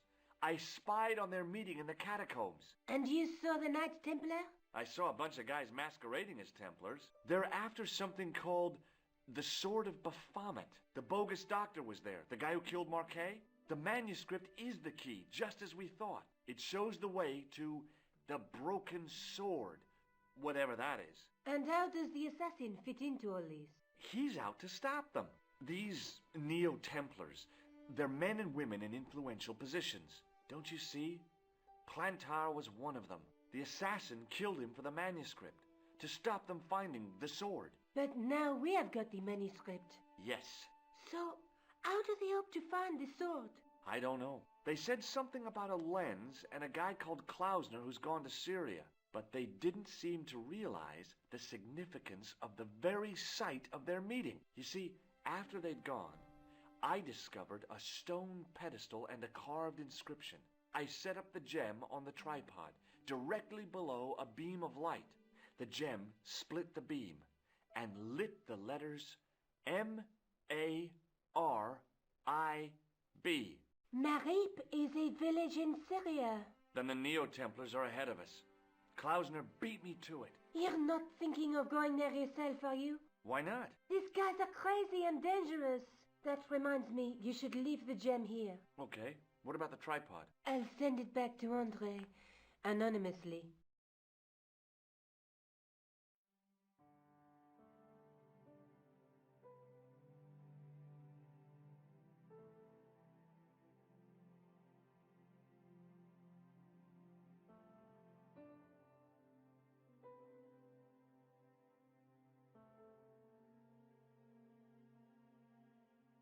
Is there something going on between you and Labano? What business is it of yours? We agreed all this. The clown, the Templars, strictly business, remember? Yeah, but... So get off my case. Do you think I should go to Marib? Syria is a long way, Georges.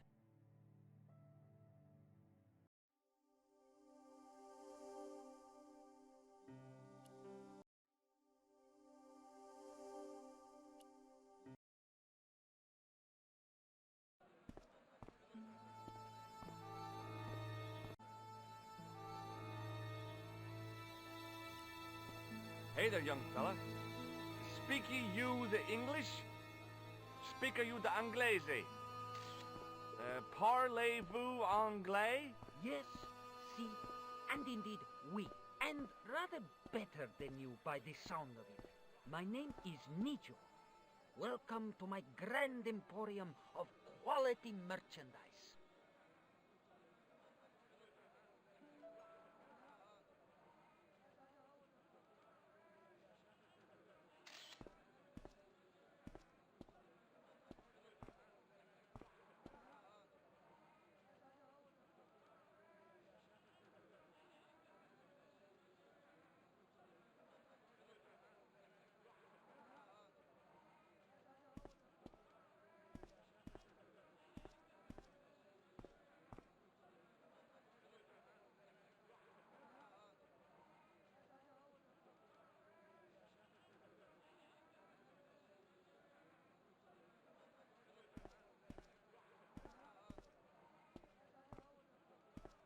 So, this is your stand? Oh, yes, sir. Though stand does not begin to do it justice. The finest in this bustling metropolis.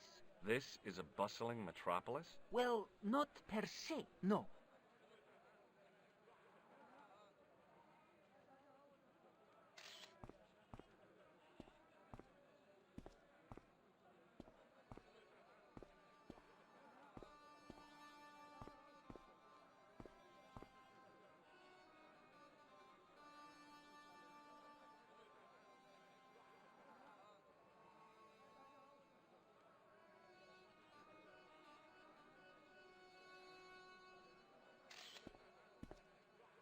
How much are those books there on the shelf?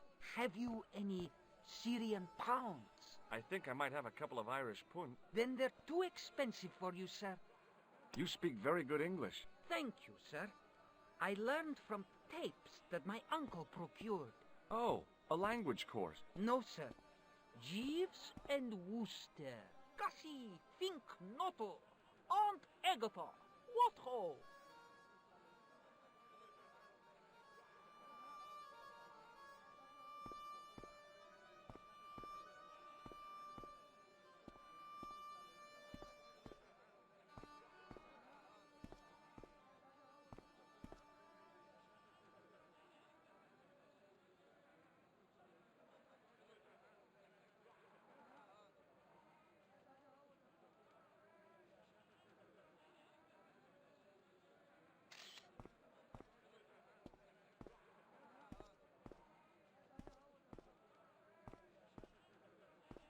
Does the word Templar mean anything to you? Templar. Templar. Templar! Why, yes, of course. It does? Yes. A splendid series of books by Mr. Leslie Chatteris, featuring the roguish Mr. Simon Templar. Great. That's a real help, Nico. Anything else? The Saint television program, featuring Mr. Roger Moore of the quizzical eyebrow and a stick man with a halo. Bing!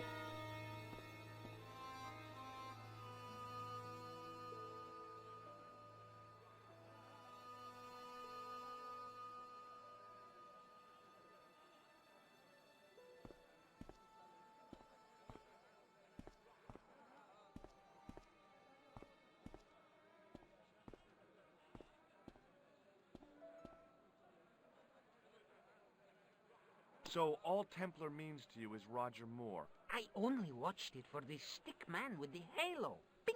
He was better animated.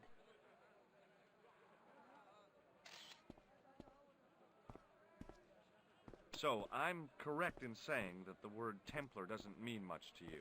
Well, there was the Order of Knights who were wiped out in an Inquisition in 1312, I suppose. That's them. What else do you know? Just how much information do you think there is on a Trivial Pursuit card? A what? From the medieval edition. We had it on the stand a couple of years ago. Ask me what a feuter is. Go on, I know all this stuff. Never mind.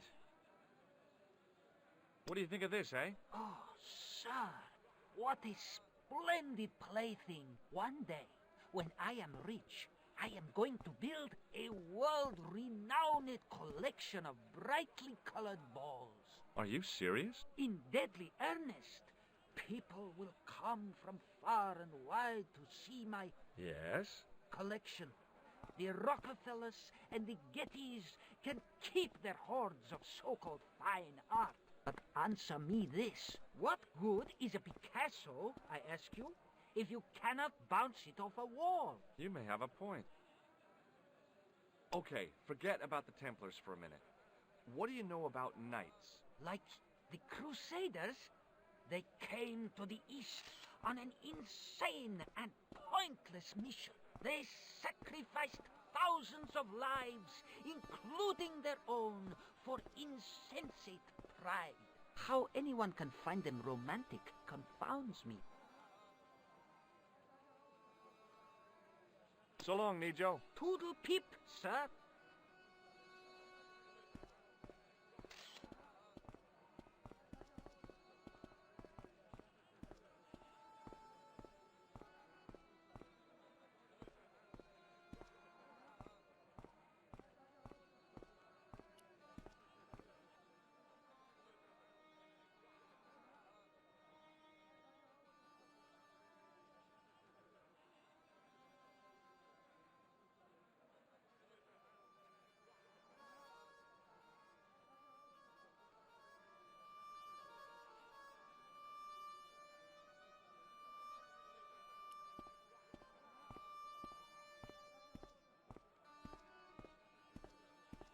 The carpet seller had an impressive collection of wares.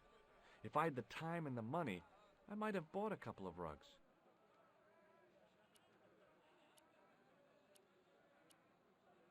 It was the pattern.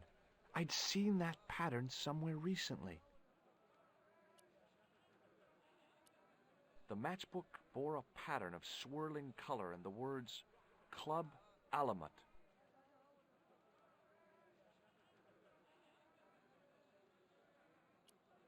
The carpet seller looked... Muruba! Hello, sir! Does this matchbook mean anything to you? Ah! Give to me! Give to me! Alamut!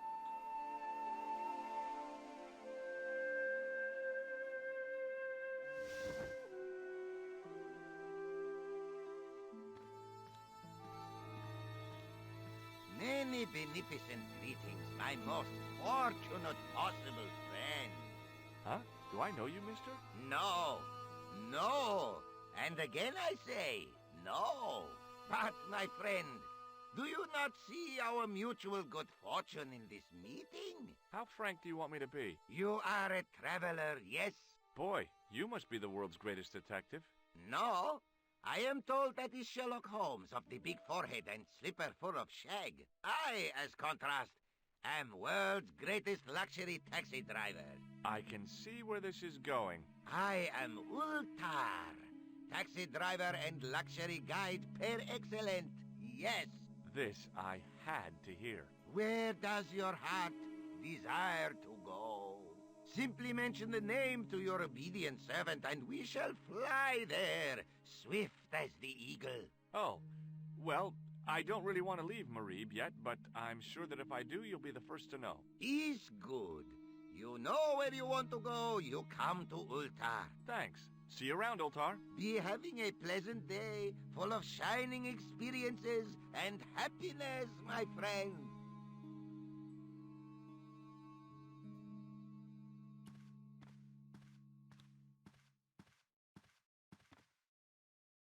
Damn, the door's locked. I'm sorry? Did you say something? He say you not to go in toilet. Read sign, matey. Matey? It lose something in translation. By staring hard at the notice and squinting, I discovered I couldn't understand a word of it.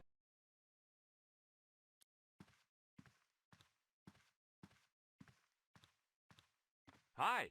Nice club you've got here. I was wondering if you could help me. What? I mean, I beg your pardon? I'm sorry, but I don't understand. No surprise there, all righty. He says sorry, but he not speak English.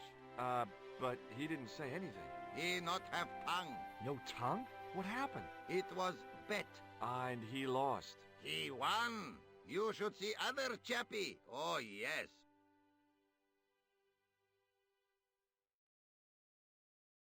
Hello again, Ultar. Praise be to Allah. I am blessed with your bountiful presence once more. This place is certainly hard to find. Oh, yes, it is most exclusive. The membership can be no more than... Kind sir, what would you guess the population of the village to be? Gee, I don't know, a couple of thousand? Then I would estimate the membership to be no more than a couple of thousand. What do you make of that boy in the market, Nejo? Nejo? Ha!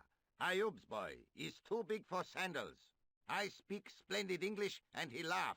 He say, Ultar, you big ox, you split infinitive. I say, I split your head if you stay still long enough. Ha ha ha ha ha ha! Ho ho ho ho ho ho! Pretty funny, yes? Hilarious.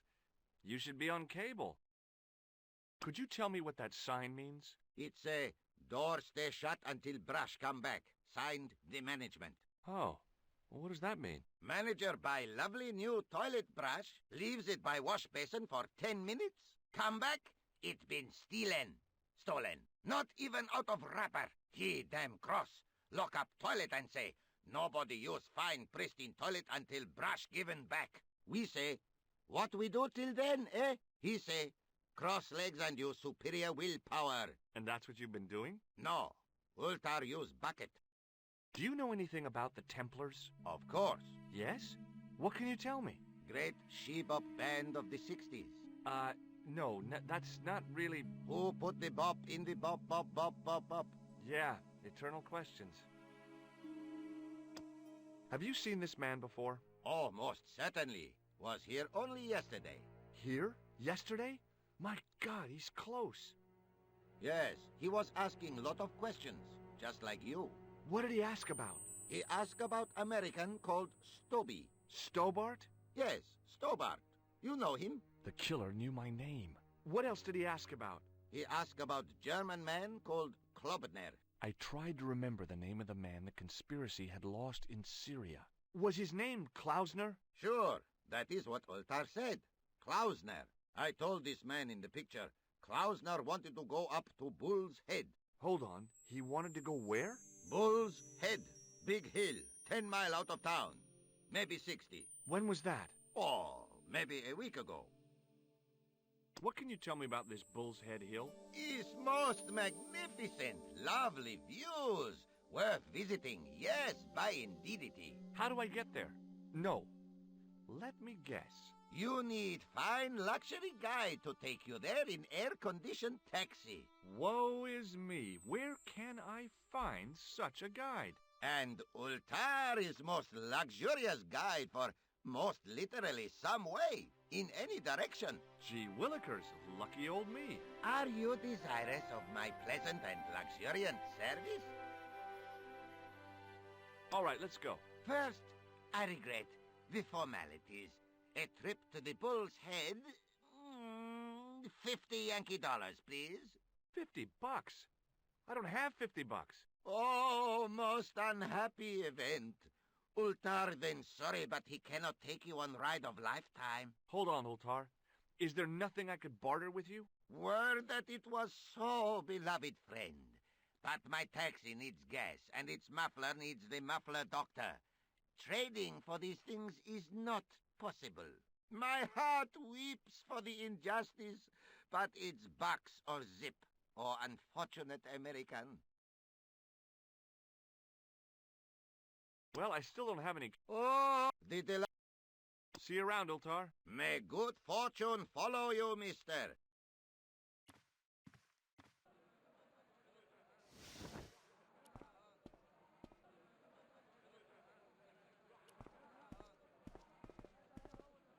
Suddenly, I realized the horrific truth. The guy was basting the kebabs with a toilet brush.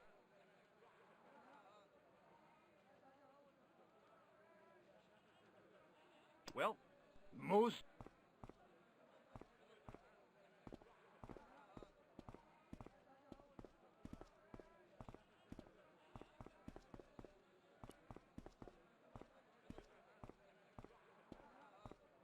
Hi, Nico. Hello again, sir. And how may I help you this time? Who's the guy selling the kebabs? Oh, that's Arto. A miserable blighter, to be sure, sir. He doesn't seem very happy. He never is. Day in, day out, a face like a wet Wednesday. Whatever one of those is. Does he speak any English? Not cogently, no. Look, this is going to sound a bit strange, but I need Arto's brush. What? The brush he bastes the kebabs with? Yes. Let me find some dirty postcards for you instead. Nico, this is serious. Arto stole that brush he's using from a friend, and I want to get it back. Perhaps I could help you, old chap. Maybe? Perhaps? Maybe what? Perhaps what? I do not wish to seem mercenary, sir, but I am a merchant, and merchants trade. Merchant? This isn't Sears and Roebuck here. Well, if you're going to be disagreeable... No, you're right. What would you like? I seem to recall that you have something that might alleviate my boredom. A globe of delight. A Rubicon spheroid of heavenly pleasure. You mean the ball, don't you? A tiny spherular form that barely spans my hand, yet promises hours of amusement. If you mean the ball, why don't you just say so? Can I have the ball back, mister? All right, here you go. Thank you, sir. People say bad things about Americans. but you're okay in my book. What people? What bad things? Never mind that now. Remember the brush? Right, yes, the brush. All you have to do with Arto is be polite. It lightens his day, makes it all worthwhile for him again. How can I be polite to the guy when I can't speak a word of Syrian? Arabic. That's what I meant. Simply memorize this phrase. Il-ach il-kalb. Il-ach il-kalb. Close enough. Now, go over to Arto and deliver those honeyed words even unto his delicate ear. He won't be able to do enough for you. Really? Really. So long, Nico. Toodle pip, sir.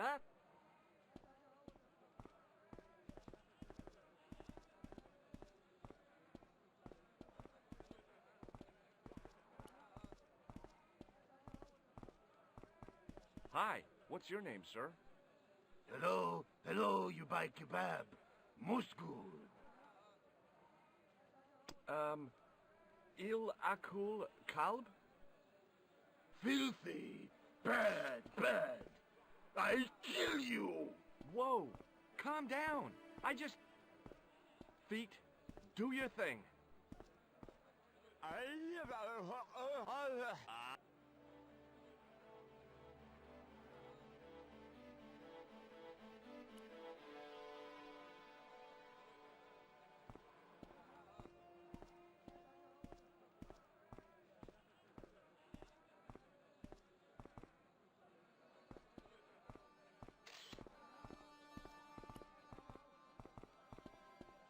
What the heck did you tell me to tell him? Patience, sir. Patience?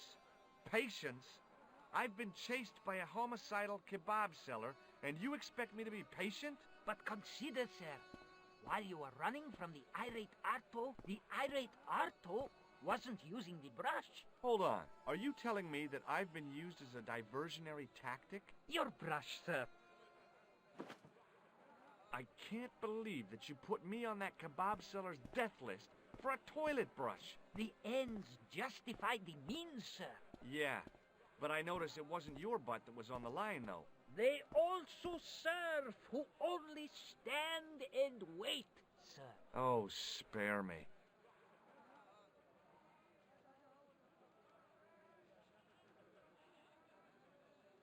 So long, Nico. Toodle pip, sir.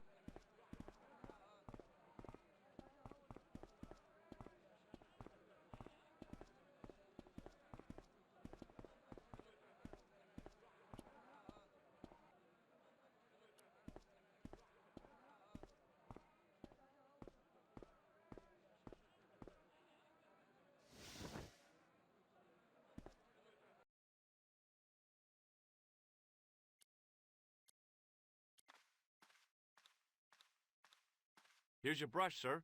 It wasn't easy getting it back.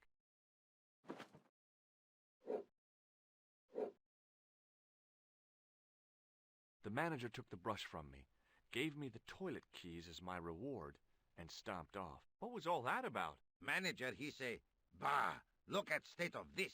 Need much cleaning and detergent before go around my, you bend. He said all that? Body language account for much, you know.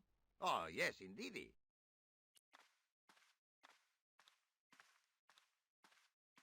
I knew the door was locked.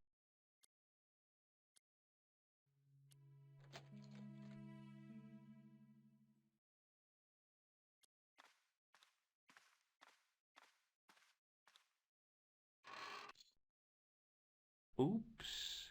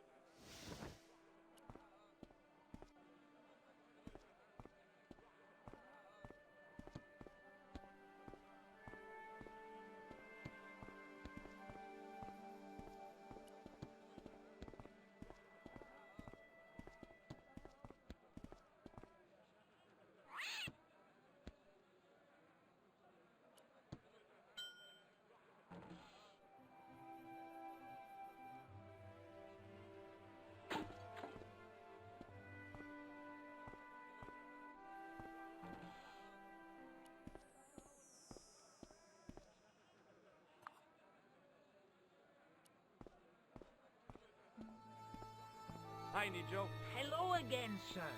And how may I help you this time? May I have this statuette? It is broken after all. Certainly. And when my father deals with that feline for breaking it, you can have a Davy Crockett hat as well.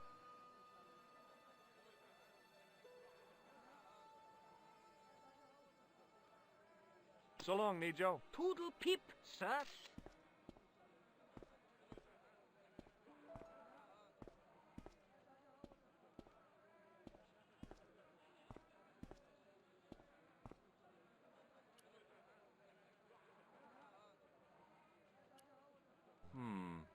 Maybe not.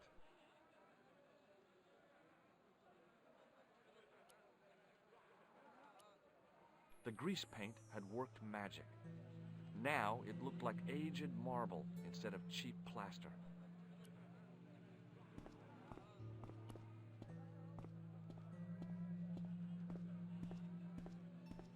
Hello. I was wondering whether you could help me. Why, hi there, handsome. What can I do for you? Hi, my name's George. I was just... Well, it certainly is delightful to meet you, George. I was... My name's Mrs. Henderson, but you can call me Pearl, I'm sure. Okay, Pearl. I was... So nice to meet a friendly American face so far from home. Pearl? Yes, dear? I was just wondering if you could help me. Why, sure, precious.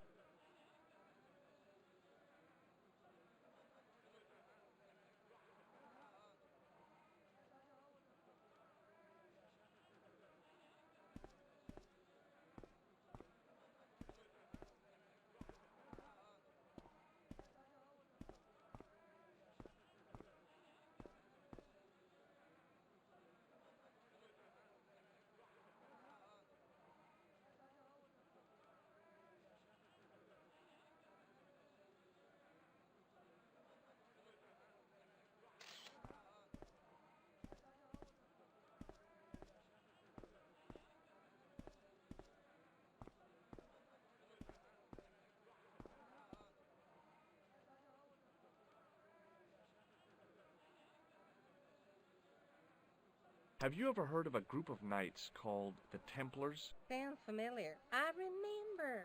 Dwayne had a book. The Holy Something and the Holy Something Else, I can't quite recall. I read a little of it. And? Seemed like a lot of hooey to me. What do you think of this fine piece of ancient statuary? Oh, Matt, that's just what I've been looking for. Would you like it? Would I ever? I'm not carrying the money, though. If you go and find Dwayne, he'll pay you for it. If he gives you any trouble, just tell him that I want it. I've got to go now, Pearl. It's been a pleasure, George. Don't be a stranger.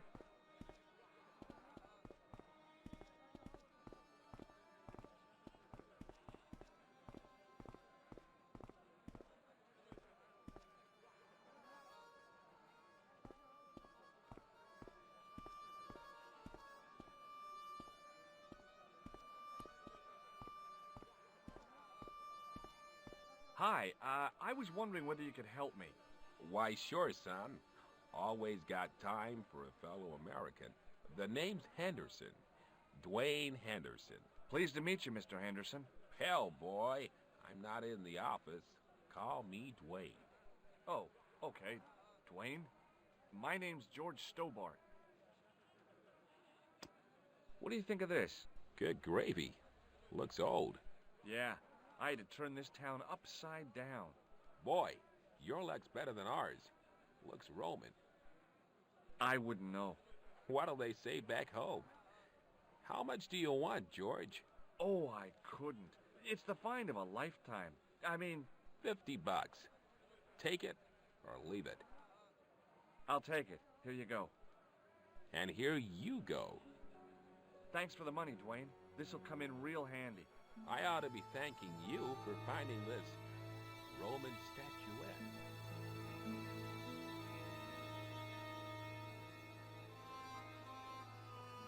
Okay, well, I'll see you around, Dwayne. Count on it, George.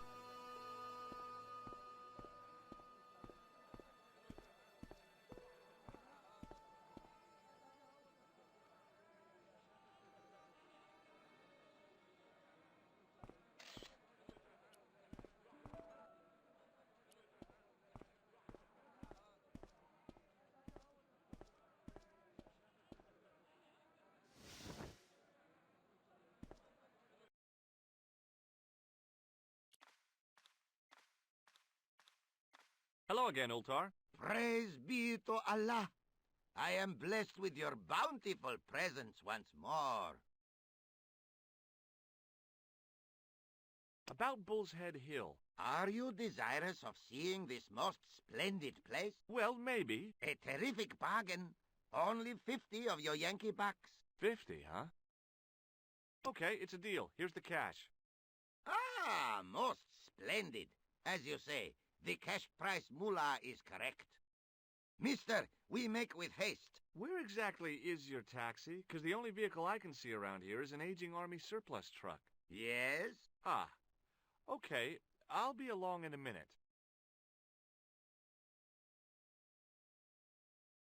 It didn't seem right to take off with the toilet keys, so I left them on the bar.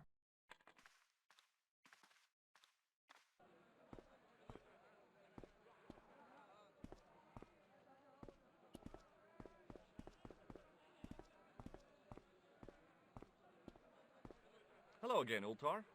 His most splendid and adventurous client. Is this any use to you? My friend, the very thing, yes!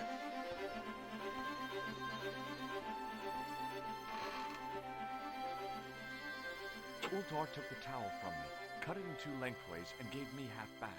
With his half, he did the kind of fan belt replacement that's normally done with stockings. Now, if I knot the ends together, so... Serviceable, yes?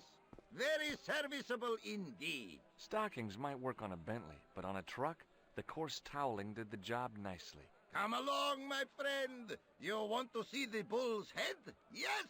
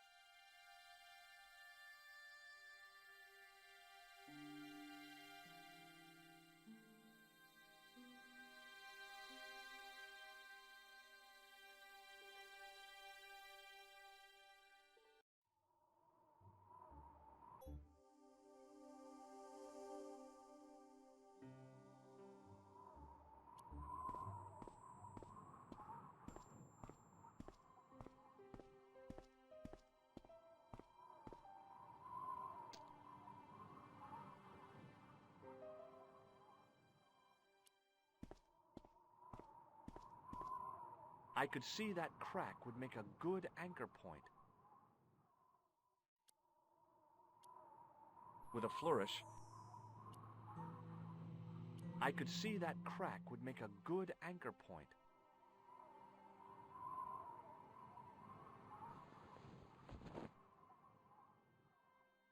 Well, that looked really safe.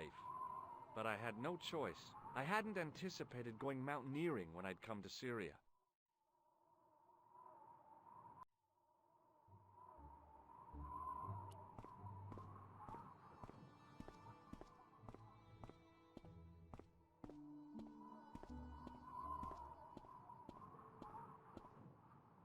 I didn't like the idea of putting my hand in there. But hey, what the heck?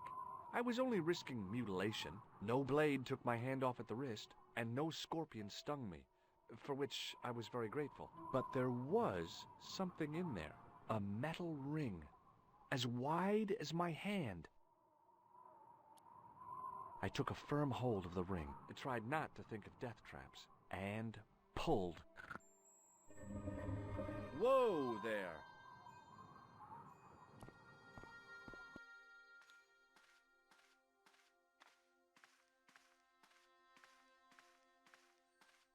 Around the corner, I found the corpse. Oh my God. Klausner? Large as life and twice as dead. I'd hardly had time to accept the fact when I heard the door mechanism start up again. Oh man, no! The door had slammed shut, trapping me. I had a bad feeling about how Klausner had died.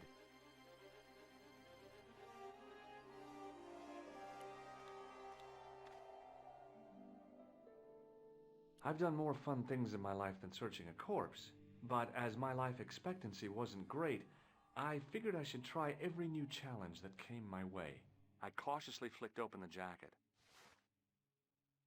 Hey, what's this? I'd found some kind of lens. A very old lens made from a very hard glass. That settled it.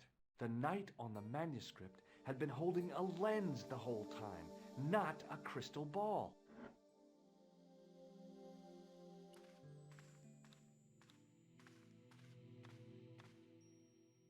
I couldn't take the inscription with me. All I could do was stare at it and try to memorize it. In occidenta cita est, in ora mundi.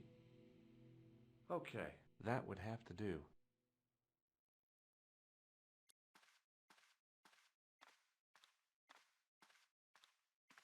I couldn't think of anything to do with the statue, apart from scaring small children with it.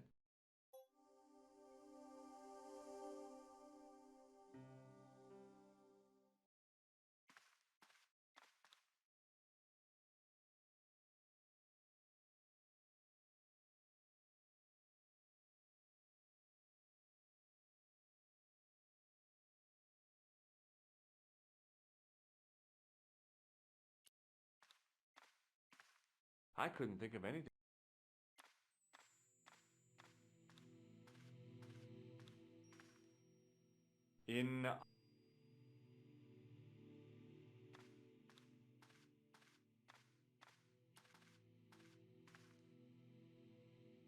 There was nothing else. Bullwhips might be handy for exploring ancient ruins, but they're no use when you're trapped in a cave. Klausner clearly fancied himself as a latter-day Indiana Jones. Whatever had been in the bottle had been drunk. Klausner must have died of thirst and dehydration.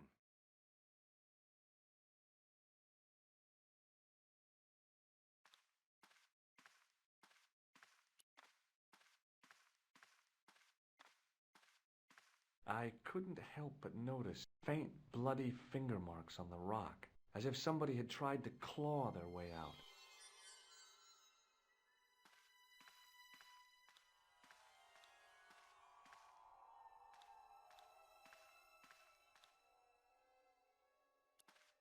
A stone head bearing 3 bearded faces. It was a strange image, but a powerful one, redolent with antiquity and ancient mysteries.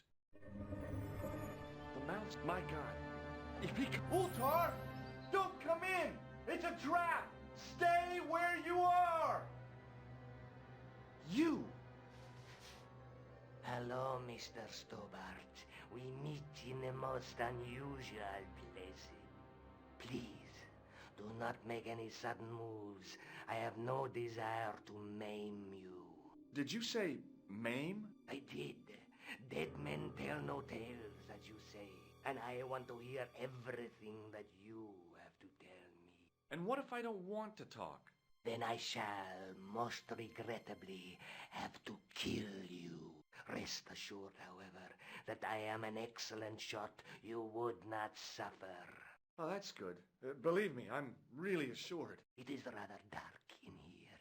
I think we should conduct our business outside. Why should I make myself an easier target? If I fire at you, Mr. Stobart, I shall hit you even in here. But, unfortunately, my marksmanship will suffer. It could be the difference between hitting you in the leg or the groin. Boy, it sure is hot in here. No sudden moves, Mr. Stobart.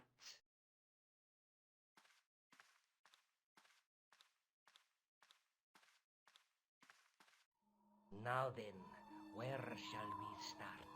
How about being bosom buddies and you putting that gun away? Klausner, do you know where he is?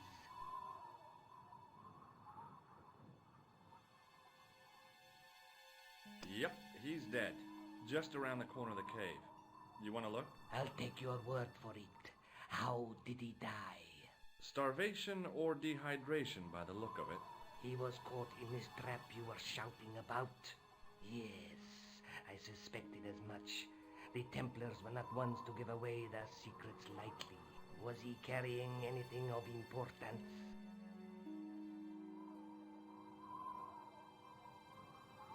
Yeah, he was carrying some sort of lens.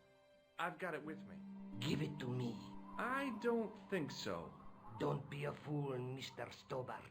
If I give it to you, what's to stop you killing me? What is to stop me killing you anyway? You might hit the lens. Not if I shoot you in the head. When I fall, the lens might get broken. Yes. You plead convincingly, Mr. Stobart. Perhaps you will live to see another day. Perhaps. Was there anything else? Well, there is something, I guess, but you can't move it. Yes? What is it? It's a treasure map. You know, X marks the spot. Come now. Do you expect me to believe that? Yeah, okay. You caught me. But round the corner, there is something in Latin up on the wall. Latin? Do you remember it, Mr. Stobart? In accidenta cita est, in ora mundi. Ah, the words of Caesar. Yes, that makes sense. Well, I know that roughly it means to the west, to the edge of the world. But what the heck is that about? It tells me where the sword of Baphomet lies. Mr. Stobart, I am sure that you are just what you appear to be. A gifted amateur. Thanks, I think. But I can no longer tolerate your interference. There is far more at stake than you realize. So what are you gonna do? I regret that we must end this here and now. Your only choice now is whether you die like a man or like a dog.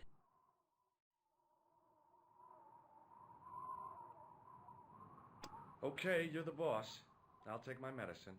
You are an honorable man, Mr. Stobart. A rare breed. I should like to shake your hand. Yeah. Well, what the heck?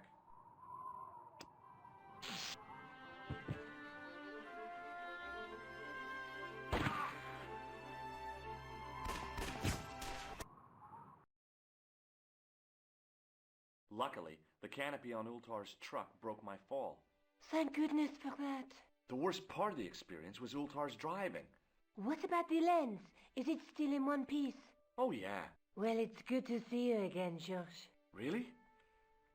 Well, I have to say, I'd have enjoyed Syria a lot more if you'd been there. I wouldn't have been much help. Anyway, you did just fine on your own. Just how long have you known Labano? Andre? We met at college. He helped me out when I was a fresh air. Showed me around, that sort of thing. You never told me that before. I thought he was just a working acquaintance. So he is. I rarely see him these days. You know, he hasn't changed much. A little lesser at the front, perhaps. I'd forgotten how much fun he could be. Have you any idea what this lens might be used for? As a magnifying glass, obviously.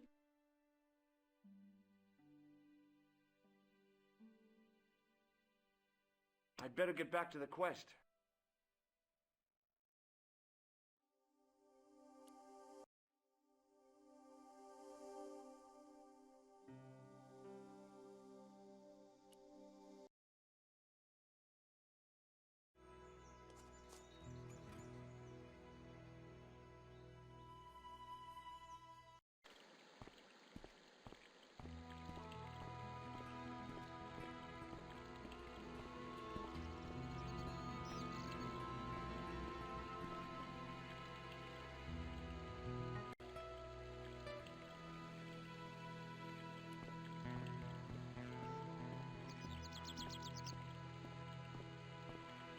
Hi, is this the De Vasconcelos house?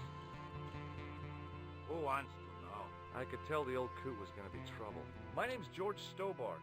I was wondering whether... The house is not open to the public. This is the De Vasconcelos house. And what business is that of yours, senor? Look, all I want is to speak to the head of the household. There is no household. Only the Countess and myself. Tell me about the Countess de Vasconcelos. She doesn't receive guests. That's all you need to know. You don't even know what I have to talk to her about. She hasn't won the lottery, has she? No, she hasn't won the lottery. A more cunning man might have claimed that she had, Oh, yeah? They might have, might they? and that more cunning man would have been kicked off the premises. The Countess doesn't do the lottery. What do you know about the Templars? Who wants to know? Are you angling for a bribe or something? You have nothing that I want, senor, except the pleasure of your absence.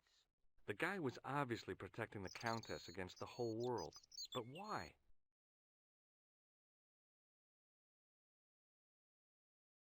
I'll be going for now. Adios, senor.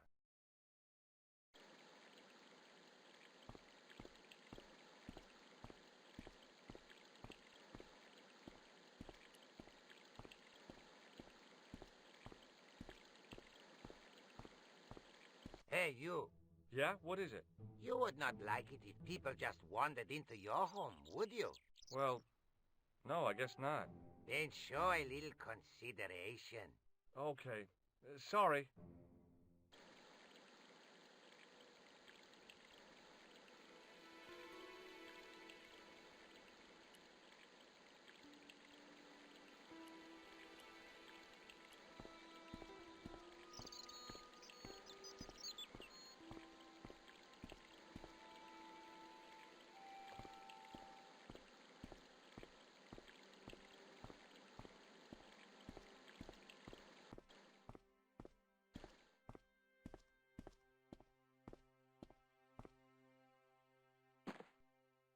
My hose has stopped.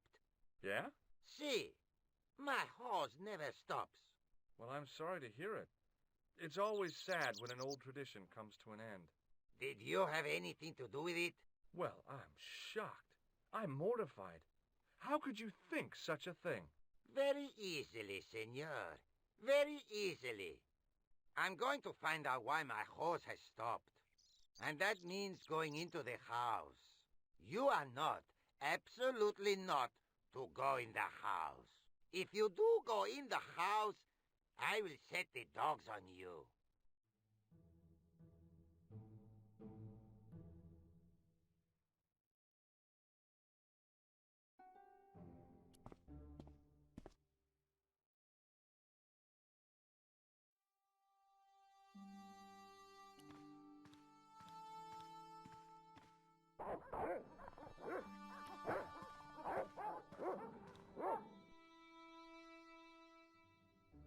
Hey, you.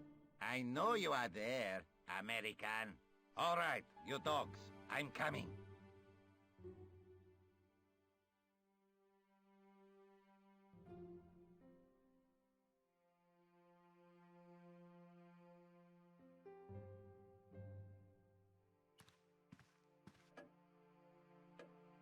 Madre Dios, who are you? My name's George Stobart. I'm sorry to burst in like this. You must leave at once. You're not wanted here. Please, if you'd just listen a minute. Very well. State your business, Senor Stobart. There's been a series of murders, part of some conspiracy. Anyway, the trail led me here. Here? There is nothing for the outside world here. Over 600 years ago there was. What do you mean? This whole thing ties in somehow with the Knights Templar. The Knights Templar are dust. They had a secret that was so important, they went to a lot of trouble to hide it. I do not see what this has to do with my family. Your family had a strong connection with the Templars, right? I believe that they have planted some clues here. Why should I believe a complete stranger who barges into my home? Just let me have a look around. If I find nothing... You'll be spending the night at the police station. Very well. Please, sit down.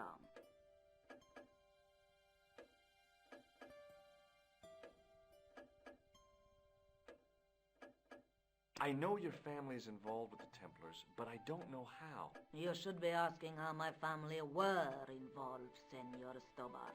The Templars ceased to exist centuries ago. And as for De Vasconcelos, the line dies with me. I'm sorry. Don't be. Okay, whatever happened almost 700 years ago. So, if the Templars left any clues, they're going to be in stuff that dates back to the early 14th century. Obviously. So, what do you have around here that's early medieval? Early medieval. Let me think. Well, the house is relatively modern, a scant 3 centuries old. Or, of course, the chess set. That chess set is over 600 years old? It must be worth a fortune. Indeed it is. Not that I would part with it, of course. No, I wouldn't either. That's the sort of thing that gets handed down to your children. Sorry. Its value is less than you might think. The set is not complete. One of the pieces is a modern replacement. As to the original, it was lost a long time ago. Nobody has any idea where it is? No. The children had it when they were taken. Children? What children? All in good time, Senor Stobart.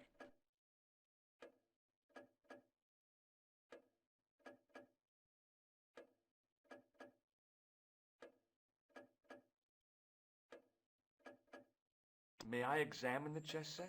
Certainly. But do not move any of the pieces. Okay, thanks. Close up, the modern piece stood out like a sore thumb. There was something else odd about the set. All of the original pieces had irregular bases. My lady, I have to warn you, there's a... You! Why, I'll feed you to the dogs. Lopez, what have I told you about feeding intruders to the dogs? But, my lady... Never without my permission. Senor Stobart, if I find that you're wasting my time, you will be fed to the dogs. Now, I want to show you something interesting. Follow me.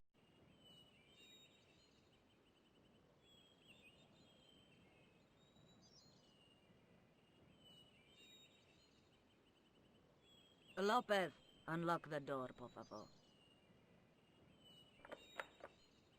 This is the only remaining structure on the estate contemporary with the Templars. Nice. What is it, a summer house? A mausoleum, Senor Stobart. Oh. Come with me. Hey, senor. Yeah? I do not know what you have told my lady to be shown these favors, but I do not trust you. You've got nothing to worry about. Aren't you coming in? No, the dead do not interest me. My garden is a living thing. I will be there. Wow, this is old. It was constructed in the 13th century as the final resting place for the De Vasconcelos Templars. It's well maintained. These are my ancestors, and they deserve respect. I come here at least once a week to say a prayer for them. Mind if I have a look around? By all means.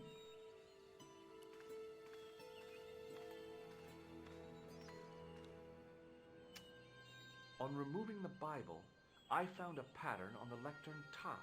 Hey! It's a checkerboard! Close up, I could see that the pattern was made up of glass squares over a checkerboard pattern.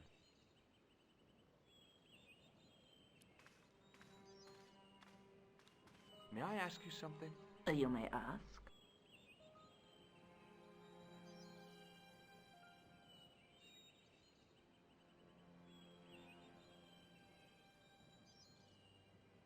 What's the story with the glass chessboard? Glass chessboard? Oh, the pattern on the lectern. Purely decorative, I'm sure. There are pieces of glass missing from it. Oh, it has been like that since I was a girl.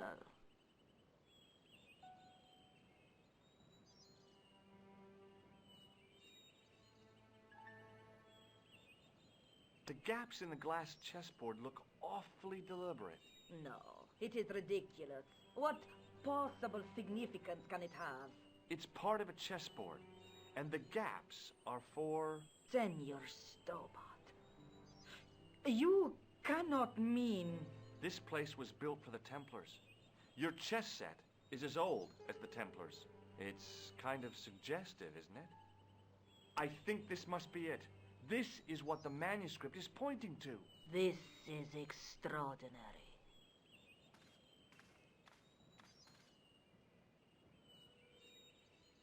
Am I to understand that the Templars left a puzzle here? And in all of this time we failed to realize that there was a puzzle?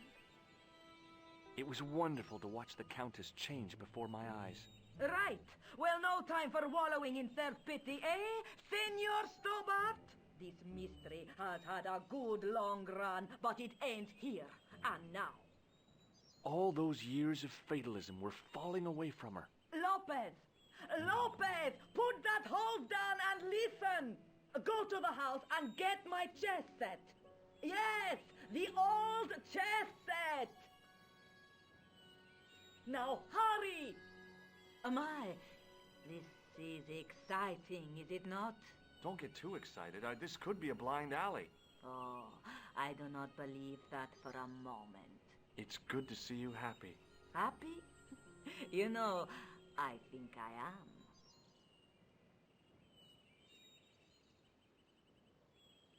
While we're waiting, I'd really like to know what happened here. I mean, the curse and everything? It all began at the time of the dissolution of the Templars. Don Carlos had already left their ranks to become a scholar. Don Carlos, is he the guy who went missing? Si, but he had reckoned without the local bishop. The bishop envied us our land and determined to use the papal edict as an excuse to destroy us. Don Carlos was on one of his scholarly journeys when the Inquisition arrived. When Don Carlos returned, it was to find his loyal manservant slain and his children gone. They took the kids? But why? Oh, we will never know. The bishop denied all knowledge of the children's disappearance. But witnesses had seen his men kill the servant who had been charged to protect them. What happened to Don Carlos? He swore he'd find his children if he had to go to the edge of the world. He put on his armor and took up his sword and shield and rode out alone. He was never seen again.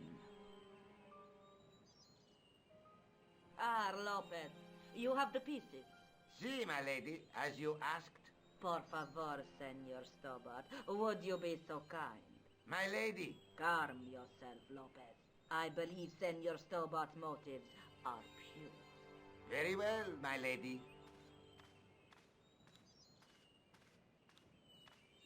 My lady seems to trust you. But you don't. No, senor.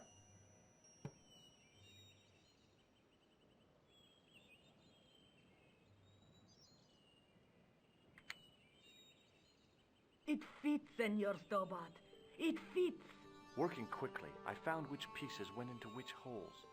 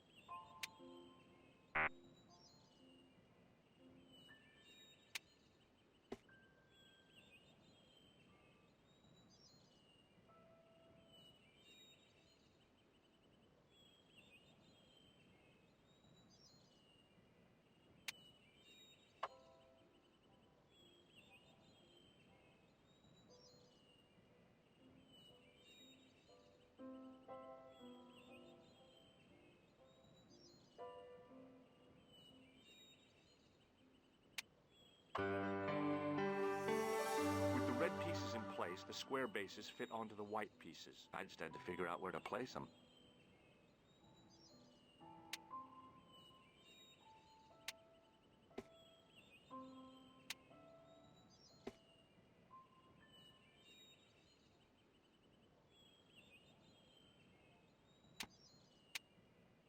Bingo!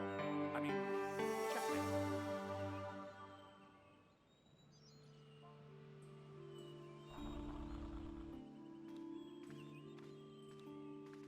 Senor Stobart, look!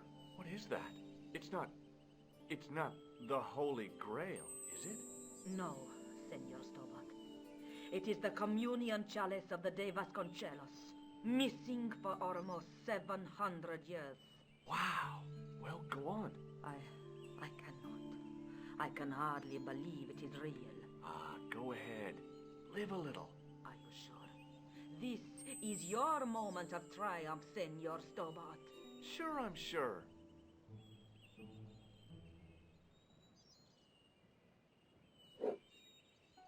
The possibility of death traps only occurred to me a few days later. So the curse of the De Vasconcelos is lifted? Oh no, the Countess was thrilled to find the lost chalice, but there's still the riddle of the missing knight. Well, you can forget about that now and get back to finding the Templar's secret. Actually, I promised the Countess I'd find Don Carlos. You what? I can explain everything. You have got the odds for a withered old Spanish aristocrat? The Countess entrusted me with the chalice and the quest for her ancestor's tomb. You're as crazy as she is. Haven't you got enough problems? Khan and the Templars? It's all part of the same thing. The chalice is important, I'm sure. The manuscript pointed us to the knight, and I have to find him. What then? I don't know. But when the knight and the chalice are reunited, maybe I will. I'd better get back to the quest.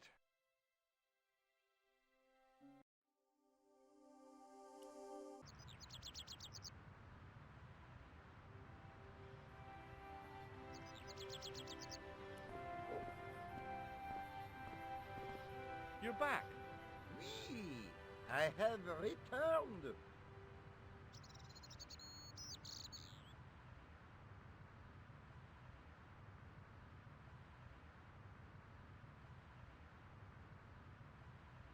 Well, I wasn't expecting to see you back here again. No? Well, it is a strange thing, but I am here on duty. On duty? But you're just sitting there drinking wine. No, I am not just drinking wine. I am undercover. I must be missing something. You're in uniform. Precisely, monsieur. My cover is that of an indolent, wine-guzzling police officer. You've got me convinced. Merci. But in reality, my every muscle is poised, every nerve honed. I am drawn tight, ready to pounce. Pazang! Who or what were you planning to pizzang on? You must have heard, monsieur, of the terror that is gripping Paris. You mean the killings? Oh, at last, someone's taken action. People die every day. No, I am on the trail of Sieur Jacques. Who? Sieur Jacques, the terror of the subterranean city. He pops up here, he pops up there. The cops, they seek him everywhere. Is he so hush or beneath the neck? That damned elusive Sieur Jacques. Bravo, that's very good. Merci. I was up half the night writing that.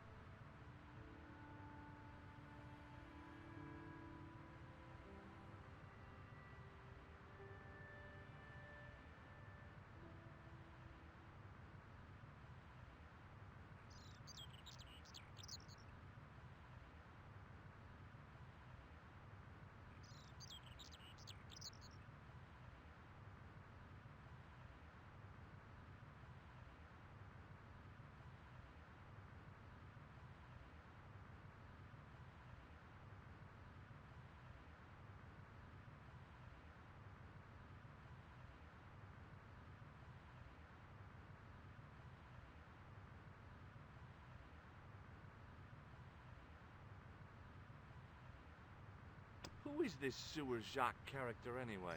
Ah, if we but knew that, we could have him in custody in an hour. But he is cunning.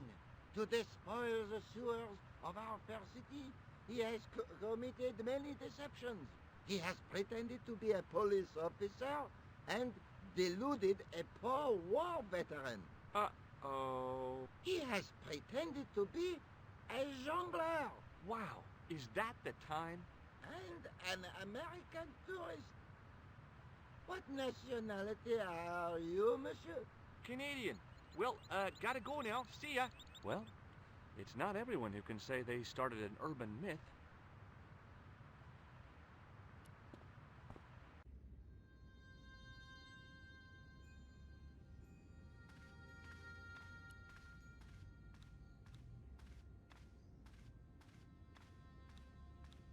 Excuse me, Father.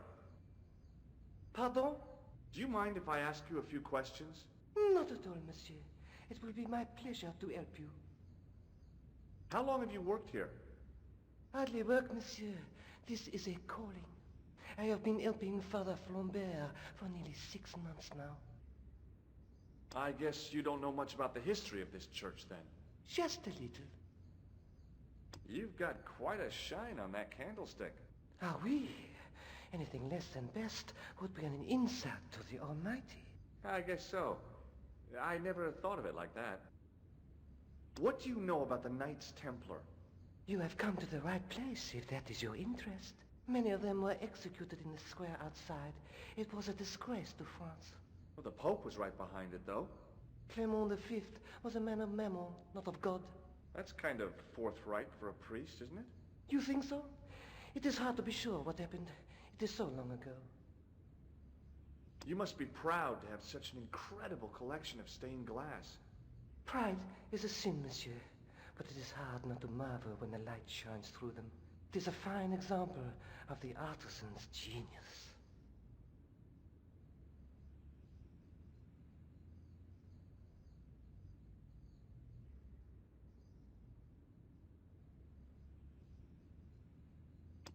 What do you make of this chalice?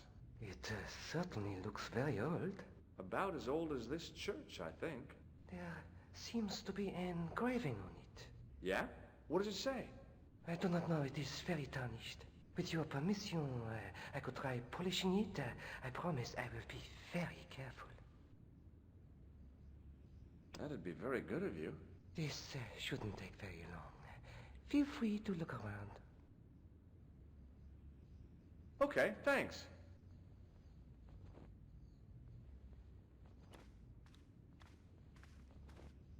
On the end of the staff was some kind of disc with a cross on it. Around the base of the disc was a hairline crack. A statue of a knight holding a staff and a scroll. The statue had any secrets. It was concealing them pretty well.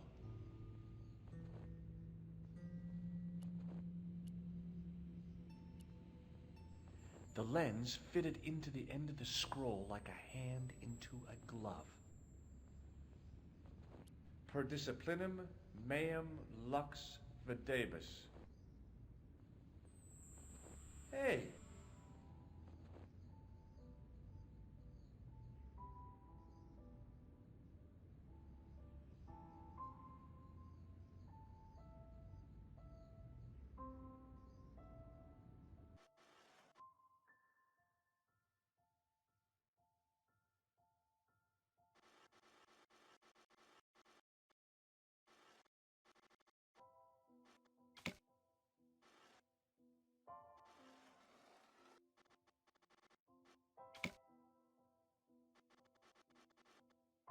Distortions came sharply in the focus. It was a Knight Templar burning at the stake.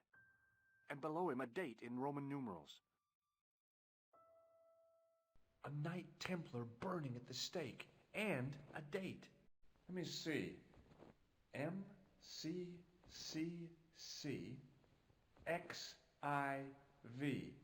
That's 1314.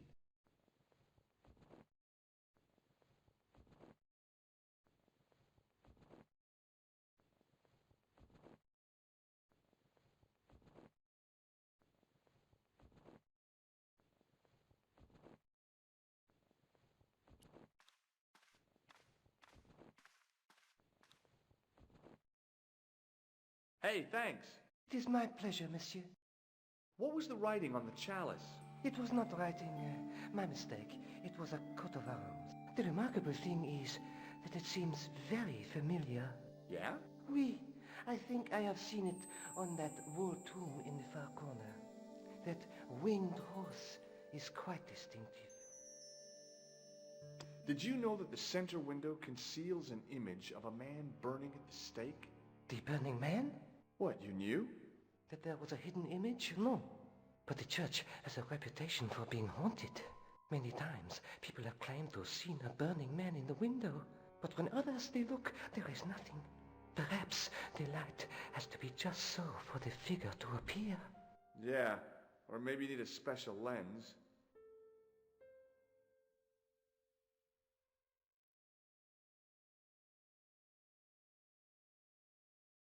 Do you speak Latin? You ask this of a priest? Okay. Can you tell me what per disciplinum meam lux videbus means? Let me see. That would be, by my teachings, you will see the light. I think. Yeah, that's what I thought too. Catch you later. Au revoir, monsieur.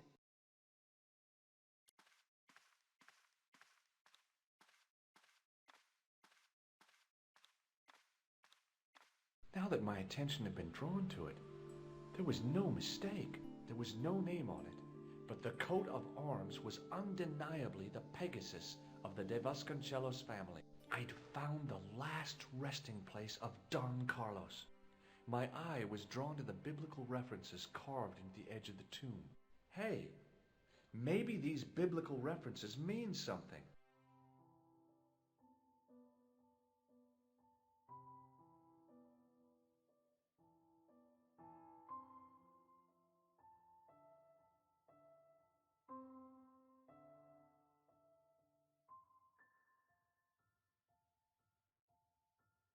Psalms 22:21.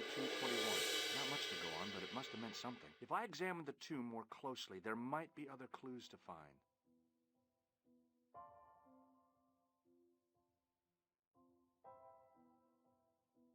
John 4:11.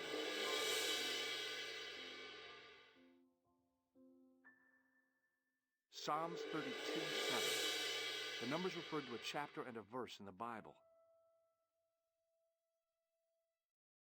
Corinthians 14:5. There were no more references to find, but a series of Roman numerals ran around the plaque. I made a note in case they meant something.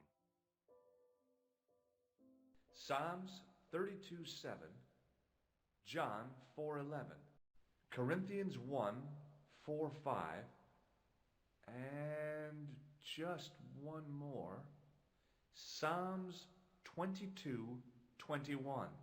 I may not be perfect, but I've got a memory like a steel trap. The chalice had led me to these inscriptions, but it looked like a happy coincidence to me. After all, the De Vasconcelos arms were already on the manuscript. Nope, I was still convinced that the chalice had some significance all of its own.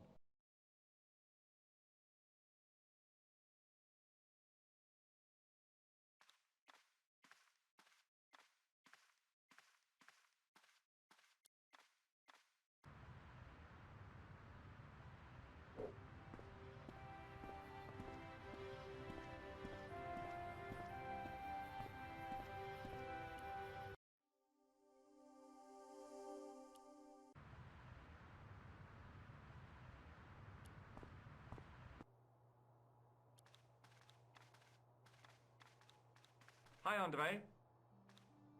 Hello, Georgie. Where have you been? Nicole said you were away. I just returned from Syria. Syria? On the trail of the Templars? It's a long story, but I found the bull's head. It was referred to on the manuscript, remember? Yes, what is it? A secret cave built into a high cliff face. In the cave, I discovered a map bearing a phrase in Latin. In accidenta sita est in ora mundi. The island of Britain. Lies at the edge of the world, to the west. Strange. That map seems to contain a series of pointers. Like I said, it's a treasure map. While I was in Syria, I discovered a strange pagan statue. It was like a head with 3 bearded faces. Horrible. That sounds as if it could be Baphomet, the idol described by the Templars. The poor Knights of Christ had an idol that looked like that? Allegedly. The description of the idol came from the evidence extracted by the Inquisition. Mind you, not one statue or idol was ever found on Templar property. Until now, that is. Just last month, a statue of Baphomet was unearthed right here in Paris. Where? At the Institut Hermétique de Naval. The statue is beneath the foundations. It was discovered by some workmen while renovating the building. Can you tell me any more about the statue of Baphomet? It's a fearful image, even now. A bearded head. The base of the statue is carved with Templar symbols. One of the workmen noticed a curious stain at the base. He claimed it looked like blood. Blood? That's right. Thanks for your help, Andre. You're welcome.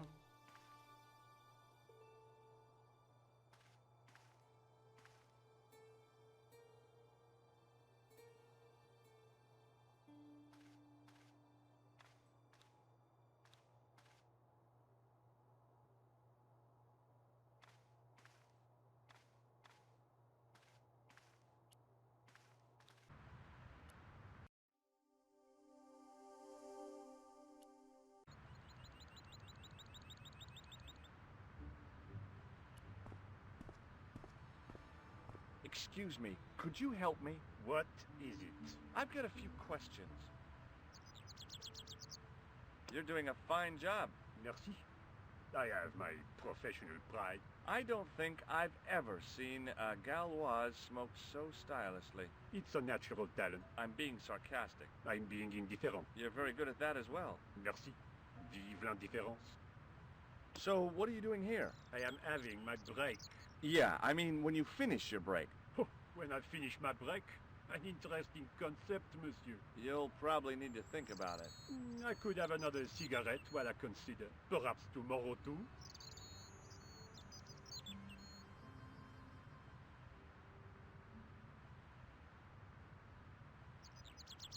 Okay, let me put things differently. What were you hired to do here? I was hired to keep the archaeological dig in the basement of this building clear of debris and to touch up damage to the door frames with my little pot of paint. It's a very responsible job. Unfortunately, I'm not a very responsible person. So what do you know about the excavation? I know they won't let me in to do my job. I would complain to my union, but You couldn't be bothered to join. Right. Tell you what, though, I'm surprised at the sort of people interested in this excavation.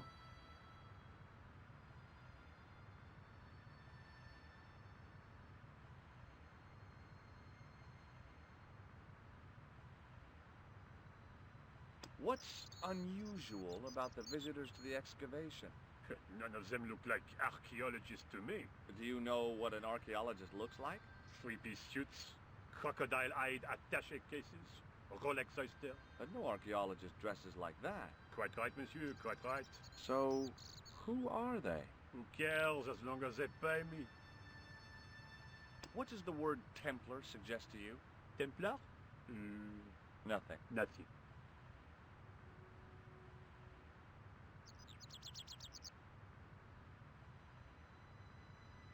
Be seeing you. Au revoir, monsieur.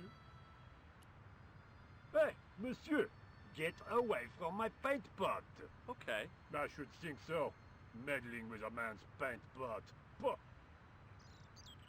The painter had a pot of gunmetal gray primer hanging from the barrier.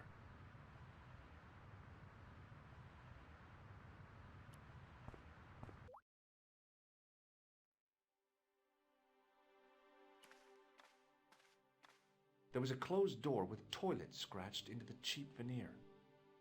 That door is locked, monsieur.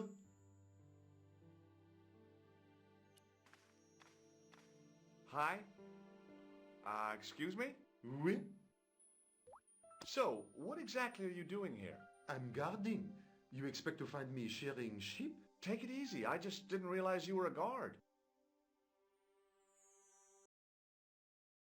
I'd like to know what you're guarding, please. That's a secret. It wouldn't happen to be an archaeological site, would it? Are you asking me or telling me? I'm telling you. Then why ask? I had a feeling this was no normal hole in the ground. I'd like to use the washroom, but the door's locked. Oh, that's no problem. You can have the key. Thanks.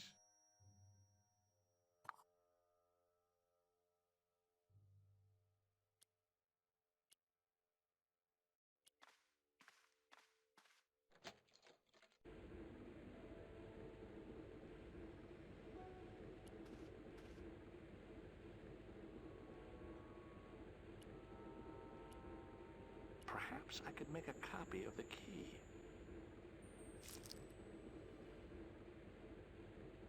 The key had made a clear imprint in the soap. The bar of soap had the imprint of a key in it.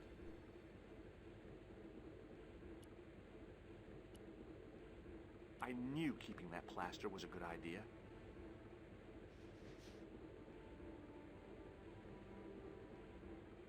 With the plaster and the imprint, I was on the right lines. I had filled the key's imprint in the soap with dry plaster. You can't make a cast without wetting the plaster.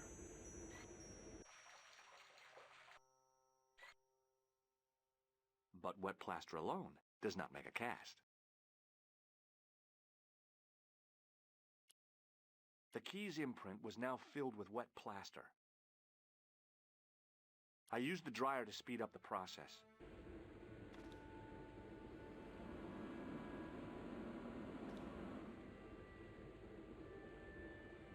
Well, it had taken a while, but I had made myself a completely unconvincing plaster key, way too fragile to use in a lock. I'd have to substitute it for the real one. Trouble was, it looked like plaster and not metal. Then again, that plaster statue in Syria hadn't looked like stone until I'd been a bit artful with it. Maybe I could improve the key as well.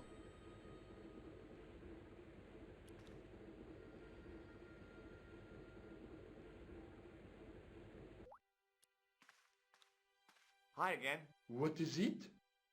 Here's the keys. Thanks. Merci, monsieur. Talk to you later. Au revoir, monsieur.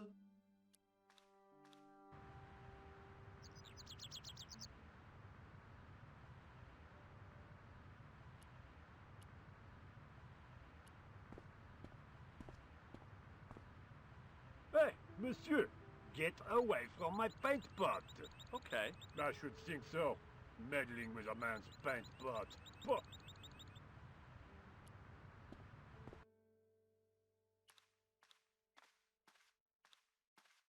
Do you mind if I use the phone?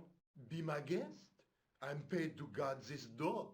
The phone can look after itself. Couleur. Hello, Nico. It's me. Hi, Georges. What's happening? I'm at the excavation, but they won't let me in. Damn.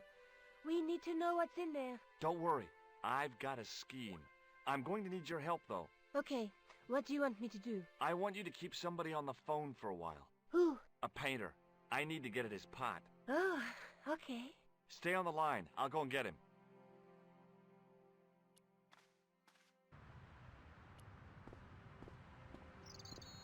Hi, it's me again. What now? You've got a phone call. For me? Are you certain? It's a woman. She sounded hot. What woman? She must be mistaken, monsieur. Well, she asked for that hunk of a man with the nicotine fingers and his ass hanging out of his pants. Certainly sounds like me. Stand back. It wouldn't do to keep the lady from her hunk.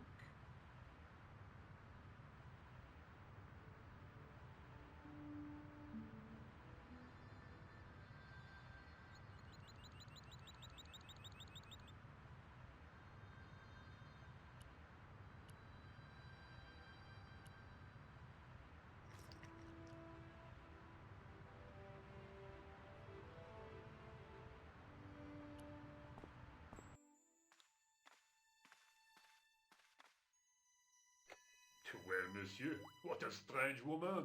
She was all over me and then suddenly, nothing but abuse. Really? Why, abuse. Ah well, I have a cigarette to finish. And monsieur, If she calls again, I am not available.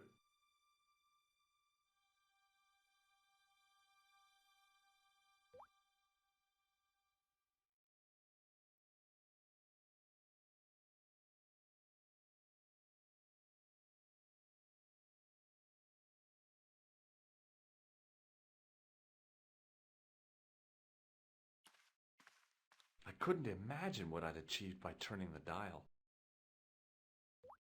A thermostat was mounted over a radiator. The radiator was pumping out heat as the thermostat was cranked right over to full.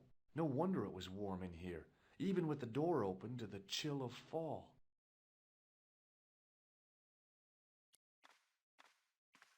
Hi again. What is it? It sure is hot in here. I have to have the door open to allow the workmen access, so why not? I turn the heat up. You could wrap up warm. I have my gloves if it gets cold, but why bother when it's warm anyway? What do you know about the Knights Templar? There was a long pause during which the guard said nothing. Then he said, Nothing. Nothing at all? Is this a test? What, like a history pop test? No, like a test. Okay, yes, it's a test. Then I know absolutely nothing about the Templars.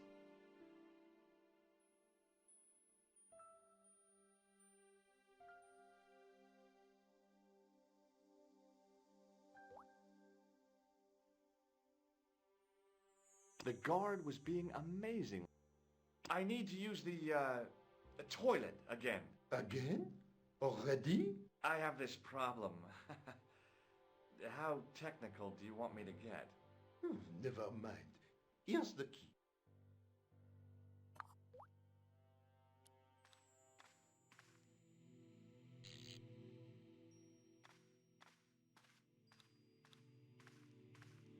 I turned the heating off.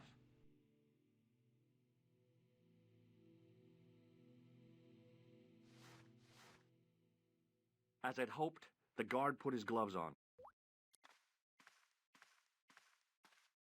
The door was locked.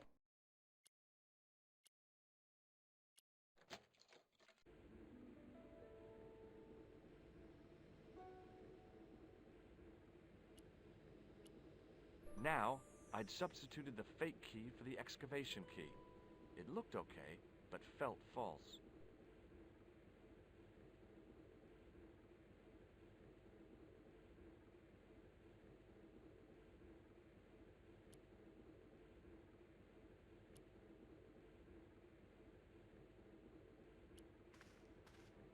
Hi again. What is it?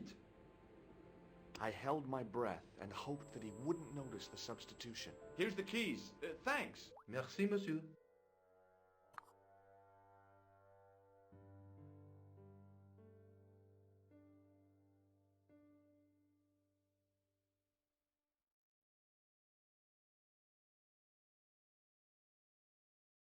Talk to you later. Au revoir, monsieur.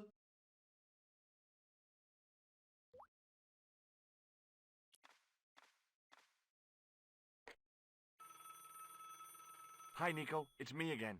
I'd guessed. What do you want this time? What did you say to the painter? I shan't repeat it, Josh.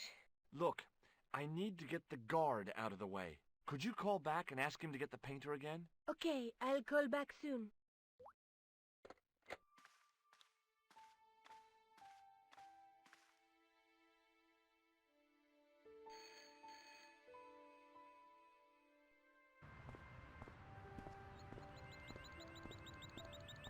This looked like a good place to watch things develop.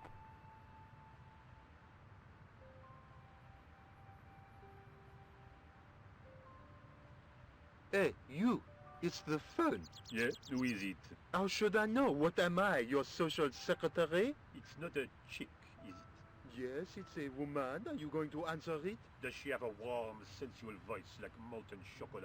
Yes, she has a really sexy voice. Now get a move on. I'm not talking to her. I can see that. You're wasting time talking to me. No, you don't understand. I refuse to talk to her. You refuse? You refuse? I'm wasting valuable time. Don't make me laugh. I have a highly responsible job. Don't. Me, you elephantine oaf. My job is important. Impossible. They would have hired somebody competent in that case. Meaning what? Instead of which they hired a dismal rent-a-cop like you. All epaulettes and no brains. Why, you... This looked set to carry on for some time. It was too good an opportunity to miss.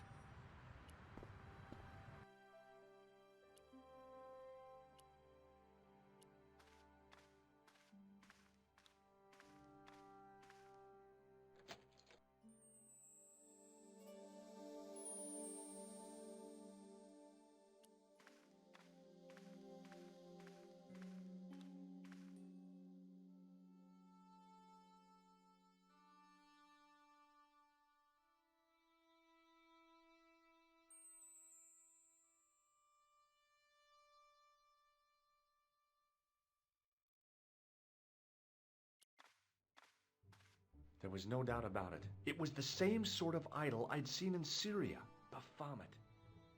The Templars had certainly been through here. Close up, the pattern didn't make any sort of sense. It fanned out around an axis point, a kind of focus to one side.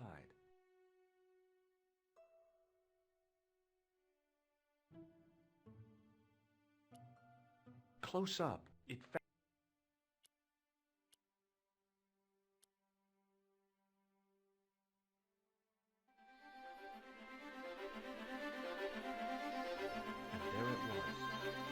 decoded by the curves of the chalice, the image of a church.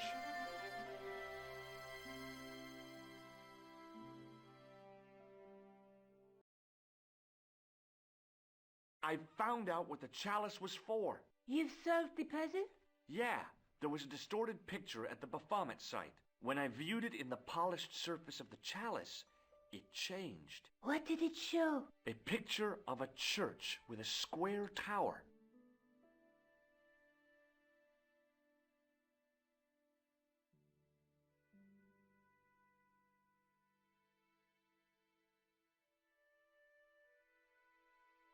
I guess I'd better return the chalice to the Countess. Hurry back, Georges.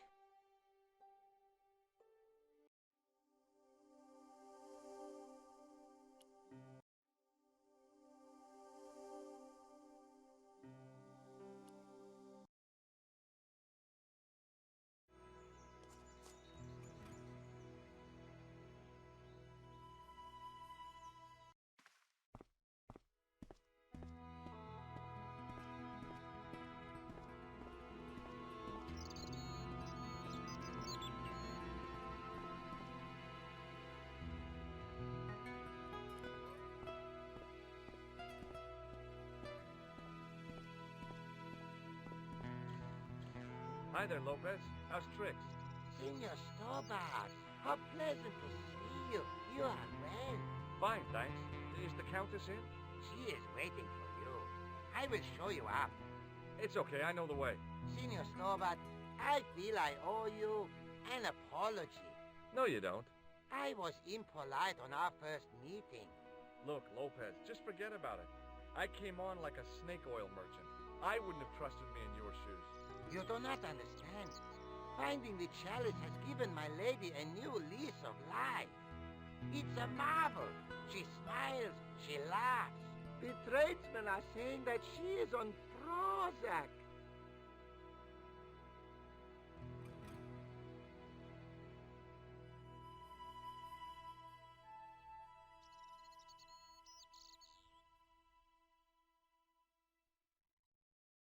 So the Countess feels that the curse is lifted. I would not put it so strongly. Your discovery of the chalice was proof that the Templars never abandoned the de Vasconcelos. It counts for a great deal with my lady. What's the story behind the chalice vanishing? When the Inquisition raided, in the absence of Don Carlos, it was believed that they had taken it. Naturally, they denied the charge, as they denied taking the children. And naturally, nobody believed them. But they were telling the truth. The chalice was hidden from them. You don't suppose they were telling the truth about the children as well, do you? Madre de Dios! I had not thought of that. But Then what happened to them? I don't know. If the Inquisition didn't take them, then who did? You must speak to my lady of these. Count on it. Catch you later, Lopez. Adios, Senor Stobart.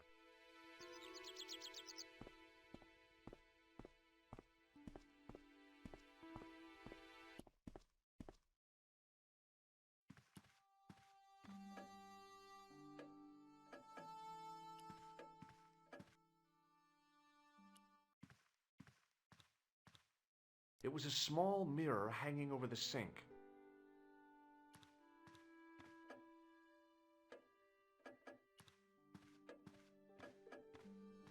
Senor Stobart, oh, what a pleasure.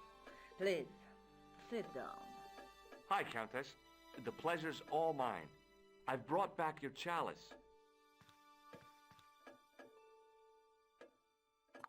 Why? You've had it cleaned.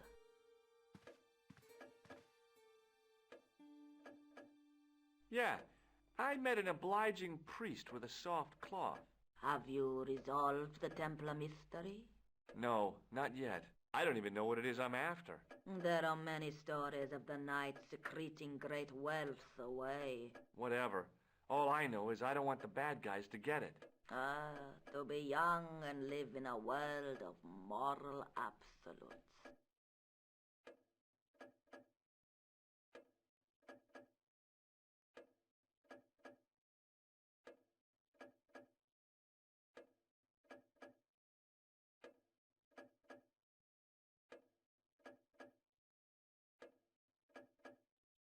There's still the mystery of the missing chess piece. I do not think that it will ever be discovered unless the fate of the children is revealed. The Inquisition were suspected of taking the chalice and the kids, right? We know now they were innocent of the first crime.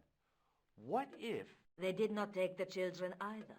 Then what happened to them? The Inquisition admitted to killing Don Carlos's manservant. Now, this guy had been told to protect the kids at all costs, right? That is correct. I think he hid them and the chalice when he got wind that the Inquisition was coming. With him dead, and Don Carlos driven mad with grief, there was nobody left who knew the secret. You know what this means, don't you? I fear so. The children are still here somewhere. If this is so, then it is small wonder that the de Vasconcellos are cursed.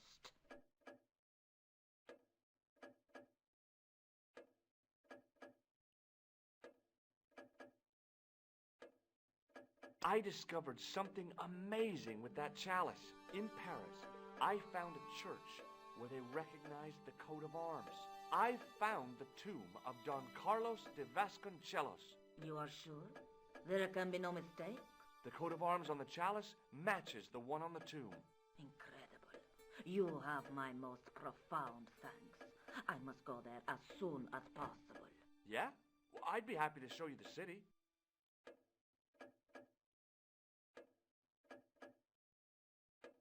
There's something else that I discovered carved on Don Carlos's tomb. Biblical references. What are the references, Senor Stobart? Psalms 32:7, Corinthians... I am not a good enough scholar to know the Bible chapter and verse.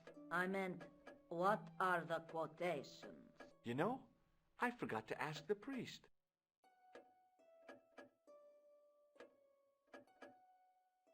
I'll have a look around if that's okay. My home is your home. I shall remain here.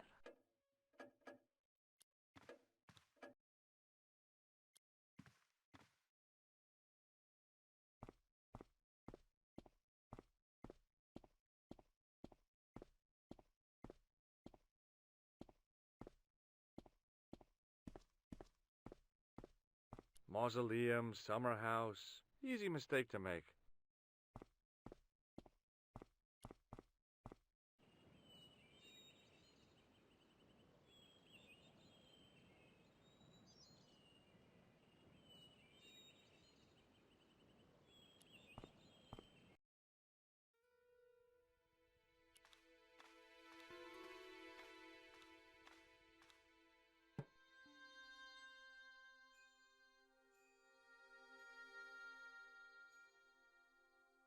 Hanging from the ceiling was a huge yellowed candle. It looked really old and had never been lit.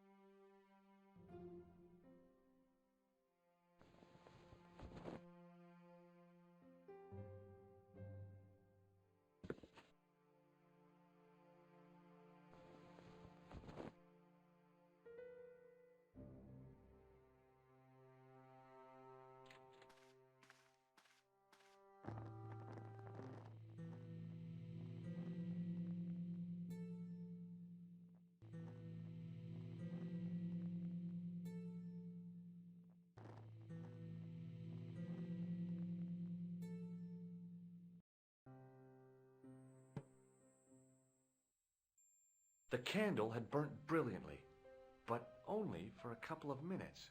Some kind of special formulation, I guess. And had yielded up this, a complex shape expertly cut in stone. I figured it was some kind of key.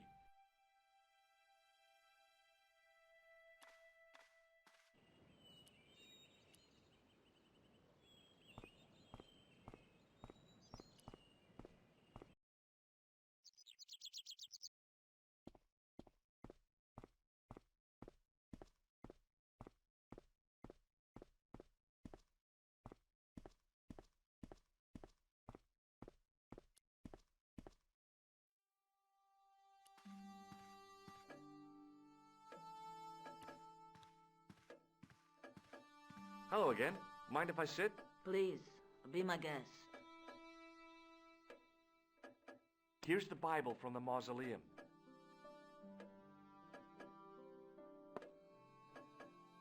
Very well. Let us begin. The first reference. Psalms 32:7. Thou art my hiding place. Thou shalt preserve me from trouble. Thou shalt compass me about with songs of deliverance. My hiding place. Don't get your hopes up too high. This might just be leading us to where we found the chalice. You are right, of course. The next. Okay, John 4:11. John 4:11. Here. The well is deep. The next. Quickly. Okay. Corinthians 4:5. Here it is. Will bring to light the hidden things. Any more? Just one. Psalms again. 22:21. Save me from the lion's mouth, for thou hast heard me from the horns of the unicorns. The last is confusing. Lions, unicorns, what does it mean? I can't guess. Salient points seem to be a hiding place and a deep well. In no sense is the mausoleum a well, Senor Stobart. Is there a well in the grounds? I do not know. I suppose that there must have been once upon a time. Lopez is the man to ask about anything pertaining to the estate.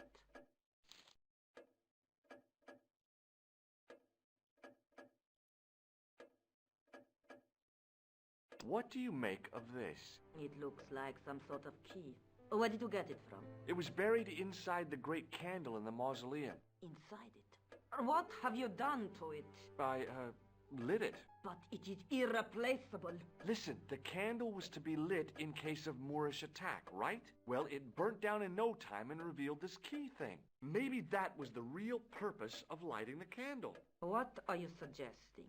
That lighting the candle was the equivalent of break glass in case of emergency.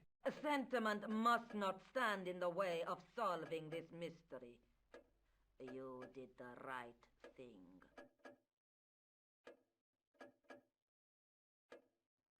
I'll have a look around if that's okay. My home is your home. I shall remain here.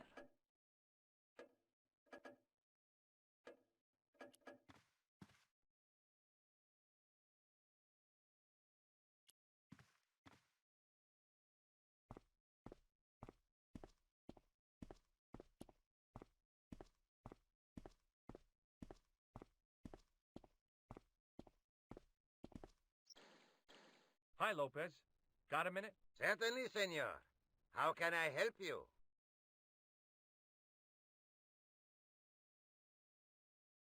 You must know just about everything that there is to know about this place. See, I have lived my whole life here in the service of the Vasconcelos. Do you know of a well anywhere around here? A well? Si, senor. This used to be a fortified villa. How can you last a siege without water? Great.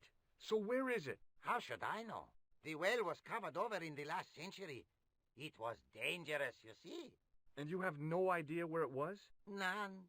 It was hidden even before my grandfather's time. You must have a vague idea of where the well is. It must have been in the old house's courtyard, so that would put it around here. Here? Okay. Now, how do we find it? There might be a way. Let me think about it. Any ideas yet? We are looking for a source of water, see? Yes. For generations, the Spanish country folk have had a secret way of locating water, even if it is meters beneath the ground. Ah, you're not talking about water dousing, are you? Eh? You know, you get a stick and walk around until the stick twitches and dig there. Oh, you've heard of it. Yeah, I think most of the planet has. Okay, let's get a stick. Uno momento.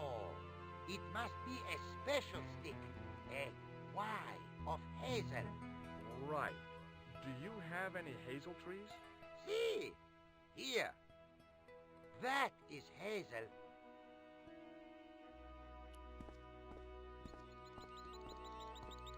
I went over to find a suitable stick.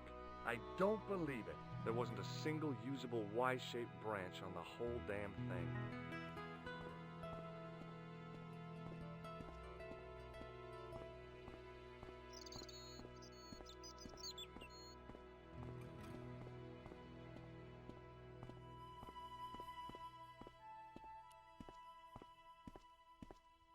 I went over to find a suitable stick. Aha!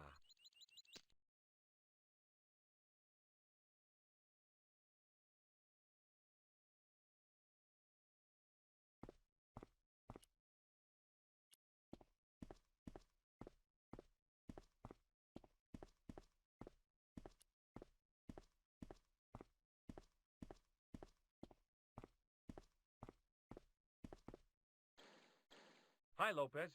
Got a minute? Certainly, senor. How can I help you? Well, I got my divining rod. Now what? Simplicity itself, senor. Hold the wand at the upper ends of the Y. Apply a little tension with your wrists so that the slightest movement of the wand's tip is clear, and walk slowly and steadily over the area. Sounds easy enough. We'll find this well in no time.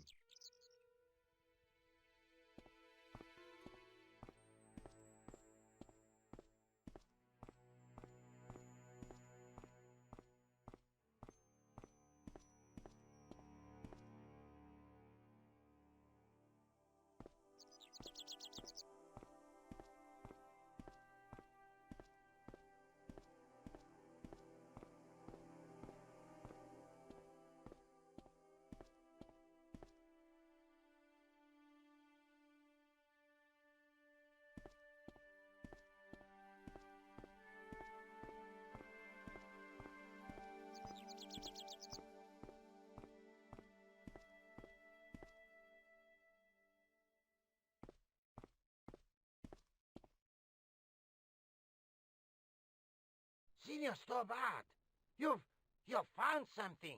This is it. This is where we find the secret of the Templars, hidden here for hundreds of years, lost from the sight of man until now. The mystery is revealed. It's a tin can. I've been walking up and down with a twig in my hands, looking for a tin can. It had water in it. That's what the dowsing stick must have detected. I'd have to check with an archaeologist, but I don't think the Templars left that. In truth, Senor Stobart, the loan was laid many, many years ago. This can could date back to the Napoleonic Wars. Get rid of it and I'll try it again. Lopez threw the can away. It seemed to fall an awfully long way. The splash at the end confirmed what we both suspected. Well, I'll be a monkey's uncle. It has been here all the time. All those years and nobody found it. Stood in awe for a moment, marveling at the secrets all around us. I could have fallen down that.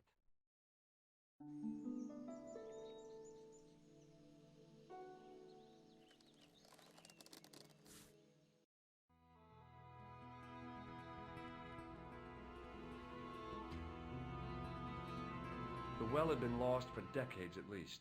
The air was cool after the noon sun, but that's not what gave me goosebumps. I have a really, really bad feeling about this.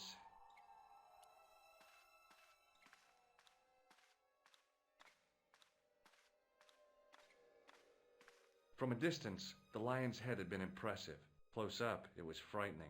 Hey, one of the fangs is a separate piece.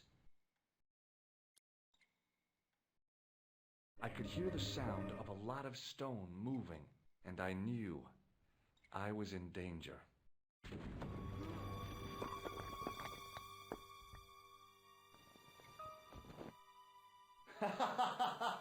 Oh, very funny, you psychos!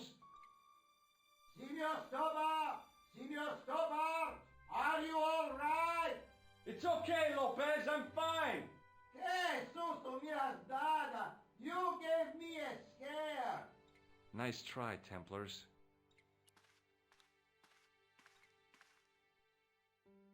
I wished that I had Leary's flashlight. It was too dark to see, and I had to rely on touch. It just felt like a pitted stone wall. I'd almost been killed for the sake of a red herring.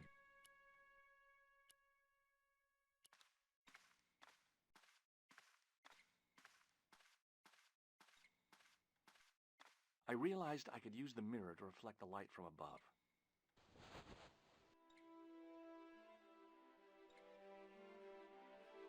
There, in the middle of the door, I could see some kind of socket.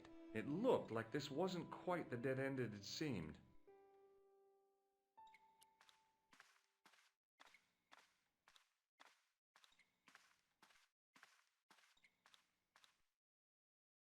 Now I knew what I was looking for. It only took a few moments to find it. And there it was. A worked socket, as smooth and perfect as if it had been carved only yesterday.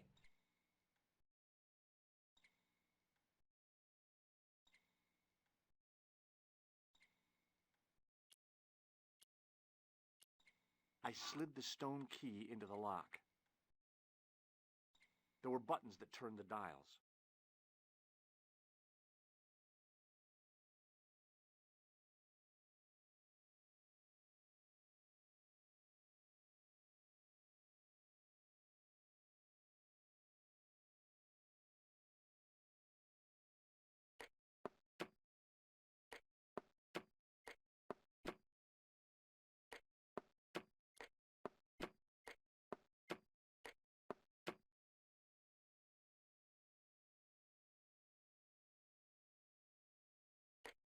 I heard the sounds of the lock moving.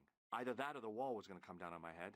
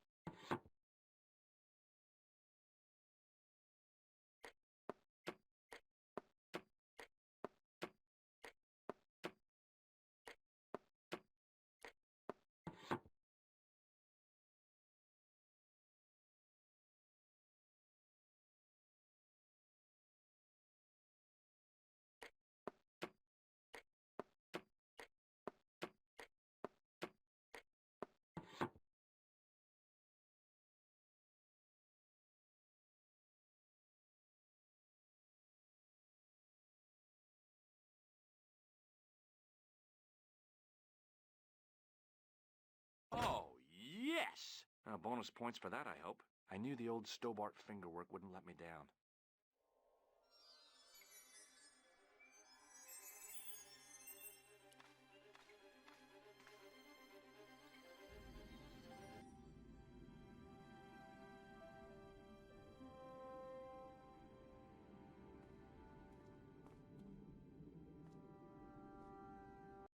Before I left, though, there was one last thing to do. You won't be needing that replacement piece anymore, Countess. I found it with the children. You'll probably want to be alone for a while. I'll be out in the garden with Lopez.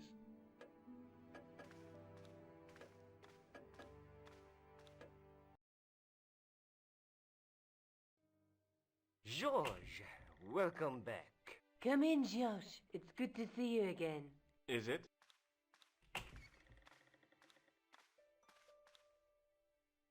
Sure. What did you find in Spain? Without Andre, we wouldn't have got this far, Josh. Yeah, I know. The clues led to an underground chamber at the bottom of a well. The Templars had left a tapestry showing a chessboard. The white pieces were vastly outnumbered. There was a stream running across the board, and a Templar knight on a horse. Does it mean anything to you, Andre? No, nothing. Maybe we should tell Andre what else you found, Josh. There's a map and a Latin inscription to the west at the edge of the world. Georges found that in a cave in Syria. Yeah, where the assassin almost killed me. Then we've got the burning of Jacques de Molay and the date, 1314. From the window of the church in Montfaucon Square, one of the few places where nobody tried to kill me. Then we have the image of a church that Georges found at the excavation. I don't recall anyone trying to kill you there either, Georges. And finally we have the tapestry in Spain. Did I mention I almost got killed there? Not yet, but I'm sure you're about to. It was only my cat-like reflexes that saved me from certain death. Cat-like reflexes, eh? And while I was risking life and limb, where were you, Andre? Getting your glasses fogged up over an Etruscan vase? That's enough, boys. Can we get back to saving the world? Of course. My apologies. He started it. Well, the Latin phrase are the words of Julius Caesar. He was describing the island of Britain. Are you sure? The map didn't look much like Britain. How come Caesar described Britain as being at the edge of the world? To the Romans, the Mediterranean was the center of the universe. Britain was a remote, unfriendly place, inhabited by blue-painted savages. It hasn't changed much. They've stopped painting themselves blue. Except when they go to a football match. They used an extract from a plant called woad, Icetis tinctoria. The Scots were using it until fairly recently in the wars with the English. Fairly recently? I don't recall the Scots being at war with the English. How recently are you talking about? I believe William Wallace's men used it in the 13th century. They might well have been using it as late as... You can't remember, can you? 1314. Ah, we're back onto that, are we? Andre, what is it? What do you mean? 1314 in Scotland. The Battle of Bannockburn. That would explain the stream on the chessboard. That's what a burn is. Right, Andre? As in Bannockburn? Right, George. And it gets better. Tradition has it that the Scots were helped by a shock force of, well, can't you guess? Knights Templar? Yes, a group of outlawed Templars. They are said to have turned the tide for the Scots. And it all ends at a church in the Isle of Britain at Bannockburn in a church. What are we waiting for? I'll call a cab. I can't go. Andre, you've been loads of help, but... What George is trying to say is that you shouldn't feel guilty. I was? We understand you've got commitments. Oh, listen, we have to hurry. Let's go, George. We'll see it through. Oh, and, don't worry about us.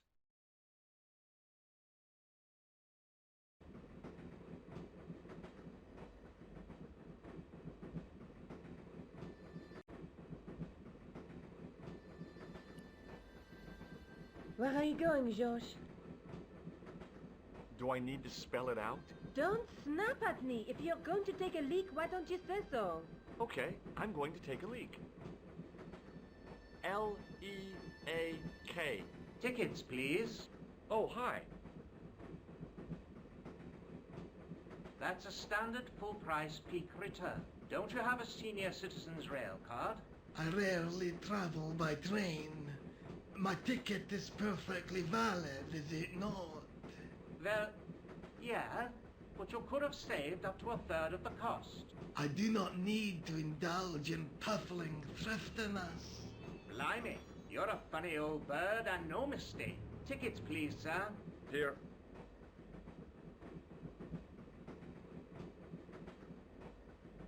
Off to Stirling, eh? Yes, we are. Well, I hope you won't be disappointed. It's a miserable place this time of year. Still, there's plenty of pubs and a lovely view from the castle. Thank you. I don't want to worry you, but there was something familiar about that guy. Are you sure? You're tired. Perhaps you're mistaken. Maybe. But I didn't like the look in his eyes when he spoke to you.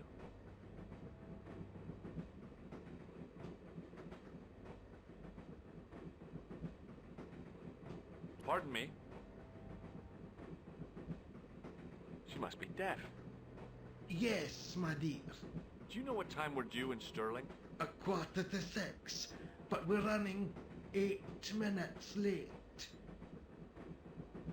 Do you know Stirling well? Yes, I do. Is that where you two lovebirds about? Yeah, we... It's one of the places we thought we'd see on our holiday. Be sure to visit the castle, won't you? Oh, I'm sure it's a neat place. But we are not really interested in history, are we, George? No. Is there a church called St. Ninian's at Stirling? Yes, there is. And I know why you're going there. You do? Of course I do. It's obvious you're in love.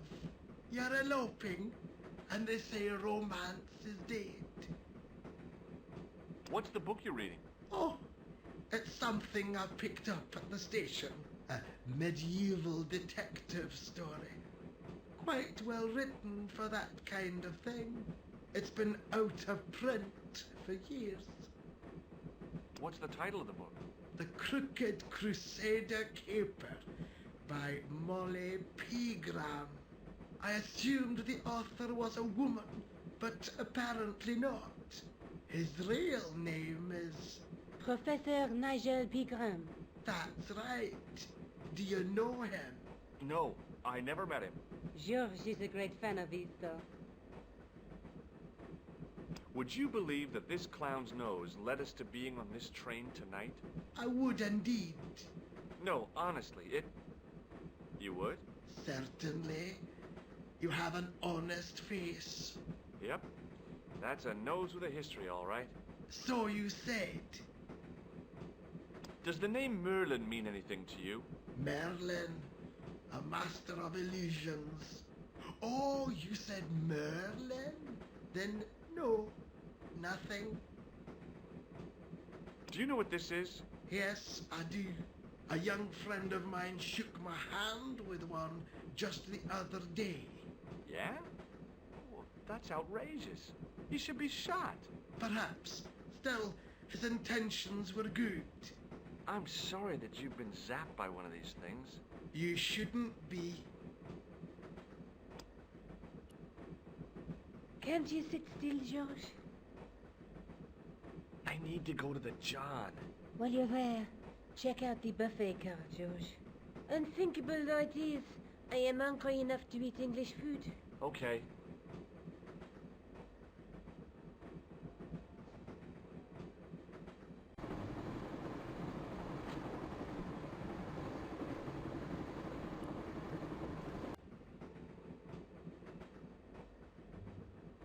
Hi. Having a party? No, this is British. Come on, join us, man. Away, Basha, wake up, man. What's company? His breath was like the outlet from a chemical factory. Excuse my mate, he's taking a nap, sleeping like a bobby. I'll wake him up when we get to Newcastle. We passed through Newcastle half an hour ago. And I never noticed. What is that stuff you're drinking? It smells like gasoline. Right, I'll put hairs in your chest, like. And your eyeballs, too, by the looks of you.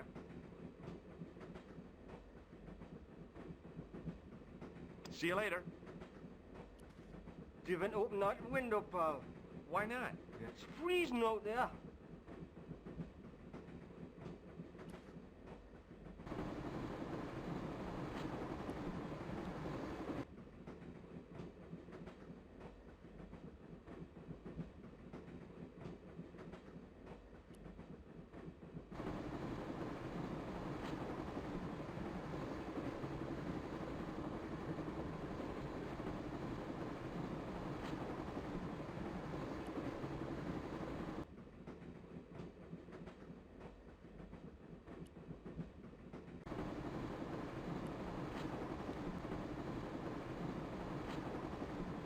Oh, no.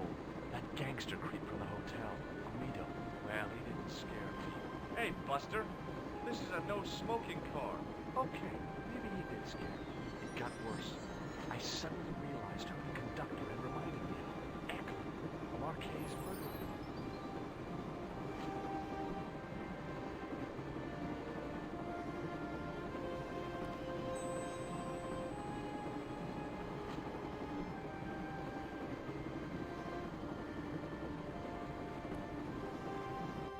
I should have known better than to leave Nico and the old lady alone. Suddenly, the sword of Baphomet took second place to finding the girl I loved.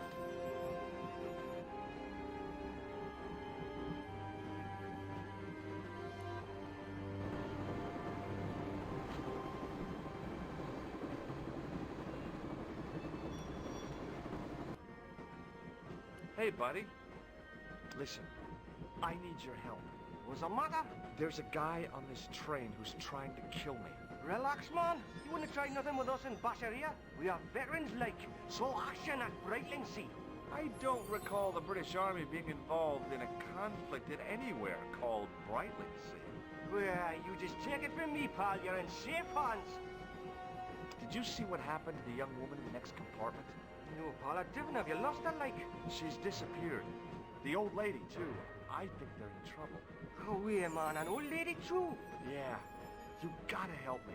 Maybe they went to the toilet, like. I don't think so. You never go on their own. Always in pairs, you know? No, she's been abducted. I'm sure. I've got to go look for her. What's stopping you, pal? The conductor. He's not what he seems. You want to avoid him, like? That's about it, yeah. No problem.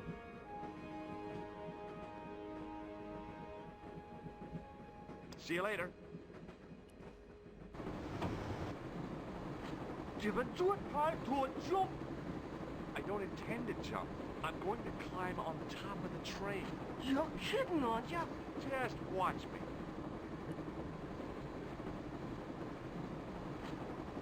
Hold on there, pal. I'll give you a hand, like.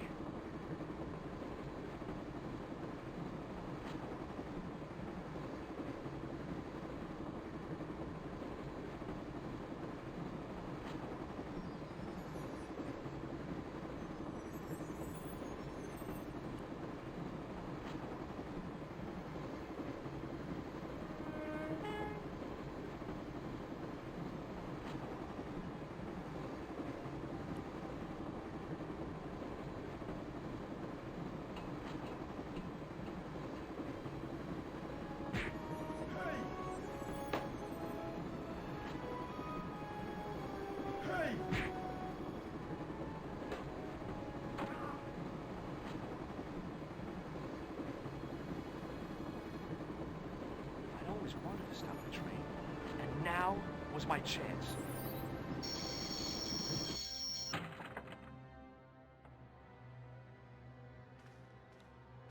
You saved our lives, but why? We were always on the same side, Stobart. Different causes, but a common enemy. The Knights Templar? Don't call them that. The real Templars were a noble foe. These barbarians have no right to that name. These men are no better than dogs. What are the Neo-Templars after? What is the Sword of Baphomet? Not what you think, my friend. It is a weapon, yes, but one which our enemies will find difficult to wield. A double-edged sword. A power older than Timolay, older than Solomon. We'll stop them. You and me together, and Nico. No, George. My journey ends soon at the Garden of Paradise. You're talking in riddles. Can't you tell me straight what they're after? The sword symbolizes a colossal energy caused by the alignment of the Earth's natural power fields, which are focused at St. Ninian's. The energy endowed the Templars with the power which made them great, a power which made them charismatic to such an extent they could control the will of all around them. How did you escape from the bull's head? It is a long walk from the cliff of the bull to the village Stobart. Fortunately, I know the ways of the wilderness.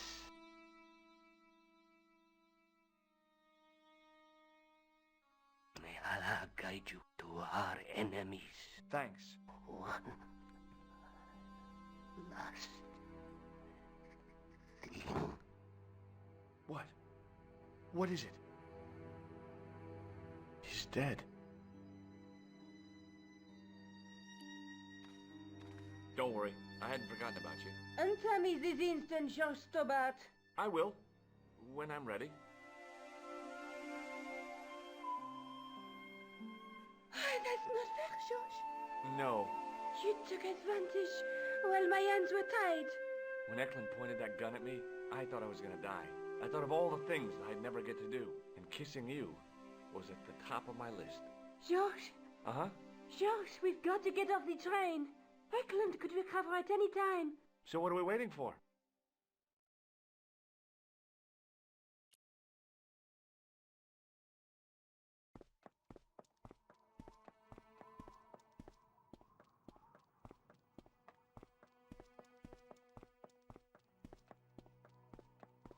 I'd feel happier if we had a gun or something.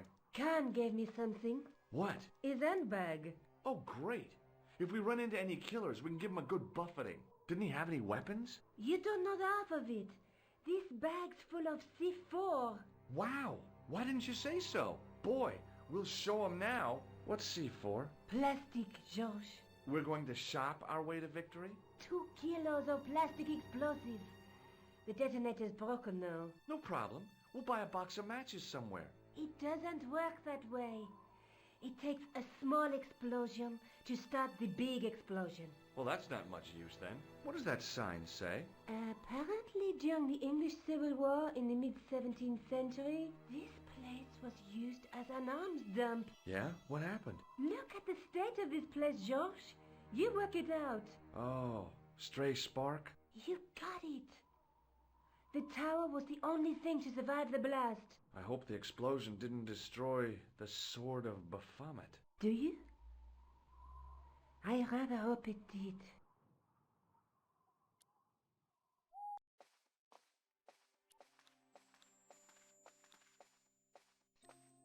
I scrabbled around in the rubble and found an old clay pipe with a broken stem. Under one of the stones, I found a metal coin which was green with age. It was caked with soil, but what I'd found was a small cog and spindle. With mounting excitement, I felt something between my fingers. It was short, hard, and black. Something I hadn't expected to find here. It was a plastic pen top. I didn't find anything.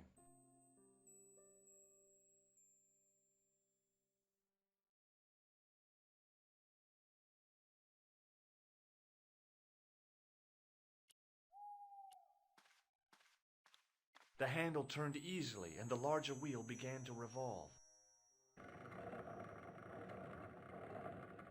Damn! Then the handle came off in my hand. Now that the handle was gone, it was easy to remove the cog and spindle.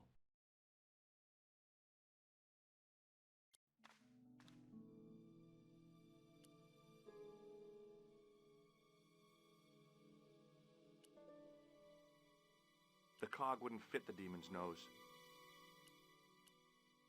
The cog slipped neatly into the eye socket.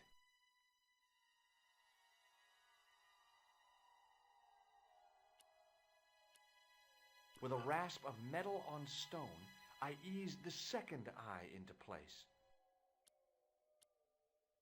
I pushed the handle into the demon's mouth. The cogs all meshed. I began to turn.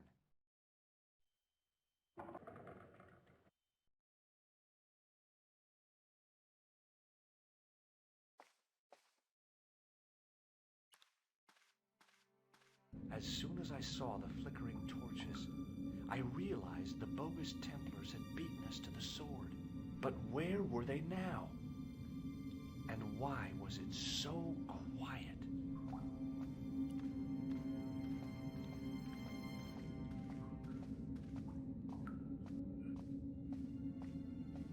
Listen, I can definitely hear chanting. You're right.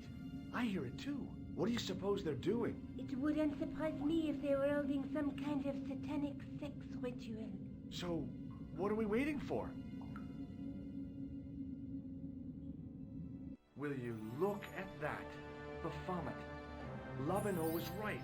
This place was ancient even to the Templars. This whole place? This is Baphomet? Finally, the truth. The Templars had never worshipped this graven image, no more than they'd worship a rainbow. But, like a rainbow, they regarded it as a symbol of a covenant with God, who'd revealed this place to them. Rosso! Why, the double-dealing treacherous? On the contrary, Inspector Rosso has been the model of obedience, an important quality in a true Templar. Now be quiet and watch, if you wish to live much longer. Brothers and sisters, we are gathered here to witness the reforging of the sword that was broken. Here before God's sentinel, Baphomet, Grand Master and Knight of Baphomet, we salute and pledge our obedience to you. I salute you, gatekeeper of the temple. 7 centuries ago, our greatest weapon, the sword of Baphomet, was lost to us.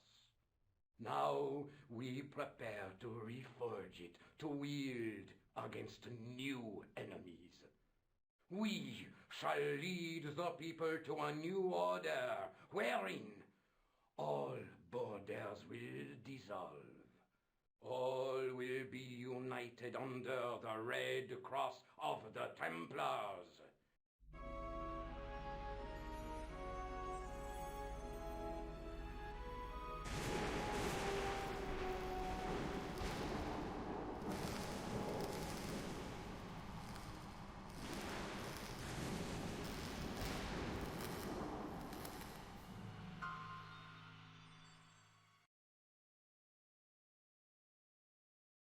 George, we have watched your efforts to stop us with respect. But surely you realize that you have been misled by our enemies. Both of us want a better world. Fortunately, no harm has been done. We need determined, resourceful men like you. Join us, George. Join us in true brotherhood. Yeah. True? Wait. Brothers? What about Marquet? What about Pegram and Klausner? You didn't look on them as brothers, only as failures. 3 men dead, and you don't give a damn. George, you know that sacrifices are necessary. Every great undertaking. Join you. I'll see you in hell first. Ah, George, I had great hopes for you. C'est la guerre. Eklund, kill him.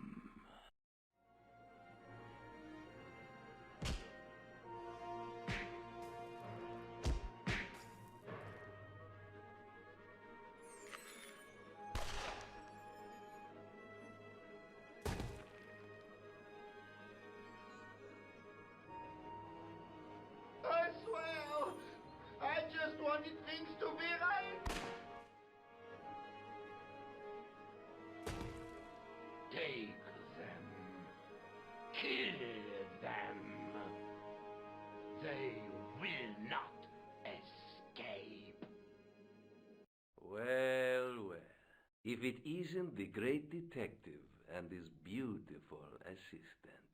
It's going to be a pleasure killing the pair of you. George, what are we going to do?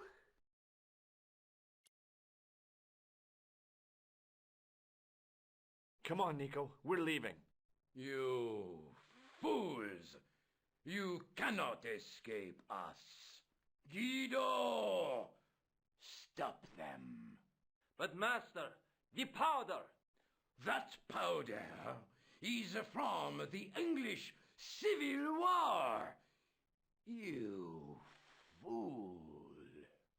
It's over 300 years old. How explosive do you think it can be? I thought it was all over, but Nico had one last trick up her sleeve.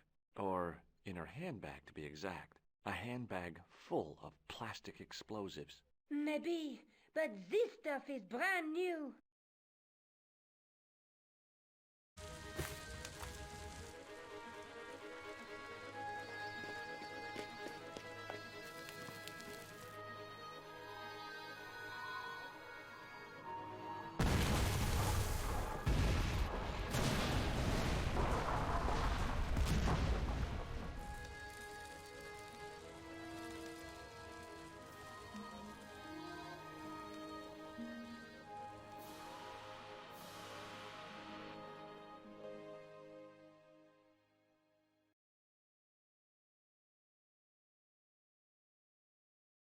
We didn't stay long in Scotland. George had a vacation to finish, and I had another story to write. Not the real story, of course, but enough half-truths to fill a page and pay my rent for the month. George and I hung out together in Paris. I showed him my favorite restaurants, and he told me his best jokes. You know, Nico, this city holds so many memories for me now. The cafes, the music. The sewers. Tell me about it. The clowns. The jugglers. And your pal Labano. Oh, yes, dear Andre. When we first met, and I was doing my detective stuff, you kind of disappeared a lot, Nico. Were you and Labano, There was something happening, but nothing to do with Andre. Uh-huh. It was something from the past that I had to deal with, on my own. So, I dealt with it, and now it's over.